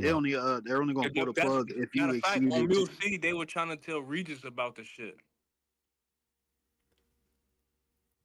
Oh, I know exactly what you're talking about, though. Yeah, that rule right there. That they were debating about was part the of all of them California rule, not the WBC rule. That is the WBC. No. That's the California rule. Yeah, you're right. That's the California rule. The WBC thing is they look at both fighters. Yeah, but I'm saying what they didn't do is implicate that in that Regis fight. They can't because both fighters exceeded a certain amount. Regis didn't go over 15%. I think he went up like 13. 15%. How much is it? What's the percent? 12. I thought you just said it wasn't no percent in the rules. They ain't have no set limitation on it. No, as far as what you can rehydrate to the day of. Hey, I was Thomas Hill was backstage. Oh, he was? Oh, thank you, bro. He is right now, I think. Okay. So if it's 12 and Devin Haney blew up 20%, again. It's 12 he the blew night up 15%. before. Shouldn't that like not been a title defense? I mean, if he would have failed it that night. What you mean? They did Meaning fail it the night before. And one went up 13 and one went up 20. They passed 12, both of them. So that should have been like a WBC sanctioned fight. But as far as the WC, the day of the fight, they don't really have anything restrictions as far as that. But if you exceeded that night, like say they do the official weigh-in, they check in with you that night. They don't. So what is that night part of? The day after or the day of? The day before? Nah. That night is part of the day of, right? They count so as 12% at night is part of that same day. So if you blow up past that 12% that night, you still didn't follow the rules. I mean, if you do most of it, if you weigh certain thing after 9 o'clock, it's nothing they really can say. But them showing up to you at midnight. I ain't see 9 o'clock in the rules. I just seen 12%. I ain't seen no time limit or like none of that shit. They actually have time intervals. So what if it's a WBC title eliminator before 9 o'clock? For interims and eliminators, they adhere by the weeks process. As far as the belt, that's when they do the different the day before. Man, the 12%. That's crazy, bro. All these rules, bro. It's crazy, bro. That's what I'm trying to tell them. Like that 12%, if it's a rule, Bro, my and brain both of has them been went over spinning that for the shit. past 5 minutes. You say what game? You guys got my brain spinning the last 5 minutes, and I love it. I'm learning so fucking much. Thomas in here? Yeah, Yeah, I'm in here, You man. know, the reason why No, it's never really I like enforced you, because like, both fighters usually exceed it. Mr. Thomas in the that's building. what What's I'm good, saying, brother? though. If both fighters exceeded, bro. like why would all right? For example, right when Ryan What's good? exceeded the 140 pound I'm gonna limit, get you in right? here after they done. WBC They did going sanction in. that fight, right? Mm-hmm. So when both of them exceeded that 12% shit, They why already did made they? weight at that point. You said what? They already made the official weigh-in at that point. All right, but did they make the rule weight to get in the ring? You just said they exceeded it, right? As far as the 12%, that's usually a health check after you make the It don't matter. It's a official weigh-in. rule. That's just Yeah, like saying if but you like got I'm to look at the speeding past a context of speed the check, rule, like though. I shouldn't get a ticket just because it's after a certain time. Mm. Like, oh, sir, it's after midnight. It's not that many cars on the road. Just let me get a pass. Just That's just because like it's if you after. go to a no turn on red, they have a time. Some spots actually have like a time where when you cannot. I mean, when you're not supposed to, like during school hours. That's what you're saying. Or like when sometimes you got to go to a certain place and you got to pay for parking, but then sometimes it's free. Yeah. Enforced at certain hours. I understand. But that's not what the WBC rules say. It don't say, oh, you have to wait 12% before 9 o'clock. But it just say does you have have to wait 12. subsections with context under it. You can't just read one part of the rule and skip and not not list what the subsections of it is. I explain the actual rule. You talking about the WBC? Y'all said? Can you do me a favor Oh and yeah, good luck with screenshot that. that rule to me? Good luck with that, Tufo. I ain't gonna lie. That WBC ain't no joke, bro. I was just talking about that in the video, man. Nah, he just said he was reading it. That's what I'm saying. No, I got you. No, I got you. Reading it right now. No, I got you. And I can send you the website. You can just scroll down to page 13 of 81, subsection 23B. Oh, yeah, yeah. You know exactly where it's at already. Just go ahead and make it easy for me. Throw the alley hoop so I can get the education. Why make it hard for me? So why make it? No, I want you to be able to actually scroll down and read the whole thing, unless you want me to screen record the whole thing. See, we not talking about their whole rules. We talking about this specific 81 12% shit that I'm trying to get educated on. That's something that I missed. That's the thing. That specific rule is like a page long, and then some. As far as like the lettering of it. That's why I'm saying. Do you want me to just screen record it for you? No, I mean either or, whatever. I just like learning new. At least you ain't act like dude and start calling me a hater. No, I won't say like that's what I was saying too far. I was like the WBC ain't no joke. The WBC ain't what's up, brother? Hold on, the WBC ain't no joke as far as like they having all those clauses and stuff. So he's right about that. Good to see you, brother, for real. And a lot of these stuff got loopholes though. They're in a lot of them. But yeah, let me get my boy Mr. Thomas in there, man. What's good, bro? You can hear me? Yeah, I can hear you. No, what's good though, bro? How you doing? What up, T Hill? T Hill in the building. It's raining in Southern California, dog, and they told me it never rained out this bad boy. That's crazy. It's been raining it's been raining for a couple of days now. How long you been out there? Oh, just a couple of days you been out there, or you been out there for a minute? Oh, Southern California? Yeah. Born and raised. Oh, okay. I've been in California, but yeah. It's been raining the past couple of days on and off, but it's crazy because it don't rain. It'd be about 92 damn degrees. Man. Rain That's tonight. how it was when I went to Vegas. They told me don't pack no like jackets and sweats and shit. I went out there. Who told you that? Late night stroll. It was chilly as hell. Wait, who told you that? Who told you that? My sister. She went down there before, and she was like, "Oh, you're not gonna need that." Oh no, you need to fire her. Like, fire her. Okay. It'd be 120 at night in Vegas, and then sometimes it'd be ice cold out there. Yeah. Man, I'm walking around in some Nike shorts and a Nike shirt with some Nike slides. chilly as hell. Of course. Like, man, we gotta go back to the hotel, man. I gotta go try to find something else. Yeah, bro. My It'll favorite be cold at slides was night. Nike Supers, boy. Them bad boys was comfy. Man. They was comfy, bro. That was the most stylish slippers slides there was too, man. Hey. I don't know why they discontinued that one there. They said you was pulling all of the pretty young things, man. They had to let everybody catch up, man. Oh man, that's cool, man. So what you guys was talking about, bro? What did I come in on the tail end or the cusp of? A little bit of everything. Mainly the little tank shit with the knockdown that didn't get count. Well, not a honestly, knockdown, bro, but a knockdown. I'm gonna say that, technically, if you take a knee, that's you saying that, you will to whatever the opponent was giving you at the time. Absolutely. Yeah, we all agree with that point. Dripping in your ear.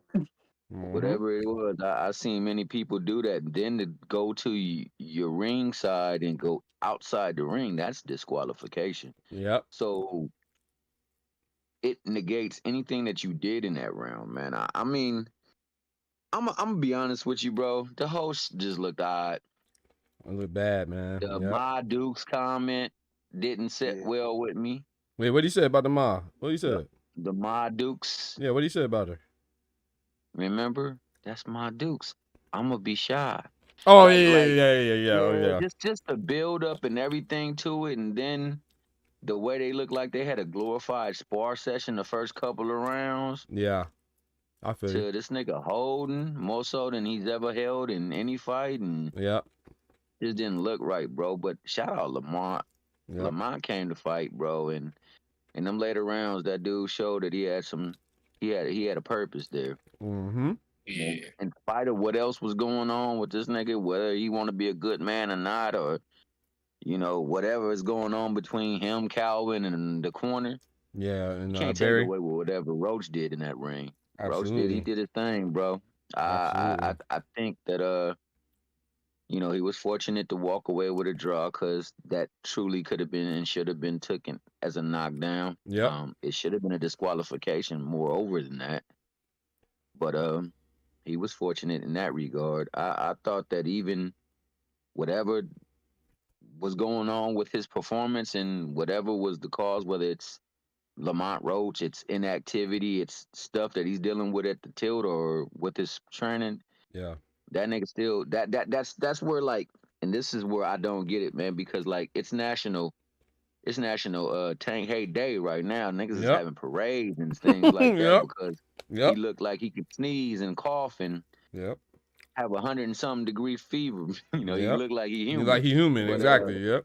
I'm gonna say this, and this is what I told to everybody else that rock with Tank. Like, you can say whatever you want to say about Shakur, but I ain't never saw a fight with Shakur where a nigga said, well, he lost.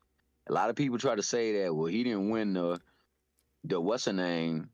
Edwin De Los Santos? The De Los Santos, but I was like, you really gonna say that, bro? Because if you saying he didn't win, you telling me that the other dude won? Right. Because I can't say. Exactly. If you standing in the middle of the ring and you're pointing to the floor, the mat, how do you win a round doing that? I just like to know that. Right. So if Shakur did nothing, the other guy did less than nothing. Right. So even this is what I will say about Shakur, and I will stand on this. He comes to fight. Lamont Roach came to fight last night. Yes, sir. He might have had some things going on in his life, but he came and he stepped in that ring and fought. What the fudge Tank did, I can't call it.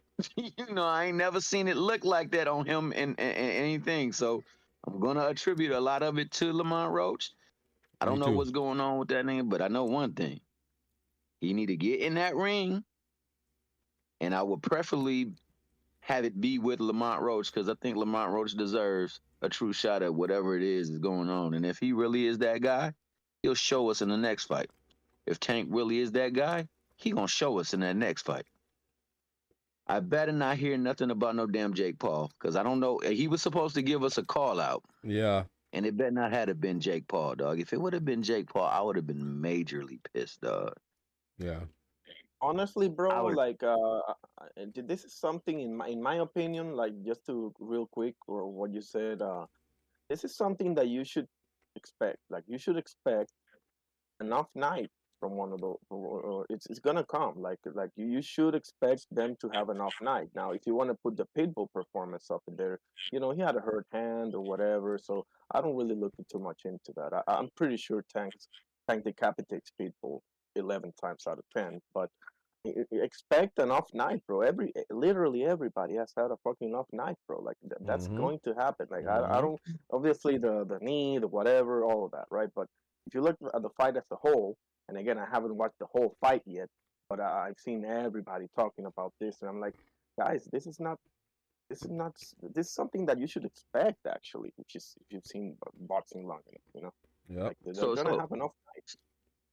so to me, with that statement, man, I agree with you. But this is where I say, like, people who like to defecate on Shakur, he had an off night, right? Mm-hmm. Everybody would say he had an off night. Mm-hmm. He wins his off nights, bro. He comes to fight in his off nights. Like I said, man, I don't know because I didn't see the fight. All I could do was listen to what I heard being called by certain people, and people said like he was acting like a diva. He was Yeah, I playing don't know. around with his food. Like he wasn't really interested in the fight. Like this is what I'm hearing people say as the fight is going on. Yeah, And I'm like, I didn't think it was a yo, good showing. I don't think it was a good showing. I agree that I give it a lot to Roach, and I definitely he had some things that were going on. Of course, you could always say, oh well, his coaching was different and stuff like that, or his trainers they weren't don't buy the comfortable. coaching thing now. But I mean, it could make you uncomfortable. You know what I'm saying? But I agree. I don't think that it's any excuse. I think it's all Lamont Roach. However, the thing I will say though, like you said, about people having an off night. I mean, if we go from Canelo, like you said, with the Shakur was De Los Santos, that was his off night or whatever, or off match. You know what I'm saying? That's what people say, the consensus, right? For Teofimo, let's say it's contemporaries, right? So I dropped a video on it. His contemporaries, Teofimo lost to Cambosos. He said people say he skated by Sandor Martin. He didn't look good against Jermaine Ortiz, and then Steve Kleike struggled with. Floyd Mayweather, they say that he struggled with Castillo, Oscar De La Hoya, or Maidana, or whoever it is. So Emmanuel Augustus. right. So even Canelo, they said he lost his first match with Triple G, or he lost to Lara. Or I feel like there's always this is Tank's first thing, Right, and it ended with a draw. You know what I'm saying? So I do agree with what Irony's saying. Now, but I don't want to take anything away from Lamont Roach. You know what I'm saying? No, Yeah, Lamont, he definitely showed out, man, and he did more than what I thought. Even though I thought it was going to be competitive, he still exceeded my expectations. But I do think that I have to disagree with the part where you said with the culture stuff. I think that any change will do. I mean, now, granted, Barry Hunter's not new. Of course, we know that, right? He's been rocking with him for a minute. But I just think that any type of uncomfortability or any type of, I think that this proved, like what Irony said, kind of was like, you have to be on your A game with everybody, man. That's why the greats are great, because they don't switch up nothing. They don't have any holes in their game. They don't have a change up in their approach as far as how focused they are. I think this could be a reality check. And like you said, Thomas, he skated by with this one. Hopefully he comes back, and I'm hoping that the next fight, I could say that I feel bad for somebody, whoever he fights. I hope that he's gonna come correct, whether it's a Lamont Roach rematch or a unification or whatever. So if this is just the first one, then I feel like all fighters have it. But to your point with Shakur, though, I do think Shakur does get a little bit too much hate as far as his performances it goes, outside of Yeah, I do agree with that. I agree. Go ahead. My bad. I just wanted to make a quick example, and I 100% agree with you on Shakur, Doc. But Appreciate it. to me, an easier example is Tyson Fury, bro. Tyson Fury is no secret. He boxes up to competition. Like, for example, his performance against Ngannou. Now, obviously, that's not the same thing. He's coming from MMA and whatever, but the performance itself, people didn't really, by and large, didn't hold that against him, and there's a reason for that, and a justified reason. Now, again, it's on you ultimately, because you're the A side, you're the guy that's supposed to win, you're the box, whatever, right? But at the same time, you gotta see these guys for what they are, bro. Like, you're not gonna be flawless against everybody, bro. I don't care Yeah. what your name is. Mention whoever you want to mention, bro, from Robinson on down. You're just not gonna look flawless against everybody. You're just not, bro. You just gotta keep that into perspective. But again, like, I want to be clear here. I'm not giving them excuses or passes. Right. Like, you still, you still got something to prove. But it's not like he's all of a sudden he's over. No, bro, it's not that. In my opinion, it's not that. Yeah. Yeah, I think people are jumping out the window, man. But I definitely think he No, it's deserves some not that they criticism. jumping off the window, bro. It was they were waiting for a moment where they could say, "See, I told Right, you." exactly, exactly. Tank gave him He that gave him moment. that moment. I You agree. know, and I think like if we really paying attention, just think about from the opening press conference, the nigga looked disinterested. He looked disheveled, right? Right. Then the second conference, it wasn't until his homeboys was talking, they talking, and then he get up in there at the press conference to sell the fight for the thing, and he was like, "Yo, I would say something, but my Dukes." And I shy whenever my no, I'm serious, and he's like he's Yeah, I working saw on it. himself. He's going on interview after interview talking about I retirement. gotta be a better person, Right. like all this stuff, and then you go in there and you fight like that. There were times in the fight, from what I was hearing from people, like he was toying with him, it was easy, and then there was times they said he wasn't doing nothing but grabbing. Yeah, yep. I agree with that. That's facts. And you know, like I said, I'm not taking anything from Roach because Roach came to fight, bro, and he did what he was supposed to do. But when Shakur is being questioned on stuff like whether he's not feeling well, whether he's hurt, he still ain't going in there talking about my Dukes. He ain't talking about I gotta work on myself. He ain't talking. He going in there and doing what he normally does. Tank looked like he didn't go in there and do what he normally does. And I think that's professionalism. And I think this is what you learn humility in this fight. You learn that everybody can be off and you can be susceptible to human error, human fragility, human flaw. Right. But you always, at every single time, especially when you in that ring, you got to be professional. And if you are at the point where you're sacrificing your professionalism, there's a chance like this can happen to you. Right. I mean, I I agree thought with that. most important with the Bud Crawford fight and Errol Spence, he sacrificed his professionalism, and in the process, it sacrificed him like a lamb, and that's what we saw. Because we have never seen Earl look as bad, and we have never seen Bud look as good as that night. Yeah. So you know, at times you gotta respect what you're doing, dog, because that ring is unforgiving. Yeah. And that ring don't hold no favors. And that ring don't really count your celebrity. Them niggas that judge, like them dudes that officiate, Mike. Right.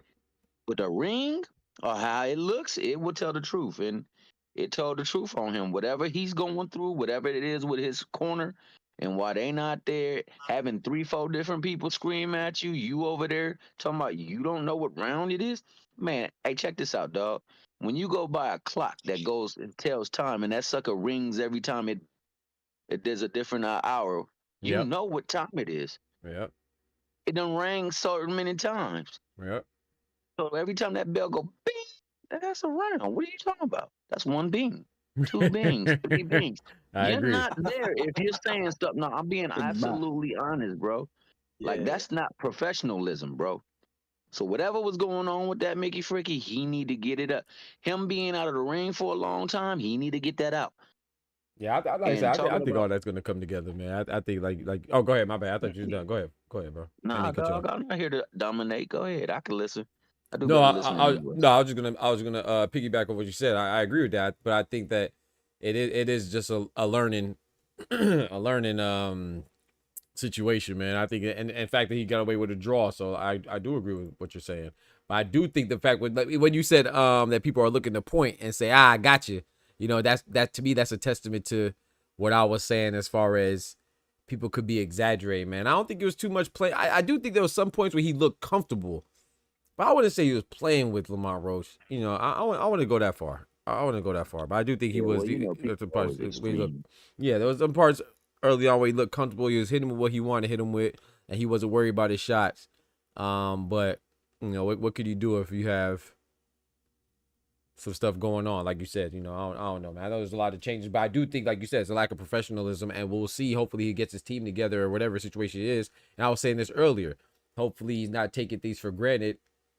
You know, as far as his opponents go and how good he is, how much skill he has, and how many he could just turn it on when he can. you know, now hopefully this is a wake up call, and the wake up call came with a draw. You know, so you just be thankful and hopefully, you know, make the most of this next time. Yeah, I agree. Yeah, one like you Hey, got put on his back. another thing, like the add on to what you were saying, how like Shakur not at the press conference worried about mamas. He be at the press conferences promise he finna beat the shit out of and stop motherfuckers, which is what he used to do before these last couple of performances, which I understand because of his hands. But I feel like the backlash coming from what he promising the fans and what's happening in the ring. And then on that mama topic, he just told I forgot dude that not to bring his mama or his baby mama or something. Yeah, his mom and his kids. Yeah. Yeah, so that's a little bit different than like I'm not gonna tell you something because your mama right there. Then telling the motherfucker I'm gonna do this to your mama. Yo, I feel you. That's too far. That's my guy too far, right? Yes, sir. Yeah, too far. You know, you my guy, dog. So I agree with everything you say. He told that nigga Ryan the same thing. Guess whose mama came? Ryan. Did that nigga do that stuff with Ryan mom there? Hell no, dog. He was like, I told you not to bring your mom. No, I'm being real because like niggas will think that everybody capes for Tank and whatnot. That's true. But you could see that stuff was. It was like, do you follow? I got you. Yeah, I got you. It's like this though. Go ahead. I get what you're saying, but look, they got a relationship. Ryan, like didn't grow up close, right, like Lamont Roach, right? Tank don't know Ryan mama, so like it's just like let's just say you know my mama. When we joke around, I might tell you I'll beat your ass, I can stop you, this, and that, right? But if we're in front of your mama, I'm not gonna tell you that. If I'm in front of somebody else, mama, I'm gonna beat the shit out of you. I'll stop you. Like, oh, you better not bring your mama. Right. Like, that's the way I'm looking at that. Yeah, I saw it as like a friendly little gesture, like a playful, friendly gesture. Not saying it was appropriate. He did say like, he said when he asked him like why he shot, he like that's Mon Duke. So like he look at her as his mama too. So he can't be like sitting right there and talking crazy. And you know, honestly, bro, I believe at times coming up in the lower ranks when they was amateurs and whatnot, he probably spent time over there with Ma Dukes, and he got a lot of love for her because she showed him a lot of love. But you know, there's this thing called waiver disclaimers. Them niggas sign it, and I hate to say it that way, dog, but his mama done signed a disclaimer waiver before when they was young, and he still went at it, man. He wasn't like to me, like honestly, you hold a certain respect for your opponent and your opponent's family, dog, because you always want the best for each and every single one of you, especially when you're really close.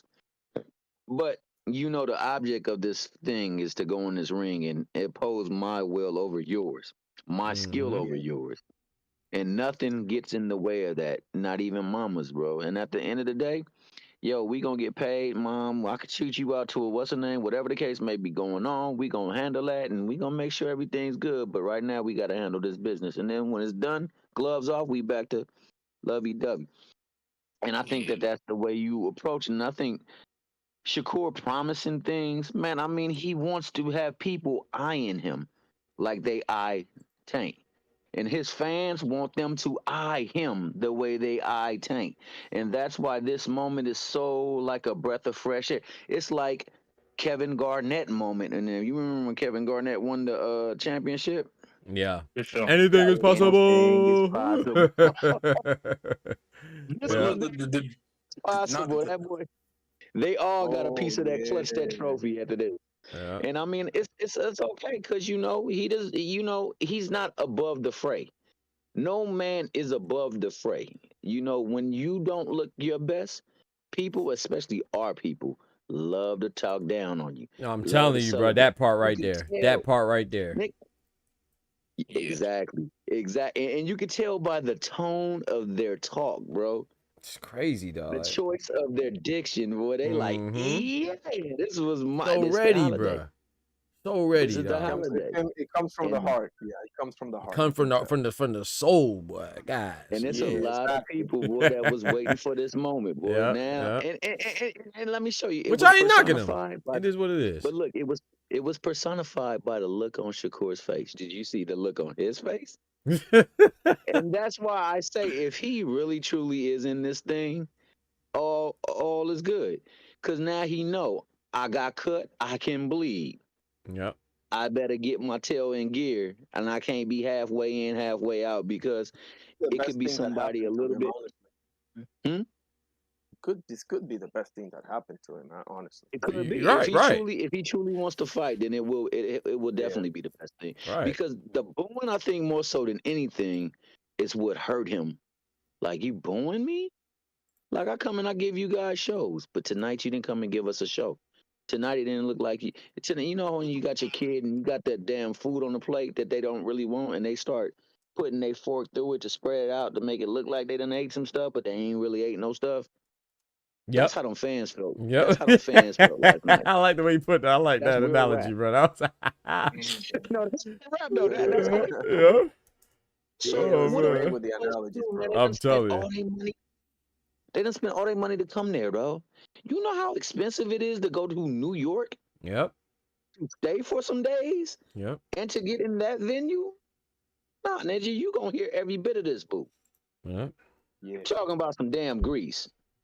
Especially with the performances that he's been having, you know, like you keep. That's the kind of like what's the word I'm looking for, man? Like the bad side of the expectations. You know, you keep setting this bar high and knocking people out, and people just keep expecting things, and you know when it it's doesn't happen, it's like you know what I'm saying? Like, no, I like, know yeah, exactly what you're saying. Yeah, that I mean that's the flip side of it, man. Like that's the thing that people look at. Oh yeah, if you don't like Tank, you're gonna say, like Karma just said, Tank fans are insufferable. All fans are insufferable. That's my, you know, I think that the Shakur fans are just as insufferable. I'm not talking about I'm not talking about like Thomas or myself or, you know, or even you, but like people are the Ryan Garcia fans are insufferable. They still don't think he cheated. It's not even an opinion anymore. Like what are we talking about? Like, you know what I'm saying? So everybody has extreme fans. Naoya Inoue fans are insufferable. If I say one thing about Naoya Inoue that doesn't involve him being the next coming Japanese Jesus, they're gonna say that I'm hating and all types of stuff, call me all types of names. You know what I'm saying? So everybody's fans are insufferable. You know, and I think what my guy Irony was talking about, the flip side of it is we see that if Tank doesn't get a knockout or doesn't have a dominating performance, that's a flip side of the coin, right? We've been seeing it for Shakur all day. Right. About his struggle with Israel Madrimov.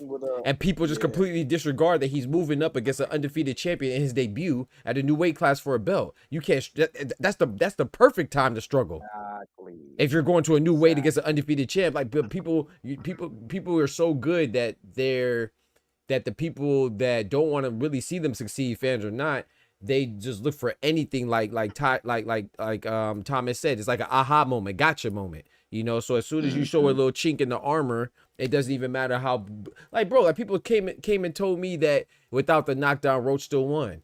Roach didn't win. There was only 3 judges. One scored for Tank, the other 2 had a draw. Yes, if the knockdown was there, he won. But without the knockdown by the 3 judges, no, he did not win, because that's the result we saw. But people will just reach so much. Bro. People did it to Subriel, bro, when he lost to Liam Paro. And I'll give you a better one. People did it to Jalil Hackett, bro, when he got robbed against Jose Cheito Roman right here in the island. Like, people will go, bro, like, oh, go ahead. I'm sorry. No, you talking, bro. Finish up. I was done. I was saying, like, you already know how I get down, bro. Like, honestly, I'm for every one of them, bro. So, like, I say this to say all of that.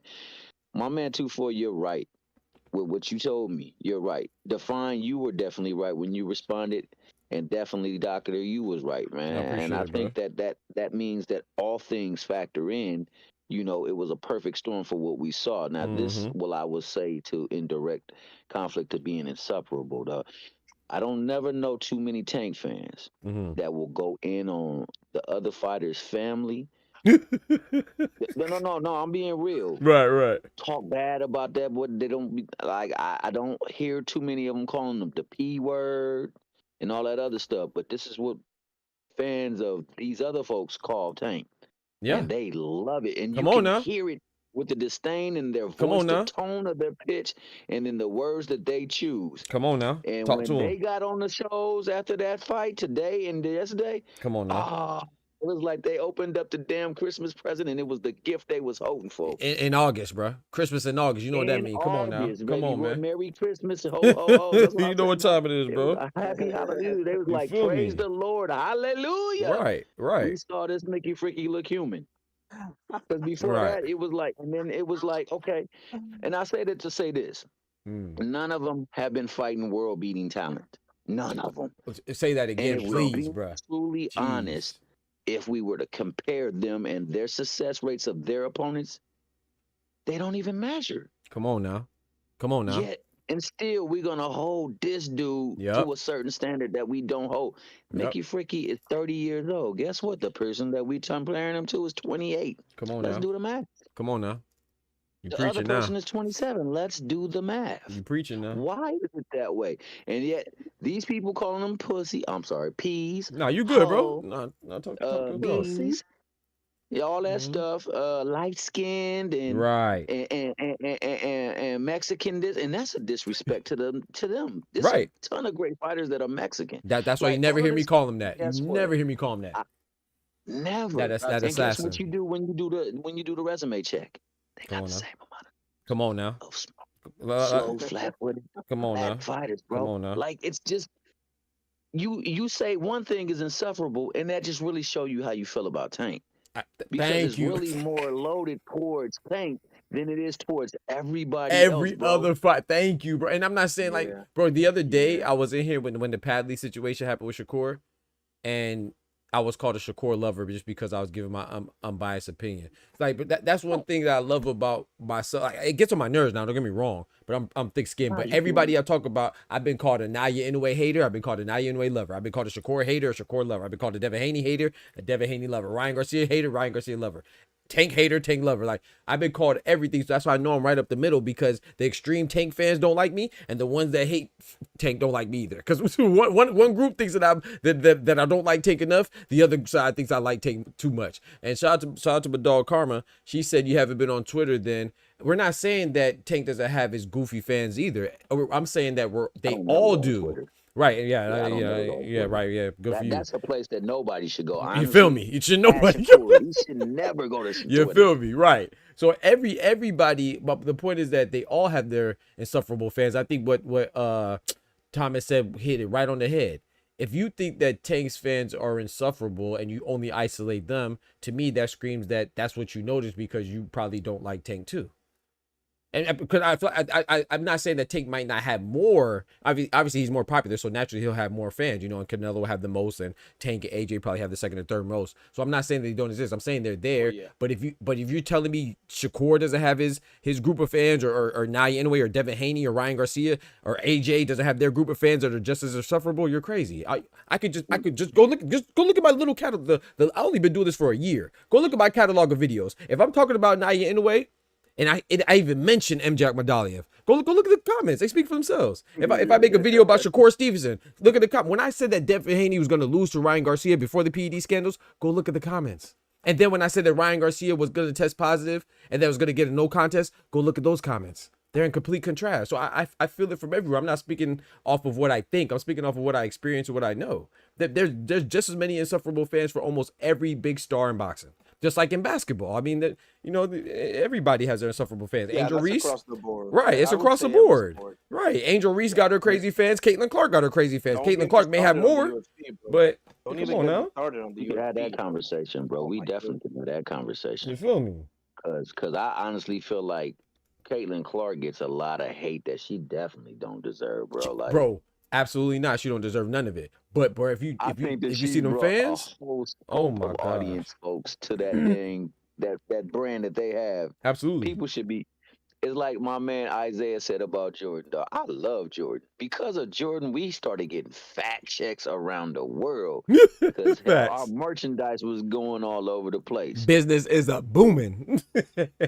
Business is a booming. He said Jordan Shout out to Zeke. did something for basketball that we hadn't seen in a long time. He said, but basketball was in a dump, and it was two people that brought it together. Mm-hmm.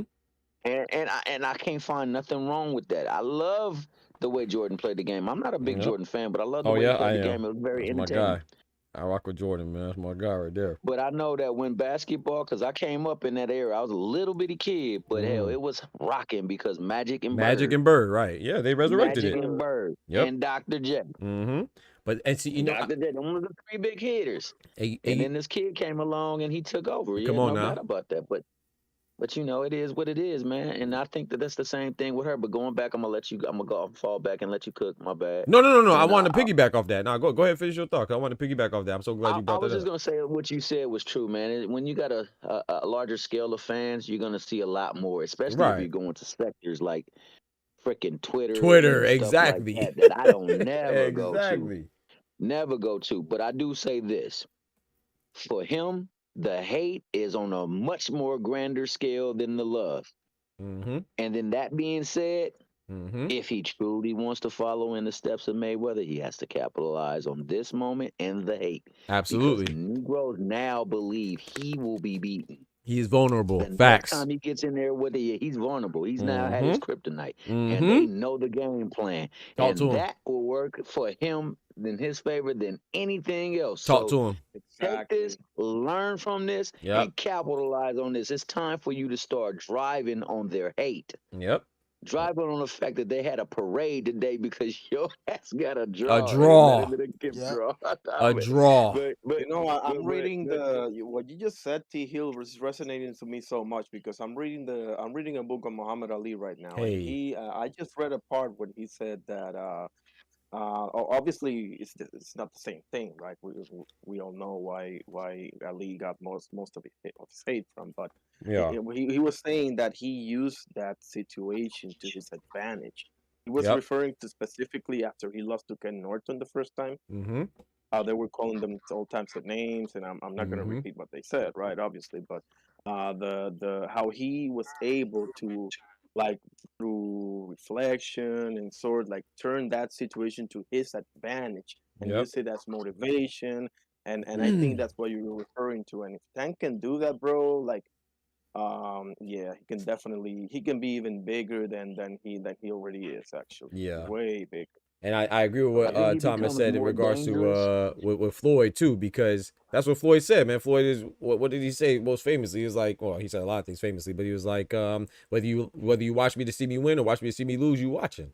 Yeah. So that's exactly what he was talking about. So that's what it comes down to. And I wanted to piggyback off the Caitlin Clark and basketball stuff, man. I thought that was a perfect example because I don't know if you noticed, but I used to I need to get back to it, but you know, it's off season now. But I make WNBA videos as well, and I would always make that comparison.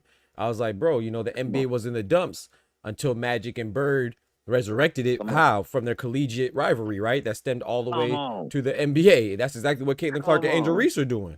You know what I'm saying? But people are so focused. Come on now, talk to me now. Come on now.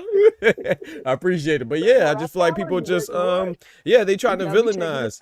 Right. Right. So they just trying to villainize. They're so focused on picking the side, you know, that they're not seeing what's happening, that they're both boosting up the numbers and the interest and the viewership in WNBA. And now I think the issue comes with Caitlin Clark is that excuse me, because she brought a lot of new fans, I think the older fans, or the true fans, or purists, whatever you want to call it, they are getting kind of offended that those folks aren't admitting to being new, which it's like an elitism kind of, you know what I'm saying? That it's kind of weird, but at the same time, I get it when, like, because when I make these videos, I see, like, you can't mention Angel Reese. If I say anything about any of her accolades or milestones, Caitlin Clark, it's like you would think I said something bad about Caitlin Clark, and then if I say and then if I right, and then if I say something good about Caitlin Clark, complimentary towards her, you would think I said something bad about Angel Reese. It's like a rivalry there, so it's like, but at the same time too, it does get frustrating. But to your point, what I try to always reinforce is that it's not Caitlin Clark's fault. You cannot blame the people for their ignorant, outrageous, and fanatical fans. I don't know how else to put it. You know what I'm saying? They're just so extreme, bro. And you can't blame Caitlin Clark for that, because she's been an outstanding demonstration of what you should be as far as a star athlete goes. She hasn't done really anything wrong too much, you know. And Angel Reese too. I mean, outside of her, you know, people want to knock her for her podcast or and stuff that a young person does, you know, her going out or whatever the heck they talk about. But I will say that what does get on my nerves when I get caught up in not caught up in it, but I can't say it goes unnoticed, is that sometimes I feel like people act like she's the best, and I feel like that's disrespectful. You know, I do think she's one of the best, right? It's just, and it's not a black or white thing, or, you know, what people try to make it that dynamic, but it's like Breonna Stewart, bro. She's white, You know what I'm saying? Her and Angel Wilson to me are the top 2 players in the league, and it's been that way. And look at how accomplished she are, from the gold medals to the NBA to WNBA championships to the finals, MVPs, all that stuff is like these. She's just not there yet. I mean, you can't do that in 1 year. You know what I'm saying? So it's not that she doesn't have the potential, of course, but when people say things like, "Oh, I think it was on Cam and Mace," you know, they said something about, "Oh, it feels like every time she gets fouled, it's reverse racism." I'm like, bro, you don't think Breonna Stewart ever got fouled before? Was it reverse racism? What about Sabrina Ionescu? What about Kelsey Plum? All these white girls that got fouled before, was it reverse racism? Or what about when Alyssa Thomas went and clotheslined the hell out of Angel Reese? Was that, I don't know, was that regular racism? Like a black on black crowd? Like, come on, like, it's just a basketball play. You feel me? It's just a basketball play. And it's like, I think people just make things into what it's not just so they can get clicks, and I think that's what kind of hurts the game from a unity standpoint. People are very quick to make things about something that is not, bro. You're something. 100% right. Come on, bro. Something that has no play. Like, you're hurting it, because you're making more people hate Caitlin Clark. You know what I'm saying? And because of that, you're actually going against her if you're rooting for her and you're saying stupid stuff like that. Like when she fouled somebody, I saw her backhand Dejanay character knocked her contact loose. Ain't nobody said that was reverse racism or racism. It's just a basketball play, bro. It's just a foul. You know what I'm saying? But it's crazy. I'm not saying that she doesn't get targeted, but to make it seem like she's targeted any more than any other outstanding rookie coming in with a name, you know, of course they're gonna bust ass. Didn't they try to? But you see like a basketball head, Thomas. Did they not bust Lonzo Ball's ass? Wasn't everybody trying to give it to him? Okay then, because he was coming in with a name. Not even because of him. Come on now, his dad. Thank you, because of his daddy. Bro. Right. He catches strays for Right. somebody else, dog. Right. Taking the court. Right. So don't. Mr. 2 points per game himself. Right. Mr. So 2 points per game himself. That's the point. It's like why it's just you can look at it as a rookie hazing, but don't make it seem like it's some type of like it's like I don't like it's completely unfamiliar to in the realm of sports. That's what it is. Diana Taurasi, shout out to her for just retiring, but she was trying to take her head off. That's what they do. You know, that's what they do when you come in with a name. They're trying to show you, hey, I mean, didn't Jordan and freaking Pippen, when the story about them with Tony Kukoc, when they first met him, they shut him down in Croatia, right? Come on now. Cooking, bro. Come on now. I want to talk, but I'm gonna let other people talk. No, I'm done. Yeah, I'm done, man. Go ahead, brother. I appreciate it. No. I don't know Jack. I don't know Jack. I got about two the score on WNBA. there. That's my guy. So I Yeah, want two to hear folk what be he got to spitting say. too. Who the other Come brother rolling too? up, Oh, that's Ty, man. Ty be spitting too. Yeah. Oh, that's my guy, Ty. Yes, sir. Ski. Oh, I got Ty up in this piece too, man. I'm gonna shut sir. up. Go on and talk, fellas. I want to hear the real deal, bro. Cause hey, we can talk, man. I love talking this, cause you spit a whole bunch of venom right there, boy. That was Appreciate that. it, What's brother. that damn snake that if you get bit by that and you ain't within like 3 miles of a hospital, you're dead. Oh, You was just spitting yeah, I that. appreciate it. Yes, sir. No, Hey, God on bless so you, many bro. I different levels, appreciate bro, it, bro. because it's layered, bro, and we can Appreciate it, tackle brother. it one by one. First and foremost, they on her head because she is verified. She is certified. Come on now. She is 100% the real deal. The real deal, One bro. thing else about her, dog, is when you really get to know her, dog, she is so goddamn genuine. Facts. When you ever try to give her credit, she gives everybody else credit. Absolutely. She don't assume all credit.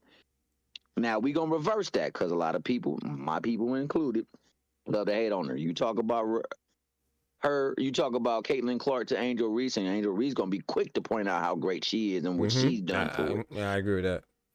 Look at that right there. Juxtapose that right there. Mm-hmm. Somebody who truly has brought in a whole, because I mean, a lot of people do rock with Angel Reese, but man, there are people who say Steph Curry is the best point guard to ever play. I vehemently disagree with that. My core says no. Me too. Yeah.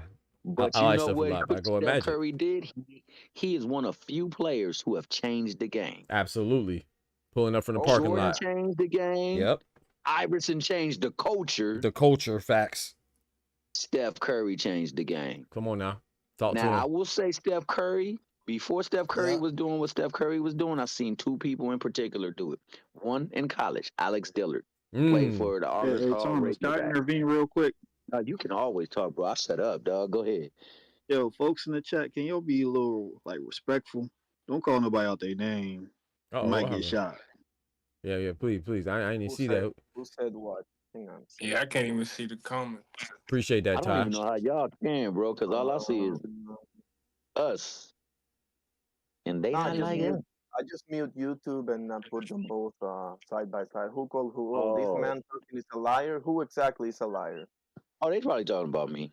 They probably talking Man, you about me, talking, man. Man, keep talking, bro. I don't know what they talking about. Really? I can name All I 10 saw was WNBA. man. Maybe that was a typo, but Oh, the ma'am. Okay, this ma'am. Yeah, maybe it's a type. Shout out to you, Ty. I appreciate it. Yeah, nah, yeah. He knew here. He said I could name 10 WNBA players. You can't. You were lying. What are you talking about, bro? Oh, I can't.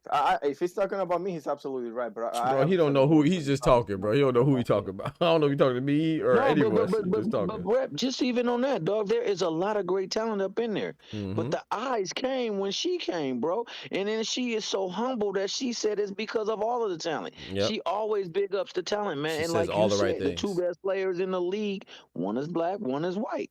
Come on Breonna now. Stewart is ridiculously talented. Come on now. Facts. Her Asia Wilson. I mean, Asia Wilson is Asia ridiculously Wilson. Come talented on now. now. Asia Wilson be caping her tail off saying she could beat men, especially pro men. Yeah, like I don't think she capping. I ain't gonna lie. I ain't gonna say everybody, but it's a couple of them. She probably a bust. You know what? I don't know. Is that 2-4? Is that 2-4? Yeah, Is that my guy 2-4? yeah, it's 2-4. Yeah. I know it's the like the white little mamba? female shit. You say what? You know the white mamba? The white mamba? You know about the white mamba, the story of the white mamba? Nah. Scalabrini played for my team. USC Trojans. Yeah, he's a former Trojan. Ryan Scalabrini. The lowest man on the totem pole. I think the compilation of talent, that Mickey Freaky was in the bottom 5. Yeah. He was whooping. Now let me say, he was whooping on G League All-Stars. Come on now. High school phenoms. Talk to him. College. And I mean, they wasn't scoring past 3 points. I don't think nobody scored past 3 points. And this is slow, old. Brian Scalabrini. Scalabrini. She said she would. Was it? Well, who was that? And the dude that she said she would beat was bigger than her too. Said, "Oh, Dwight Howard." I think she said, or no. I don't remember what she said. If it was Dwight Howard, she really need to be examined, bro. She ain't beating no Dwight Howard. Hey, Lakers ain't been the same. She'll tag in Bam Adebayo. They together. She go tag in Bam Adebayo, so she'll be all right. Hey, Bam Adebayo, I got mad love for her. I respect her game, dog, because as she a beast. Yeah, facts. She is damn near without flaw. Yeah, but she ain't no She can do pretty much everything on that court, bro. Oh yeah, and she's a problem, but. Like you said, you parallel the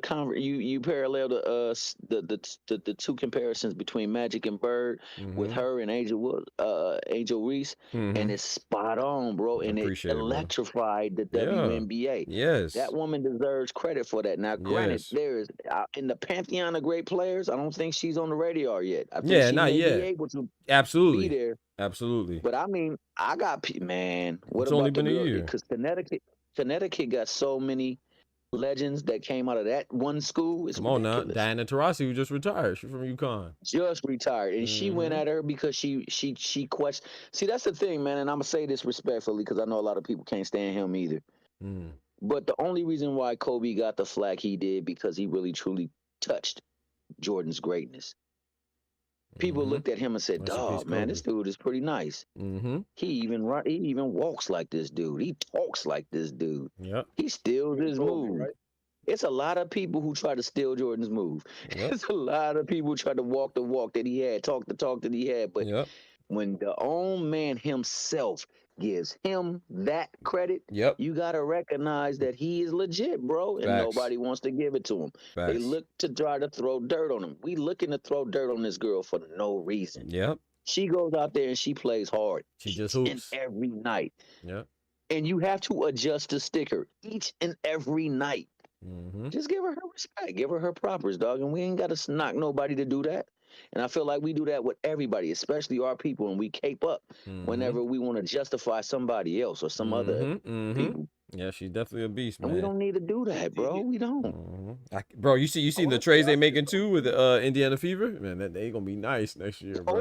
Oh yeah. What they got? They acquired DeWanna Bonner, who's a beast.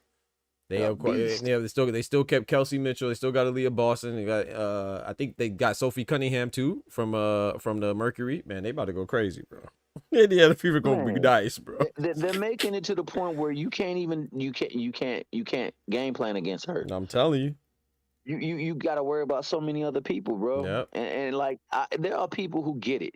The people who picked her, they got it, though. They understand now what we got, and we're gonna work around that. Yep. And I wish that more people who ran teams could get it. Yep. More people who managed athletes could get it. Yep. Because if you get it, then you know what you need around them. Yep. And you know what you need to keep them away from. Absolutely. And a lot of times we don't get that, man. And I'm not gonna talk too much, man, because I'm up here with some great brothers. So I'm gonna let it. Likewise. I'm gonna just feed off of you. I wanted to ask you something about you spitting, boxing, man. but I don't know if. Nah, go ahead. I'm good. I'm good. Go ahead, Irony. Yeah. I like sports, bro, so we can talk anything. Facts. Honestly, bro, in basketball, I watched the NBA from this span, right? From a little after Magic and Bird retired, all the way through a little bit after Kobe retired. So if it's from that span, we can talk NBA all day long. But as Doctor knows, yes, sir. But I wanted to ask you something about because I haven't been in cast panel in a while, unfortunately. I wanted to ask you, who do you want to see Subriel with next, and who do you want to see Caballero with next? You said Thomas, right?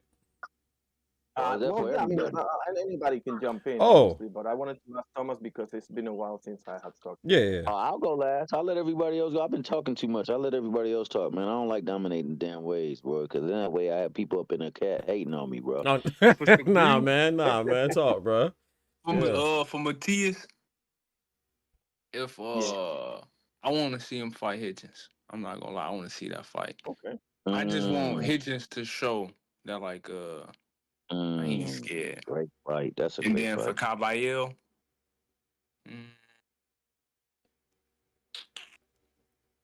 shit, who is a good fight for him right there at heavyweight? Shit, Du Bois, bro. Fuck it.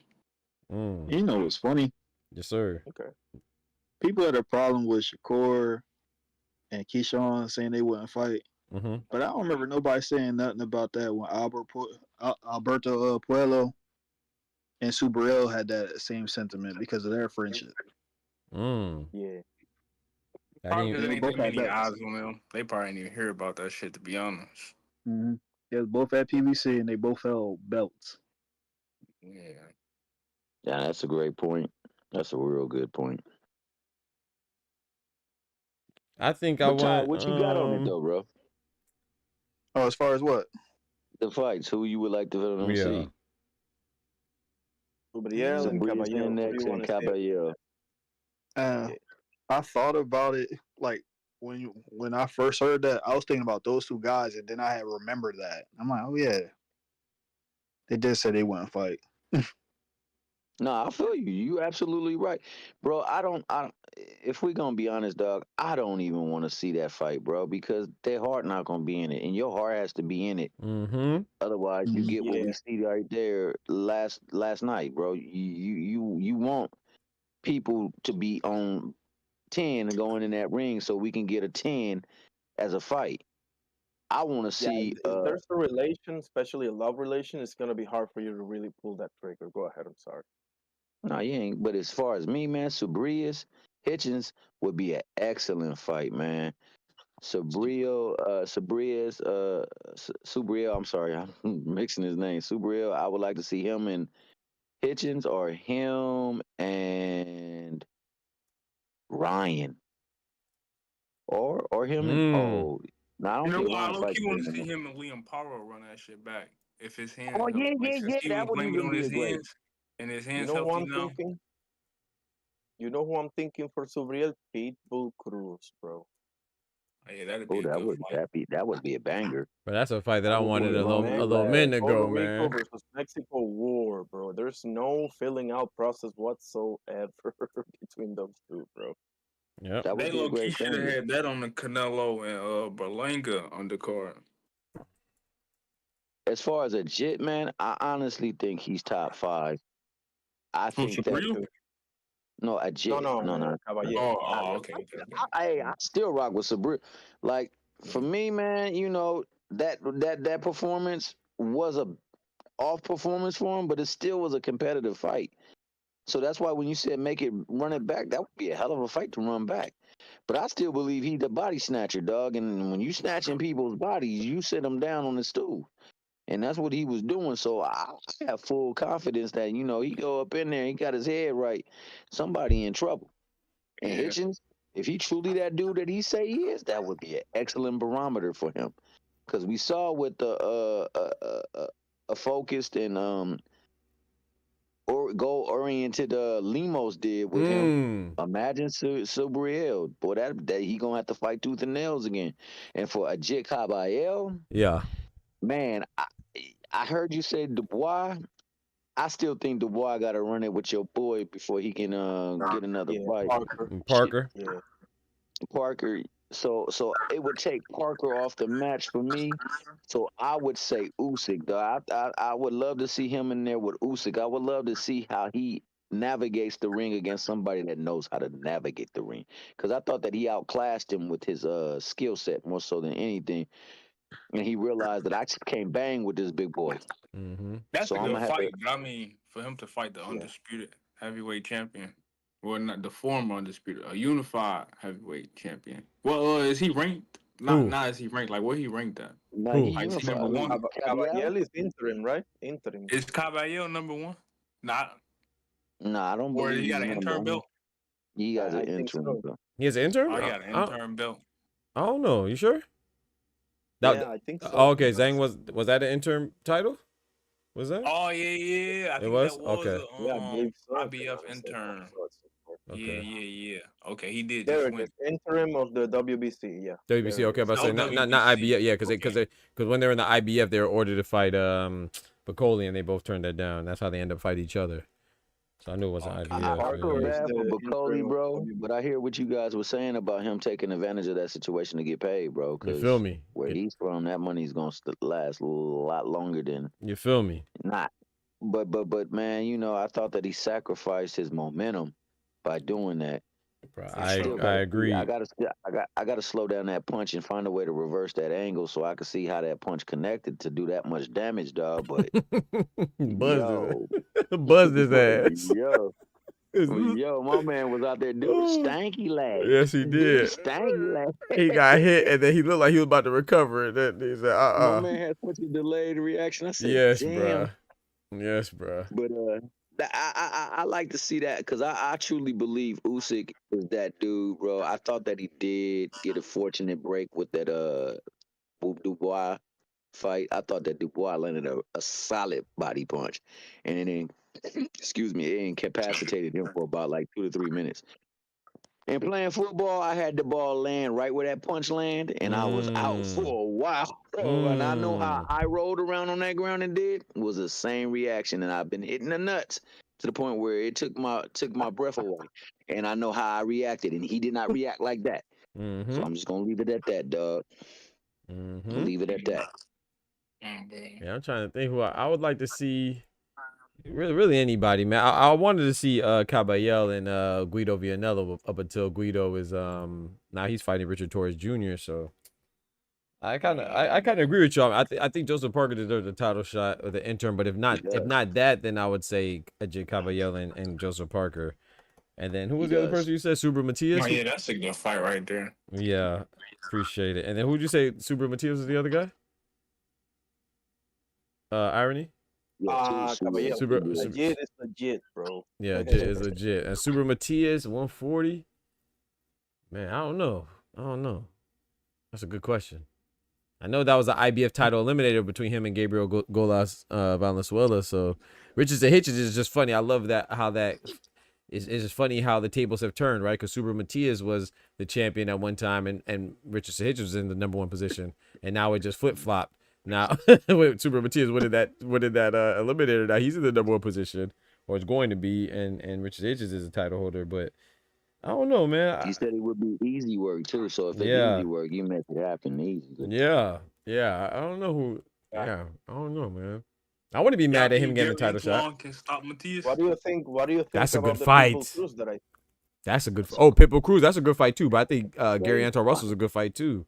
But I've always thought. Remember, we wanted Esau Pitbull Cruz, but then that got derailed when I guess when he lost to Liam Paro. Yeah, no. When Super Matias. Yeah, remember he lost to Liam Paro first, right? I think Ryo beat. Yeah, Ryo beat Cruz afterwards. Yeah, so that was a potential unification if they both won. Yeah, that's probably not possible right now. Yeah, but I wouldn't mind that fight. I mean, hey, that's a good fight, bro. You know, Pitbull. That's crazy. That WBA belt changed like what 4 times in the last recent fights. Bro, the WBA and the WB the WBA and the IBF for 140. That thing been moving. Oh yeah. Yeah, because the IBF went from Super Matias to Liam Paro to Richard Hitchens. The WBA went from Rolly to Isak to Ryo to now Gary Antoine Russell. 4 times, spot on. You see the transition, man. Most of them people that held that belt is big fighters, bro. That IBF is hard to keep when you big, bro. Talk to him. I'm just saying, Talk to him. It is hard to keep. Talk to him. Ask Usyk. Yeah, facts. Talk to him, man. But I respect him, man, because like, dog, it's hard as hell to go up those 3 steps, bro. It is seriously hard. And then when you factor in that most of the people you fighting, they fighting for a different hunger, because they don't get to see the money that you get to see. Come on now. They don't get to see the breaks that you get to see, dog. You really got to be on your stuff. Yep. Because that belt can change their life. That's what they feel. They feel that this belt right here will change my life. Because when you look at the damn movies and the movie of life, dog, the belts usually associate with greatness, fame, and all this other stuff. So you know they coming forward, and hey, I'm gonna stay within this 15 pounds, or this 10 pounds, or whatever pounds I got to do for the IBF. It's kind of hard when you're bigger, man. But I would love to see those fights. Yep. But as you stated, I love to see fights being made. Period, bro. And I'm at this point in time where, you know, it's time for us to start making more fights, bro. Yeah. That's it. That's all. Yep. Because the thing is, let me ask you guys something. Like, you know, so Subriel just won a title eliminator, right? Yeah. Against Goyas Valenzuela. So that means that he has to fight for a belt now. Is that correct? He's supposed to be in line to fight for the IBF, yeah. But I don't know. This is the part of boxing that I'm really bad at. Like, I don't understand like the intricacies. Yeah, so the eliminator means that it was a title eliminator. So that's the same boat that we just seen another one with Catterall and Barbosa, right? That was a WBO title eliminator. So now Barbosa's fighting yeah, it was a great fight. So now Teofimo's fighting Arnold Barbosa. So in theory, Richard Hitch is supposed to be fighting Subriel, but you know, that's how it should go. So you're right on how it should go, but you know, sometimes boxing moves with fluidity, man, and you know, it might not be because you know if Richardson Hitchens decides, for example, that he wants to unify or whatever, right? Are we talking step aside money here? Are we talking no step aside? Yeah.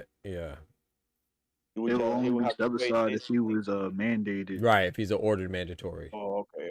Right. You know, and I ain't trying to make no excuse for Richard Hitchens, but I feel like if he was to unify with Tio and beat him, he probably wouldn't even have no problem with fighting Matias without no rehydration clause. Okay. And I think he has to go in that fight without a rehydration clause. Yeah, he can't be less than stellar against Matias, bro. Not at all. Not but with then the again, like the second fight with the rehydration clause, after the first fight, you know, he blamed it on the rehydration clause, right?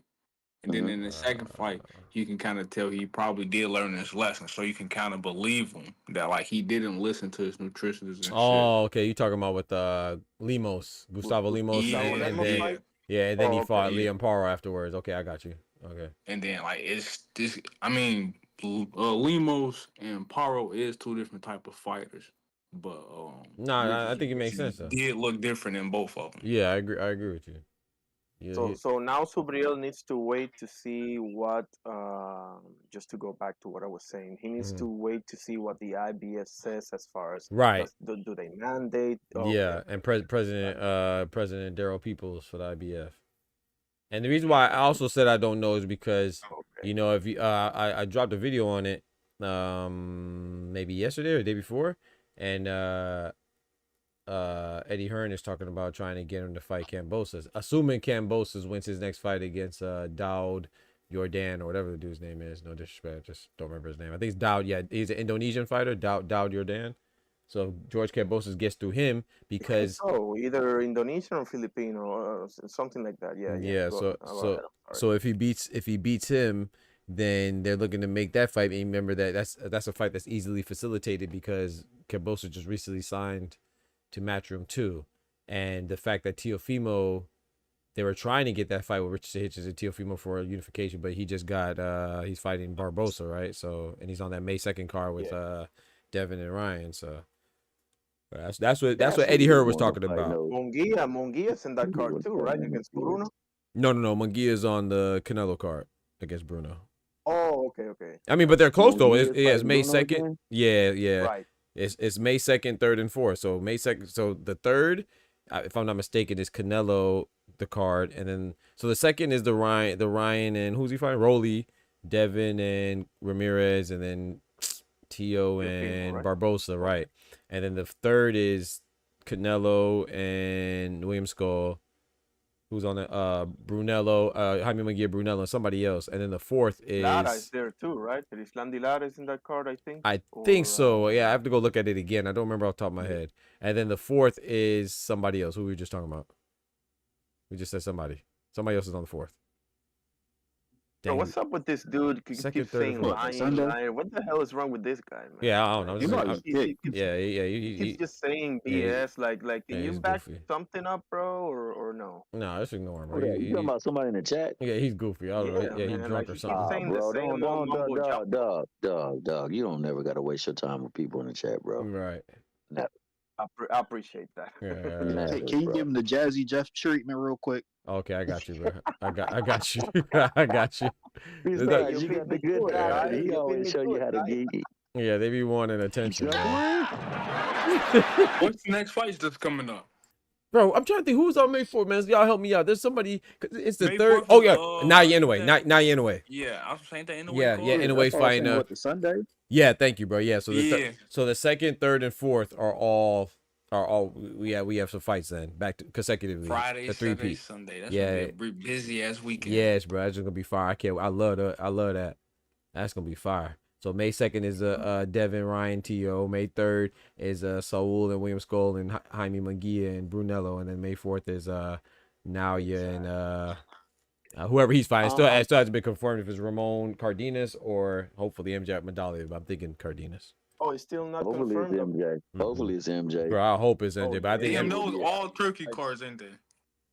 Oh, actually, yeah, you're right. They are. You can do whatever you want. You know, you're right, Bob, Tufo. Whatever you want, but fight this dude first, please. Yeah, they're in. Really They're in talks for if it's not May, then it'll be September 14th. That's what they say. So we'll see. Don't hold your breath though. But they say September 14th. That's what MJ's manager said. Vadim Kornilov, same manager as Dmitry Bivol. Mm-hmm. That's right. Yeah. I think I found Friday, the answer Golden for Boy Day, Saturday, PBC, Sunday, ESPN. Come on now. That's what we need. That's lit. Yeah, that is. As far as like Subriel, yeah, we'll find out for sure by the 11th. Because right now, 1 and 2 in the IBF is vacant. Yeah, vacant. Yep. Looks like Eddie Hearn's trying to make a push for George to move up from the 5th spot. Damn, both sides to fight Subriel? No, to fight. I was about to say, boy, he's about to retire, Cambosa. I'm telling you. Nah, I tried to fight Subaru Matias. I mean, sorry, I just said what you said. Richard Hitchens. Boy, Matias about to have a field day. Yeah, he ain't gonna lose it. He ain't gonna lose it. Two folks down under. He gonna put one of them down under. I like Cambosos personally, but that's a horrible matchup, bro. Yeah, that's not one of them gotta be ranked number 1, and the other one gotta be number 2. So that'll probably be what decides who gets the mandatory. Ooh wee. Yo, yeah, man, I remember you said something earlier, Doc. Man, you talked about Cambosos and Tio. Yeah. You know, I'm gonna always say that, you know, Cambosos came and he did his business, bro. I agree. I know off of personal information and insight that Tio wasn't Tio in that ring, though, bro. Yeah, he wasn't in that ring that night, bro. He had his world shook upside down. Damn. And Yeah, I think he was going through a divorce or something really bad. I heard he at about that time it wasn't a divorce, but he got some wind about how his wife was moving, and he didn't like that. That's what happens when your family start beefing with who you decide to be with. Yeah, and unfortunately, man, he went in there, and yeah, he just wasn't right in the head, bro. And again, I hate when people just like I got my love for the young brother, but man, the excuses that were made for him pulling out that dang fight, dog. Kid Austin. And yeah, you know, it just was a bad look. Same thing with T.O. T.O. was over there manufacturing illnesses and stuff like that, dog. I mean, you just right. heart was not where it needed to be in that night, and you was out there trying to show that you just the man. Yep. And unfortunately, it backfired on you, and it was a close fight. It still was a close fight. It was. I gotta give Kambosos credit for that, man. Yeah, I'll always like Kambosos, man. I've always liked Kambosos. Not saying he's the best champ, but if nothing else, just for that. No, he's a rock solid B fighter. He's never he's a decent fighter, bro. Yeah, decent fighter. He's pretty good, bro. Exactly. We call him Kambosos, and I don't see it. He's decent, man. Him, but you know, I ain't gonna lie, dog. My man Tio should be able to beat him. Writing. Now he was writing that Steve Claggett fight. We saw that night. You said I can't give him no excuses for the I can't excuse that. I would say Josh Taylor, bro. Josh Taylor performed. I mean, obviously that's not the Josh Taylor that Jose Ramirez got, but oh yeah, but he still whooped the dogs out of Josh Taylor. Boy, I did not see that coming like that, boy. It looked like he took the blue pill that night too. Him and Crawford, they took the blue pill one day. I'm telling you, bro. No Mickey Frickies was just over there watching stuff in slow motion. I'm telling you, they was dodging bullets and everything. I'm telling you, man. But yeah, that Steve Claggett fight though, boy. Even though he thoroughly beat him, my man Claggett came to fight. Come on now. Come on now. He brought all Canada with him. He had Canada on his back that night. Canada and Kenneth. You feel me? He was like TOS. He needed that jab that night. Oh my gosh. Talk to him, Ty.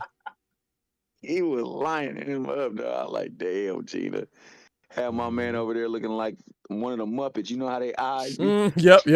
Man, this should be look like it's finna fall out. You feel me? Had them termite mounds on his eyes. You feel me? Oh man. That's why I think Matias might can get the doctor to stop the fight with his motherfucking punch output. That'd be a good fight, dog. That's why we seeing and God bless my man Barbosa, because he been through a lot, dog. Yes. He finally got his just due, man. Yes. I wish Sandor Martin could get his just due, but yeah. That's why we seeing him in the ring with Tio and not Matias.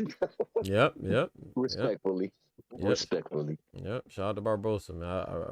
I'm definitely rooting for him, man. For Barbosa, I only felt bad when Tio, reaffirmed that he wasn't going to retire. Because that's when I think he was going to fight Sandor Martin for the vacant belt. Yeah. But outside of that, he knew what the rules of the WO was. The minute Tio petitioned for super status, you should have known you was not getting no shot for another 18 months. Good point. Yeah. So what about Martin? I really feel sorry for him, bro. I think he got done sheltered like 4 times, bro. Yeah, I think he's done, bro. I ain't gonna lie. And it's not his fault. Like you said, I definitely feel bad for Sandor, man. I think I don't think he's done because of him. I just think that who's taking that risk? The risk doesn't justify the reward. Like I always said, I think he's a tough out for anybody. And if he's like in a Karen Chukatsian type of spot or something.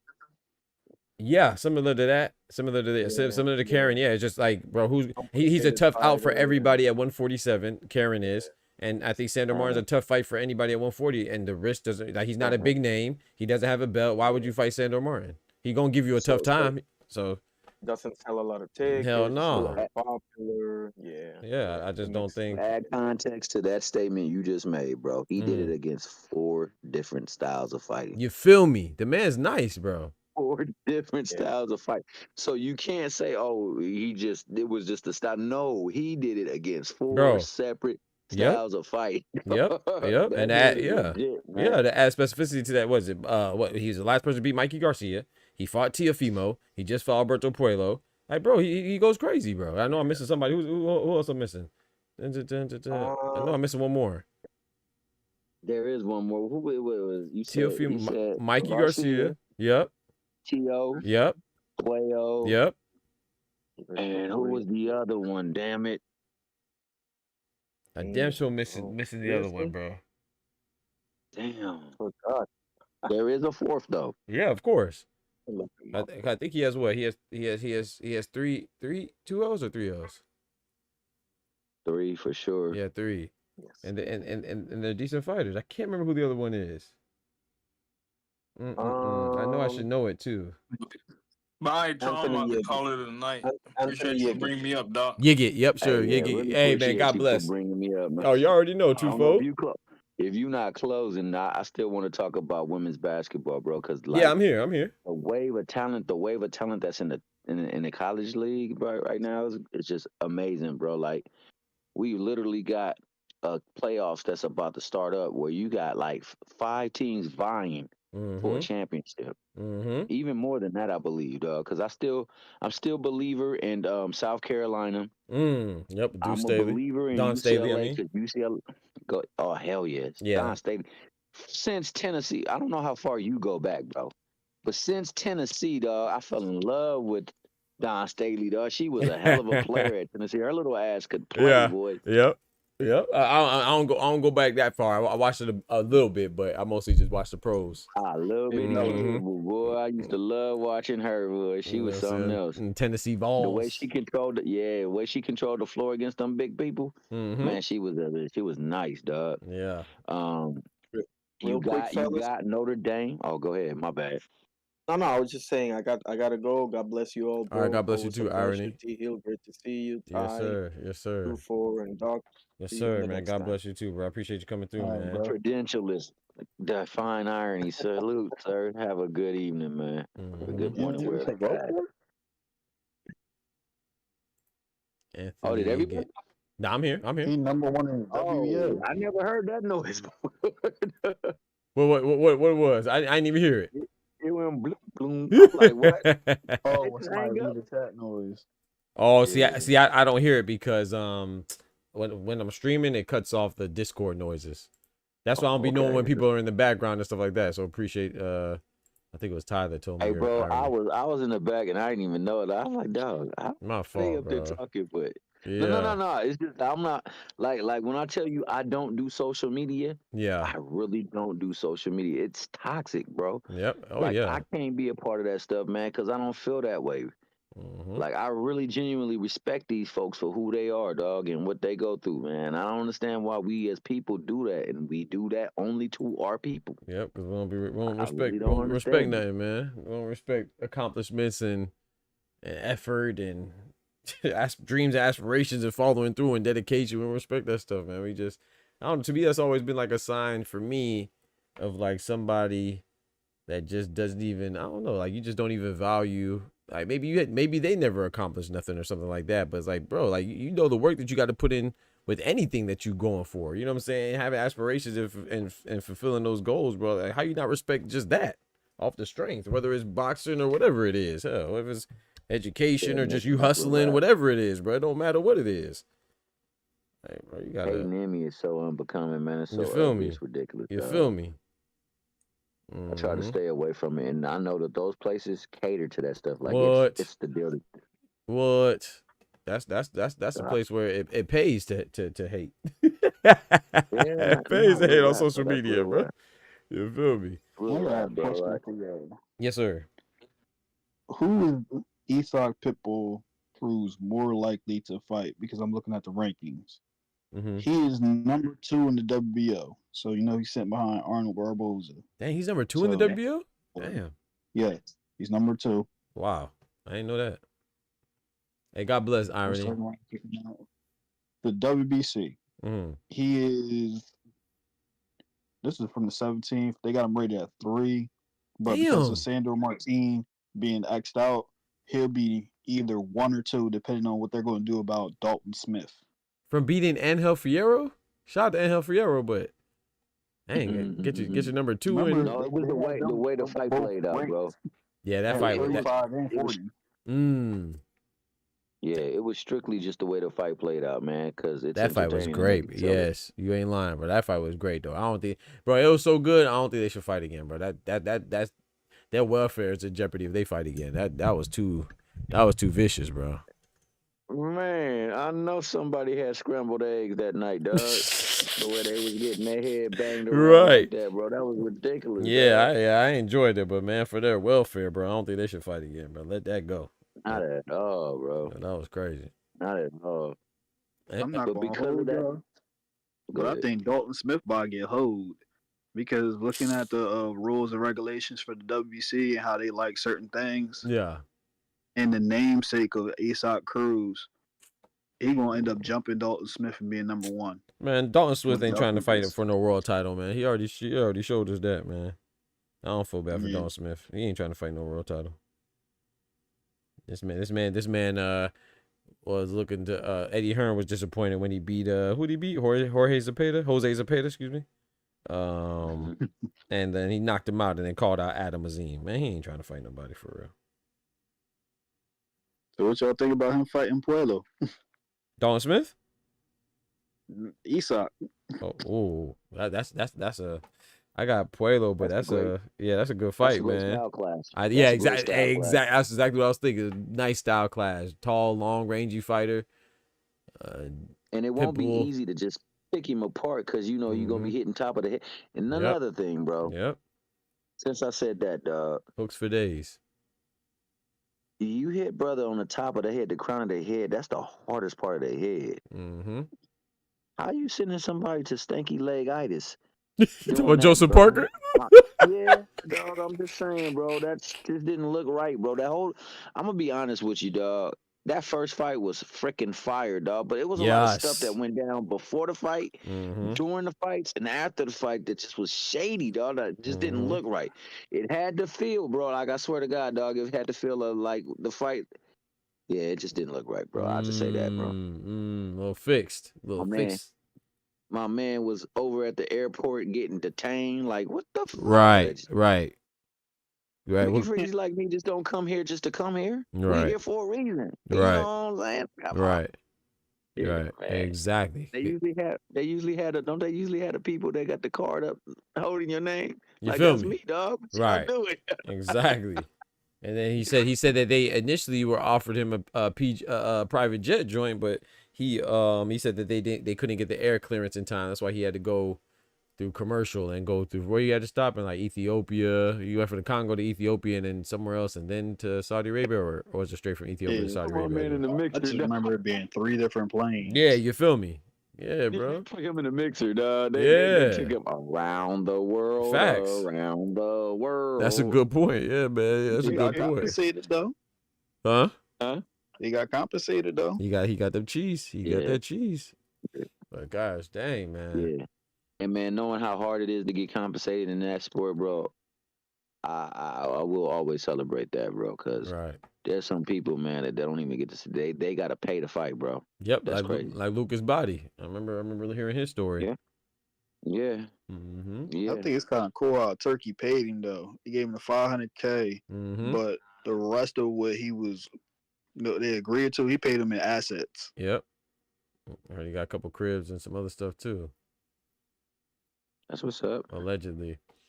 But fellas, man, I'm gonna go ahead and call it too, man. I'm gonna Man, try to I get up and do appreciate this you, morning man. show. Yeah. Hey, no problem, Tommy, man. I appreciate you, man. It's your first time. Hopefully it's not the last, man. Anytime, bro. Well, you know, I'm never afraid to speak my mind, bro. Even if I'm wrong, dog, I can learn from being wrong. Likewise. I know that we all make mistakes, but I'm gonna say this one too before I go, dog. I don't count that performance against Pitbull by Tank as an off night, dog. I thought he fought fantastically in that fight. Facts. I thought he fought well too. That's why Pitbull. I like him, bro. Thought he showed skill beyond measure in that fight, man, because Pitbull was on some ish that night, and that boy head is solid. He hit him in the top of the head. He hit him where Bacoli got hit, dog. I'm telling you. Rearranged his hand, dog. You feel me? So you know what I'm saying? He had to F around and find out. Yep. But I don't have a problem with the person that Shakur fought. I thought Shakur did a fantastic job against him, and he did what he had to do to get him up out of there. Yep. And shout out to Keyshawn, his parody up in the division, man. It's time to make some sense of these make some fights. Yep. Shout out to my man Lamont Roach, man. He fought a fantastic fight. Fantastic, he needs to get the credit that he deserved. Fantastic, bro. Shout out to the PBC card, man, because it was a fire card. When people try to make it look like it was paper planes and what's that thing you used to fold up and play football with? Oh, the the paper football. Yeah, Facts. it turned out to be the electric kind of yeah, bro. So look, that was a we good got one, some bro. electricity in that fight. So hey man, shout out to Dr. Boxing Talk. Shout out my man Tufo. It's always Boxing Talk with Tufo. Shout out to my man Ty Morissette. You know what I'm saying? You ain't doing nothing unless you wrestling with that chocolate tie, dog. And this is Thomas Hill. I am out. Shout out to the haters in the chat, dog. I still got love for you. Yes, sir. Shout out to those that rock with the folks. Still got mad love for you. We up out of here, dog. Hey, man, God Thanks bless you, for bro. having me up, Man, thank you, man. Thank you for dropping gems, man, and coming through, man, for real. Doc, I got one closing question for you. Uh-oh, go ahead. Does Gary Antoine Russell fight Andy Hiroka in the U.S., or does he take that long trip to Japan? Hey, you know what's crazy about that? Because Andy Hiroka was calling out Jose Rayo Valenzuela, too. So, hey, now Gary Antoine Russell has that belt. Number one. Yeah, he's number. That's what I'm saying. Yeah, he's number one. So now Gary Antoine Russell has that belt. That's a good fight. If you ever go to Japan, though, bro, I think you got to have your representation come with you, because I know for a fact that certain folks. No. I know for a fact that certain folks have things their way. When you go talk to him. Talk to him. Yeah. And that's a long ass way to go to get bent over backwards. You feel me? Yeah, so that'd be a good fight, though, man. I like Andy Hiroka, but I need to see him. I don't think we've seen him since he fought Ismael Barroso, right? He hasn't fought since, has he? I don't believe so. Yeah, but I know one thing. You know, if he does make that trip, dog, it's some scary fighters over there, bro. Them boys, I don't know, they be doing some stuff differently out that way. Yep, you better go early. Them fights fast paced, and they be coming with thunder. Yep. You better go early and get acclimated to whatever you got to get acclimated to. You got to. The weather. Don't be like Mike Tyson. You feel me? The weather, the jet lag, Mike Tyson time was difference. wilding, bro. He was wilding. That boy was on that book of chicken and was like, something like about 5 or 10, what they call them, Asian snow bunnies, bro. That boy he was wild up, dog. With them geishas. Them geishas, yeah. With them geishas. Them geishas, boy, they was putting it on him. Hey, yo, shout out to Thomas, man. Shout out to Thomas, man. That's funny as hell. Hey, man, thanks for bringing me up, man. You guys have a good one, man. You too, man. God bless, bro. Appreciate you. All right, Ty. All right, night, folks. Yes, sir, man. Good night, bro. Thank you for coming through. Shout out to my boys, man, my fellas, man. Shout out to Irony coming through. Yes, sir. He said the booger sugar and got up out of there. Shout out to Irony for coming through. Shout out to Ty, man, for the conversation and the discussion, man. Like I said once again, my bad, man. You know we just get passionate, man. You know you my boy, man. Stop playing with me, Ty. And shout out to Tufo, man. I was blessed to have some of my favorite people from the chat inside the Discord, man. I got a lot of favorite folks that I rock with, you know what I'm saying? So it was a pleasure to have Oscar come through, you know. Tufo. Thomas for the first time. Hopefully it's not too long in between since he comes in and drops that knowledge, man. My boy Thomas, I always said this, man, when I be in Just Do stream, man. Shout out to Just Do, you know, dope channel, man. One of my favorite channels to check out. Very good brother right there. But Thomas, man, he got a radio voice, man. My boy need to my boy got a disc jockey voice, man. Shout out to my boy Thomas, man. Mr. Thomas Hill, man. So everybody came through. Oscar, Thomas for the first time, you know what I'm saying? Ty as usual, Tufo, Irony, Oscar, everybody came through, man. I appreciate y'all. Oh, Clone came through earlier. I think was that yesterday? I don't know, man. Time be flowing. Time be going. Did Kendrick come through today? That might have been yesterday too. But y'all know what it is, man. Thank y'all for the love, man, for real. The camaraderie. Don't forget to smack that like button. Smacking that like button is free. Shout out to George the Last Patriot. You know what I'm saying? Dropping that super chat, you know, graffiti on the chat walls. I appreciate everybody coming through, man. Big up to the members, man. Big up to the members, man. You know what I'm saying? You think the same thing about Thomas Hill, right? With the voice, right? I'm telling you, bro. I'm telling you, man. Big up to the members, man. I really appreciate y'all. We got a new emote. What y'all think for the new emote, man? I'm thinking about making the new emote tank. I ain't gonna lie, chat. I was really thinking about doing that so I could just be petty, man. Y'all talk about my boy, man. I was gonna make Tank the next to Mo, but I don't know. I'm gonna think about it. I might still do Tank. I was thinking, y'all got to give me some ideas, man. What y'all think would something that y'all use that we use a lot, you know? Cause yeah, man. I want to make sure we use it a lot, cause we got some dope boats, man. I want to keep it going. I'm definitely it's always easier to do like boxers, but maybe we could do like a Joe Calzaghe for irony. You know what I'm saying? But yeah, might need to throw another one time for the ladies on there. You know what I'm saying? Maybe we need to throw I don't know, Layla Ali, I don't know, Gabriella Fedora. You know what I'm saying? One time for the ladies. So I don't know. I don't know. We're gonna think about it though. I was thinking about putting Tank on there. Yes, her looks, she cool, but wait, yes. You mean like her looks? Wait, what y'all talking about? Who? Oh yeah, Tiffy not cute in person, by the way. Oh, okay, y'all talking about somebody else. I don't know who Tiffy is. He said, yes, dude, Joe, get out of here. Get out of here already. Carver Ochre. Oh man, Carver funny, man. Yes, her look, she cool, but not that pretty in person. I don't know who we talking about. But yeah, man, I'm about to go ahead and get me some rest, man. I appreciate y'all, man. Yes, dude, Joe, I like her height though. She 4'11". Oh, okay, yeah. Y'all got it's that time, man. Y'all getting freaky in the chat, man. But y'all be easy, take care of yourselves. Don't forget to smack that like button. But most importantly, remember, with God, we can do anything. Without God, we're nothing. The doctor's out. Peace. I'm telling you right now, I planned on doing the morning show, but it's the morning right now, and I could get up. But then I gotta think about some topics. If we got some topics, I know we can always talk about the Tank stuff, but I don't know. We'll see. If I feel like talking about it, then we'll get on. But as of now, I'm not sure about the morning show, so we'll see. But definitely for the late show, good Lord willing. I'm gonna show you the I bet. Appreciate it, bro. Oh, you talking about the girl? Oh, bro, do your thing, man. But yeah, I'm out, man. God bless y'all, man. From the hood to college, both worlds they had to meet. 6 degrees between us, so cold, we're about to freeze. But we're Florida boys, hot takes, we bring the heat. We're moving the culture, the engineers to the streets.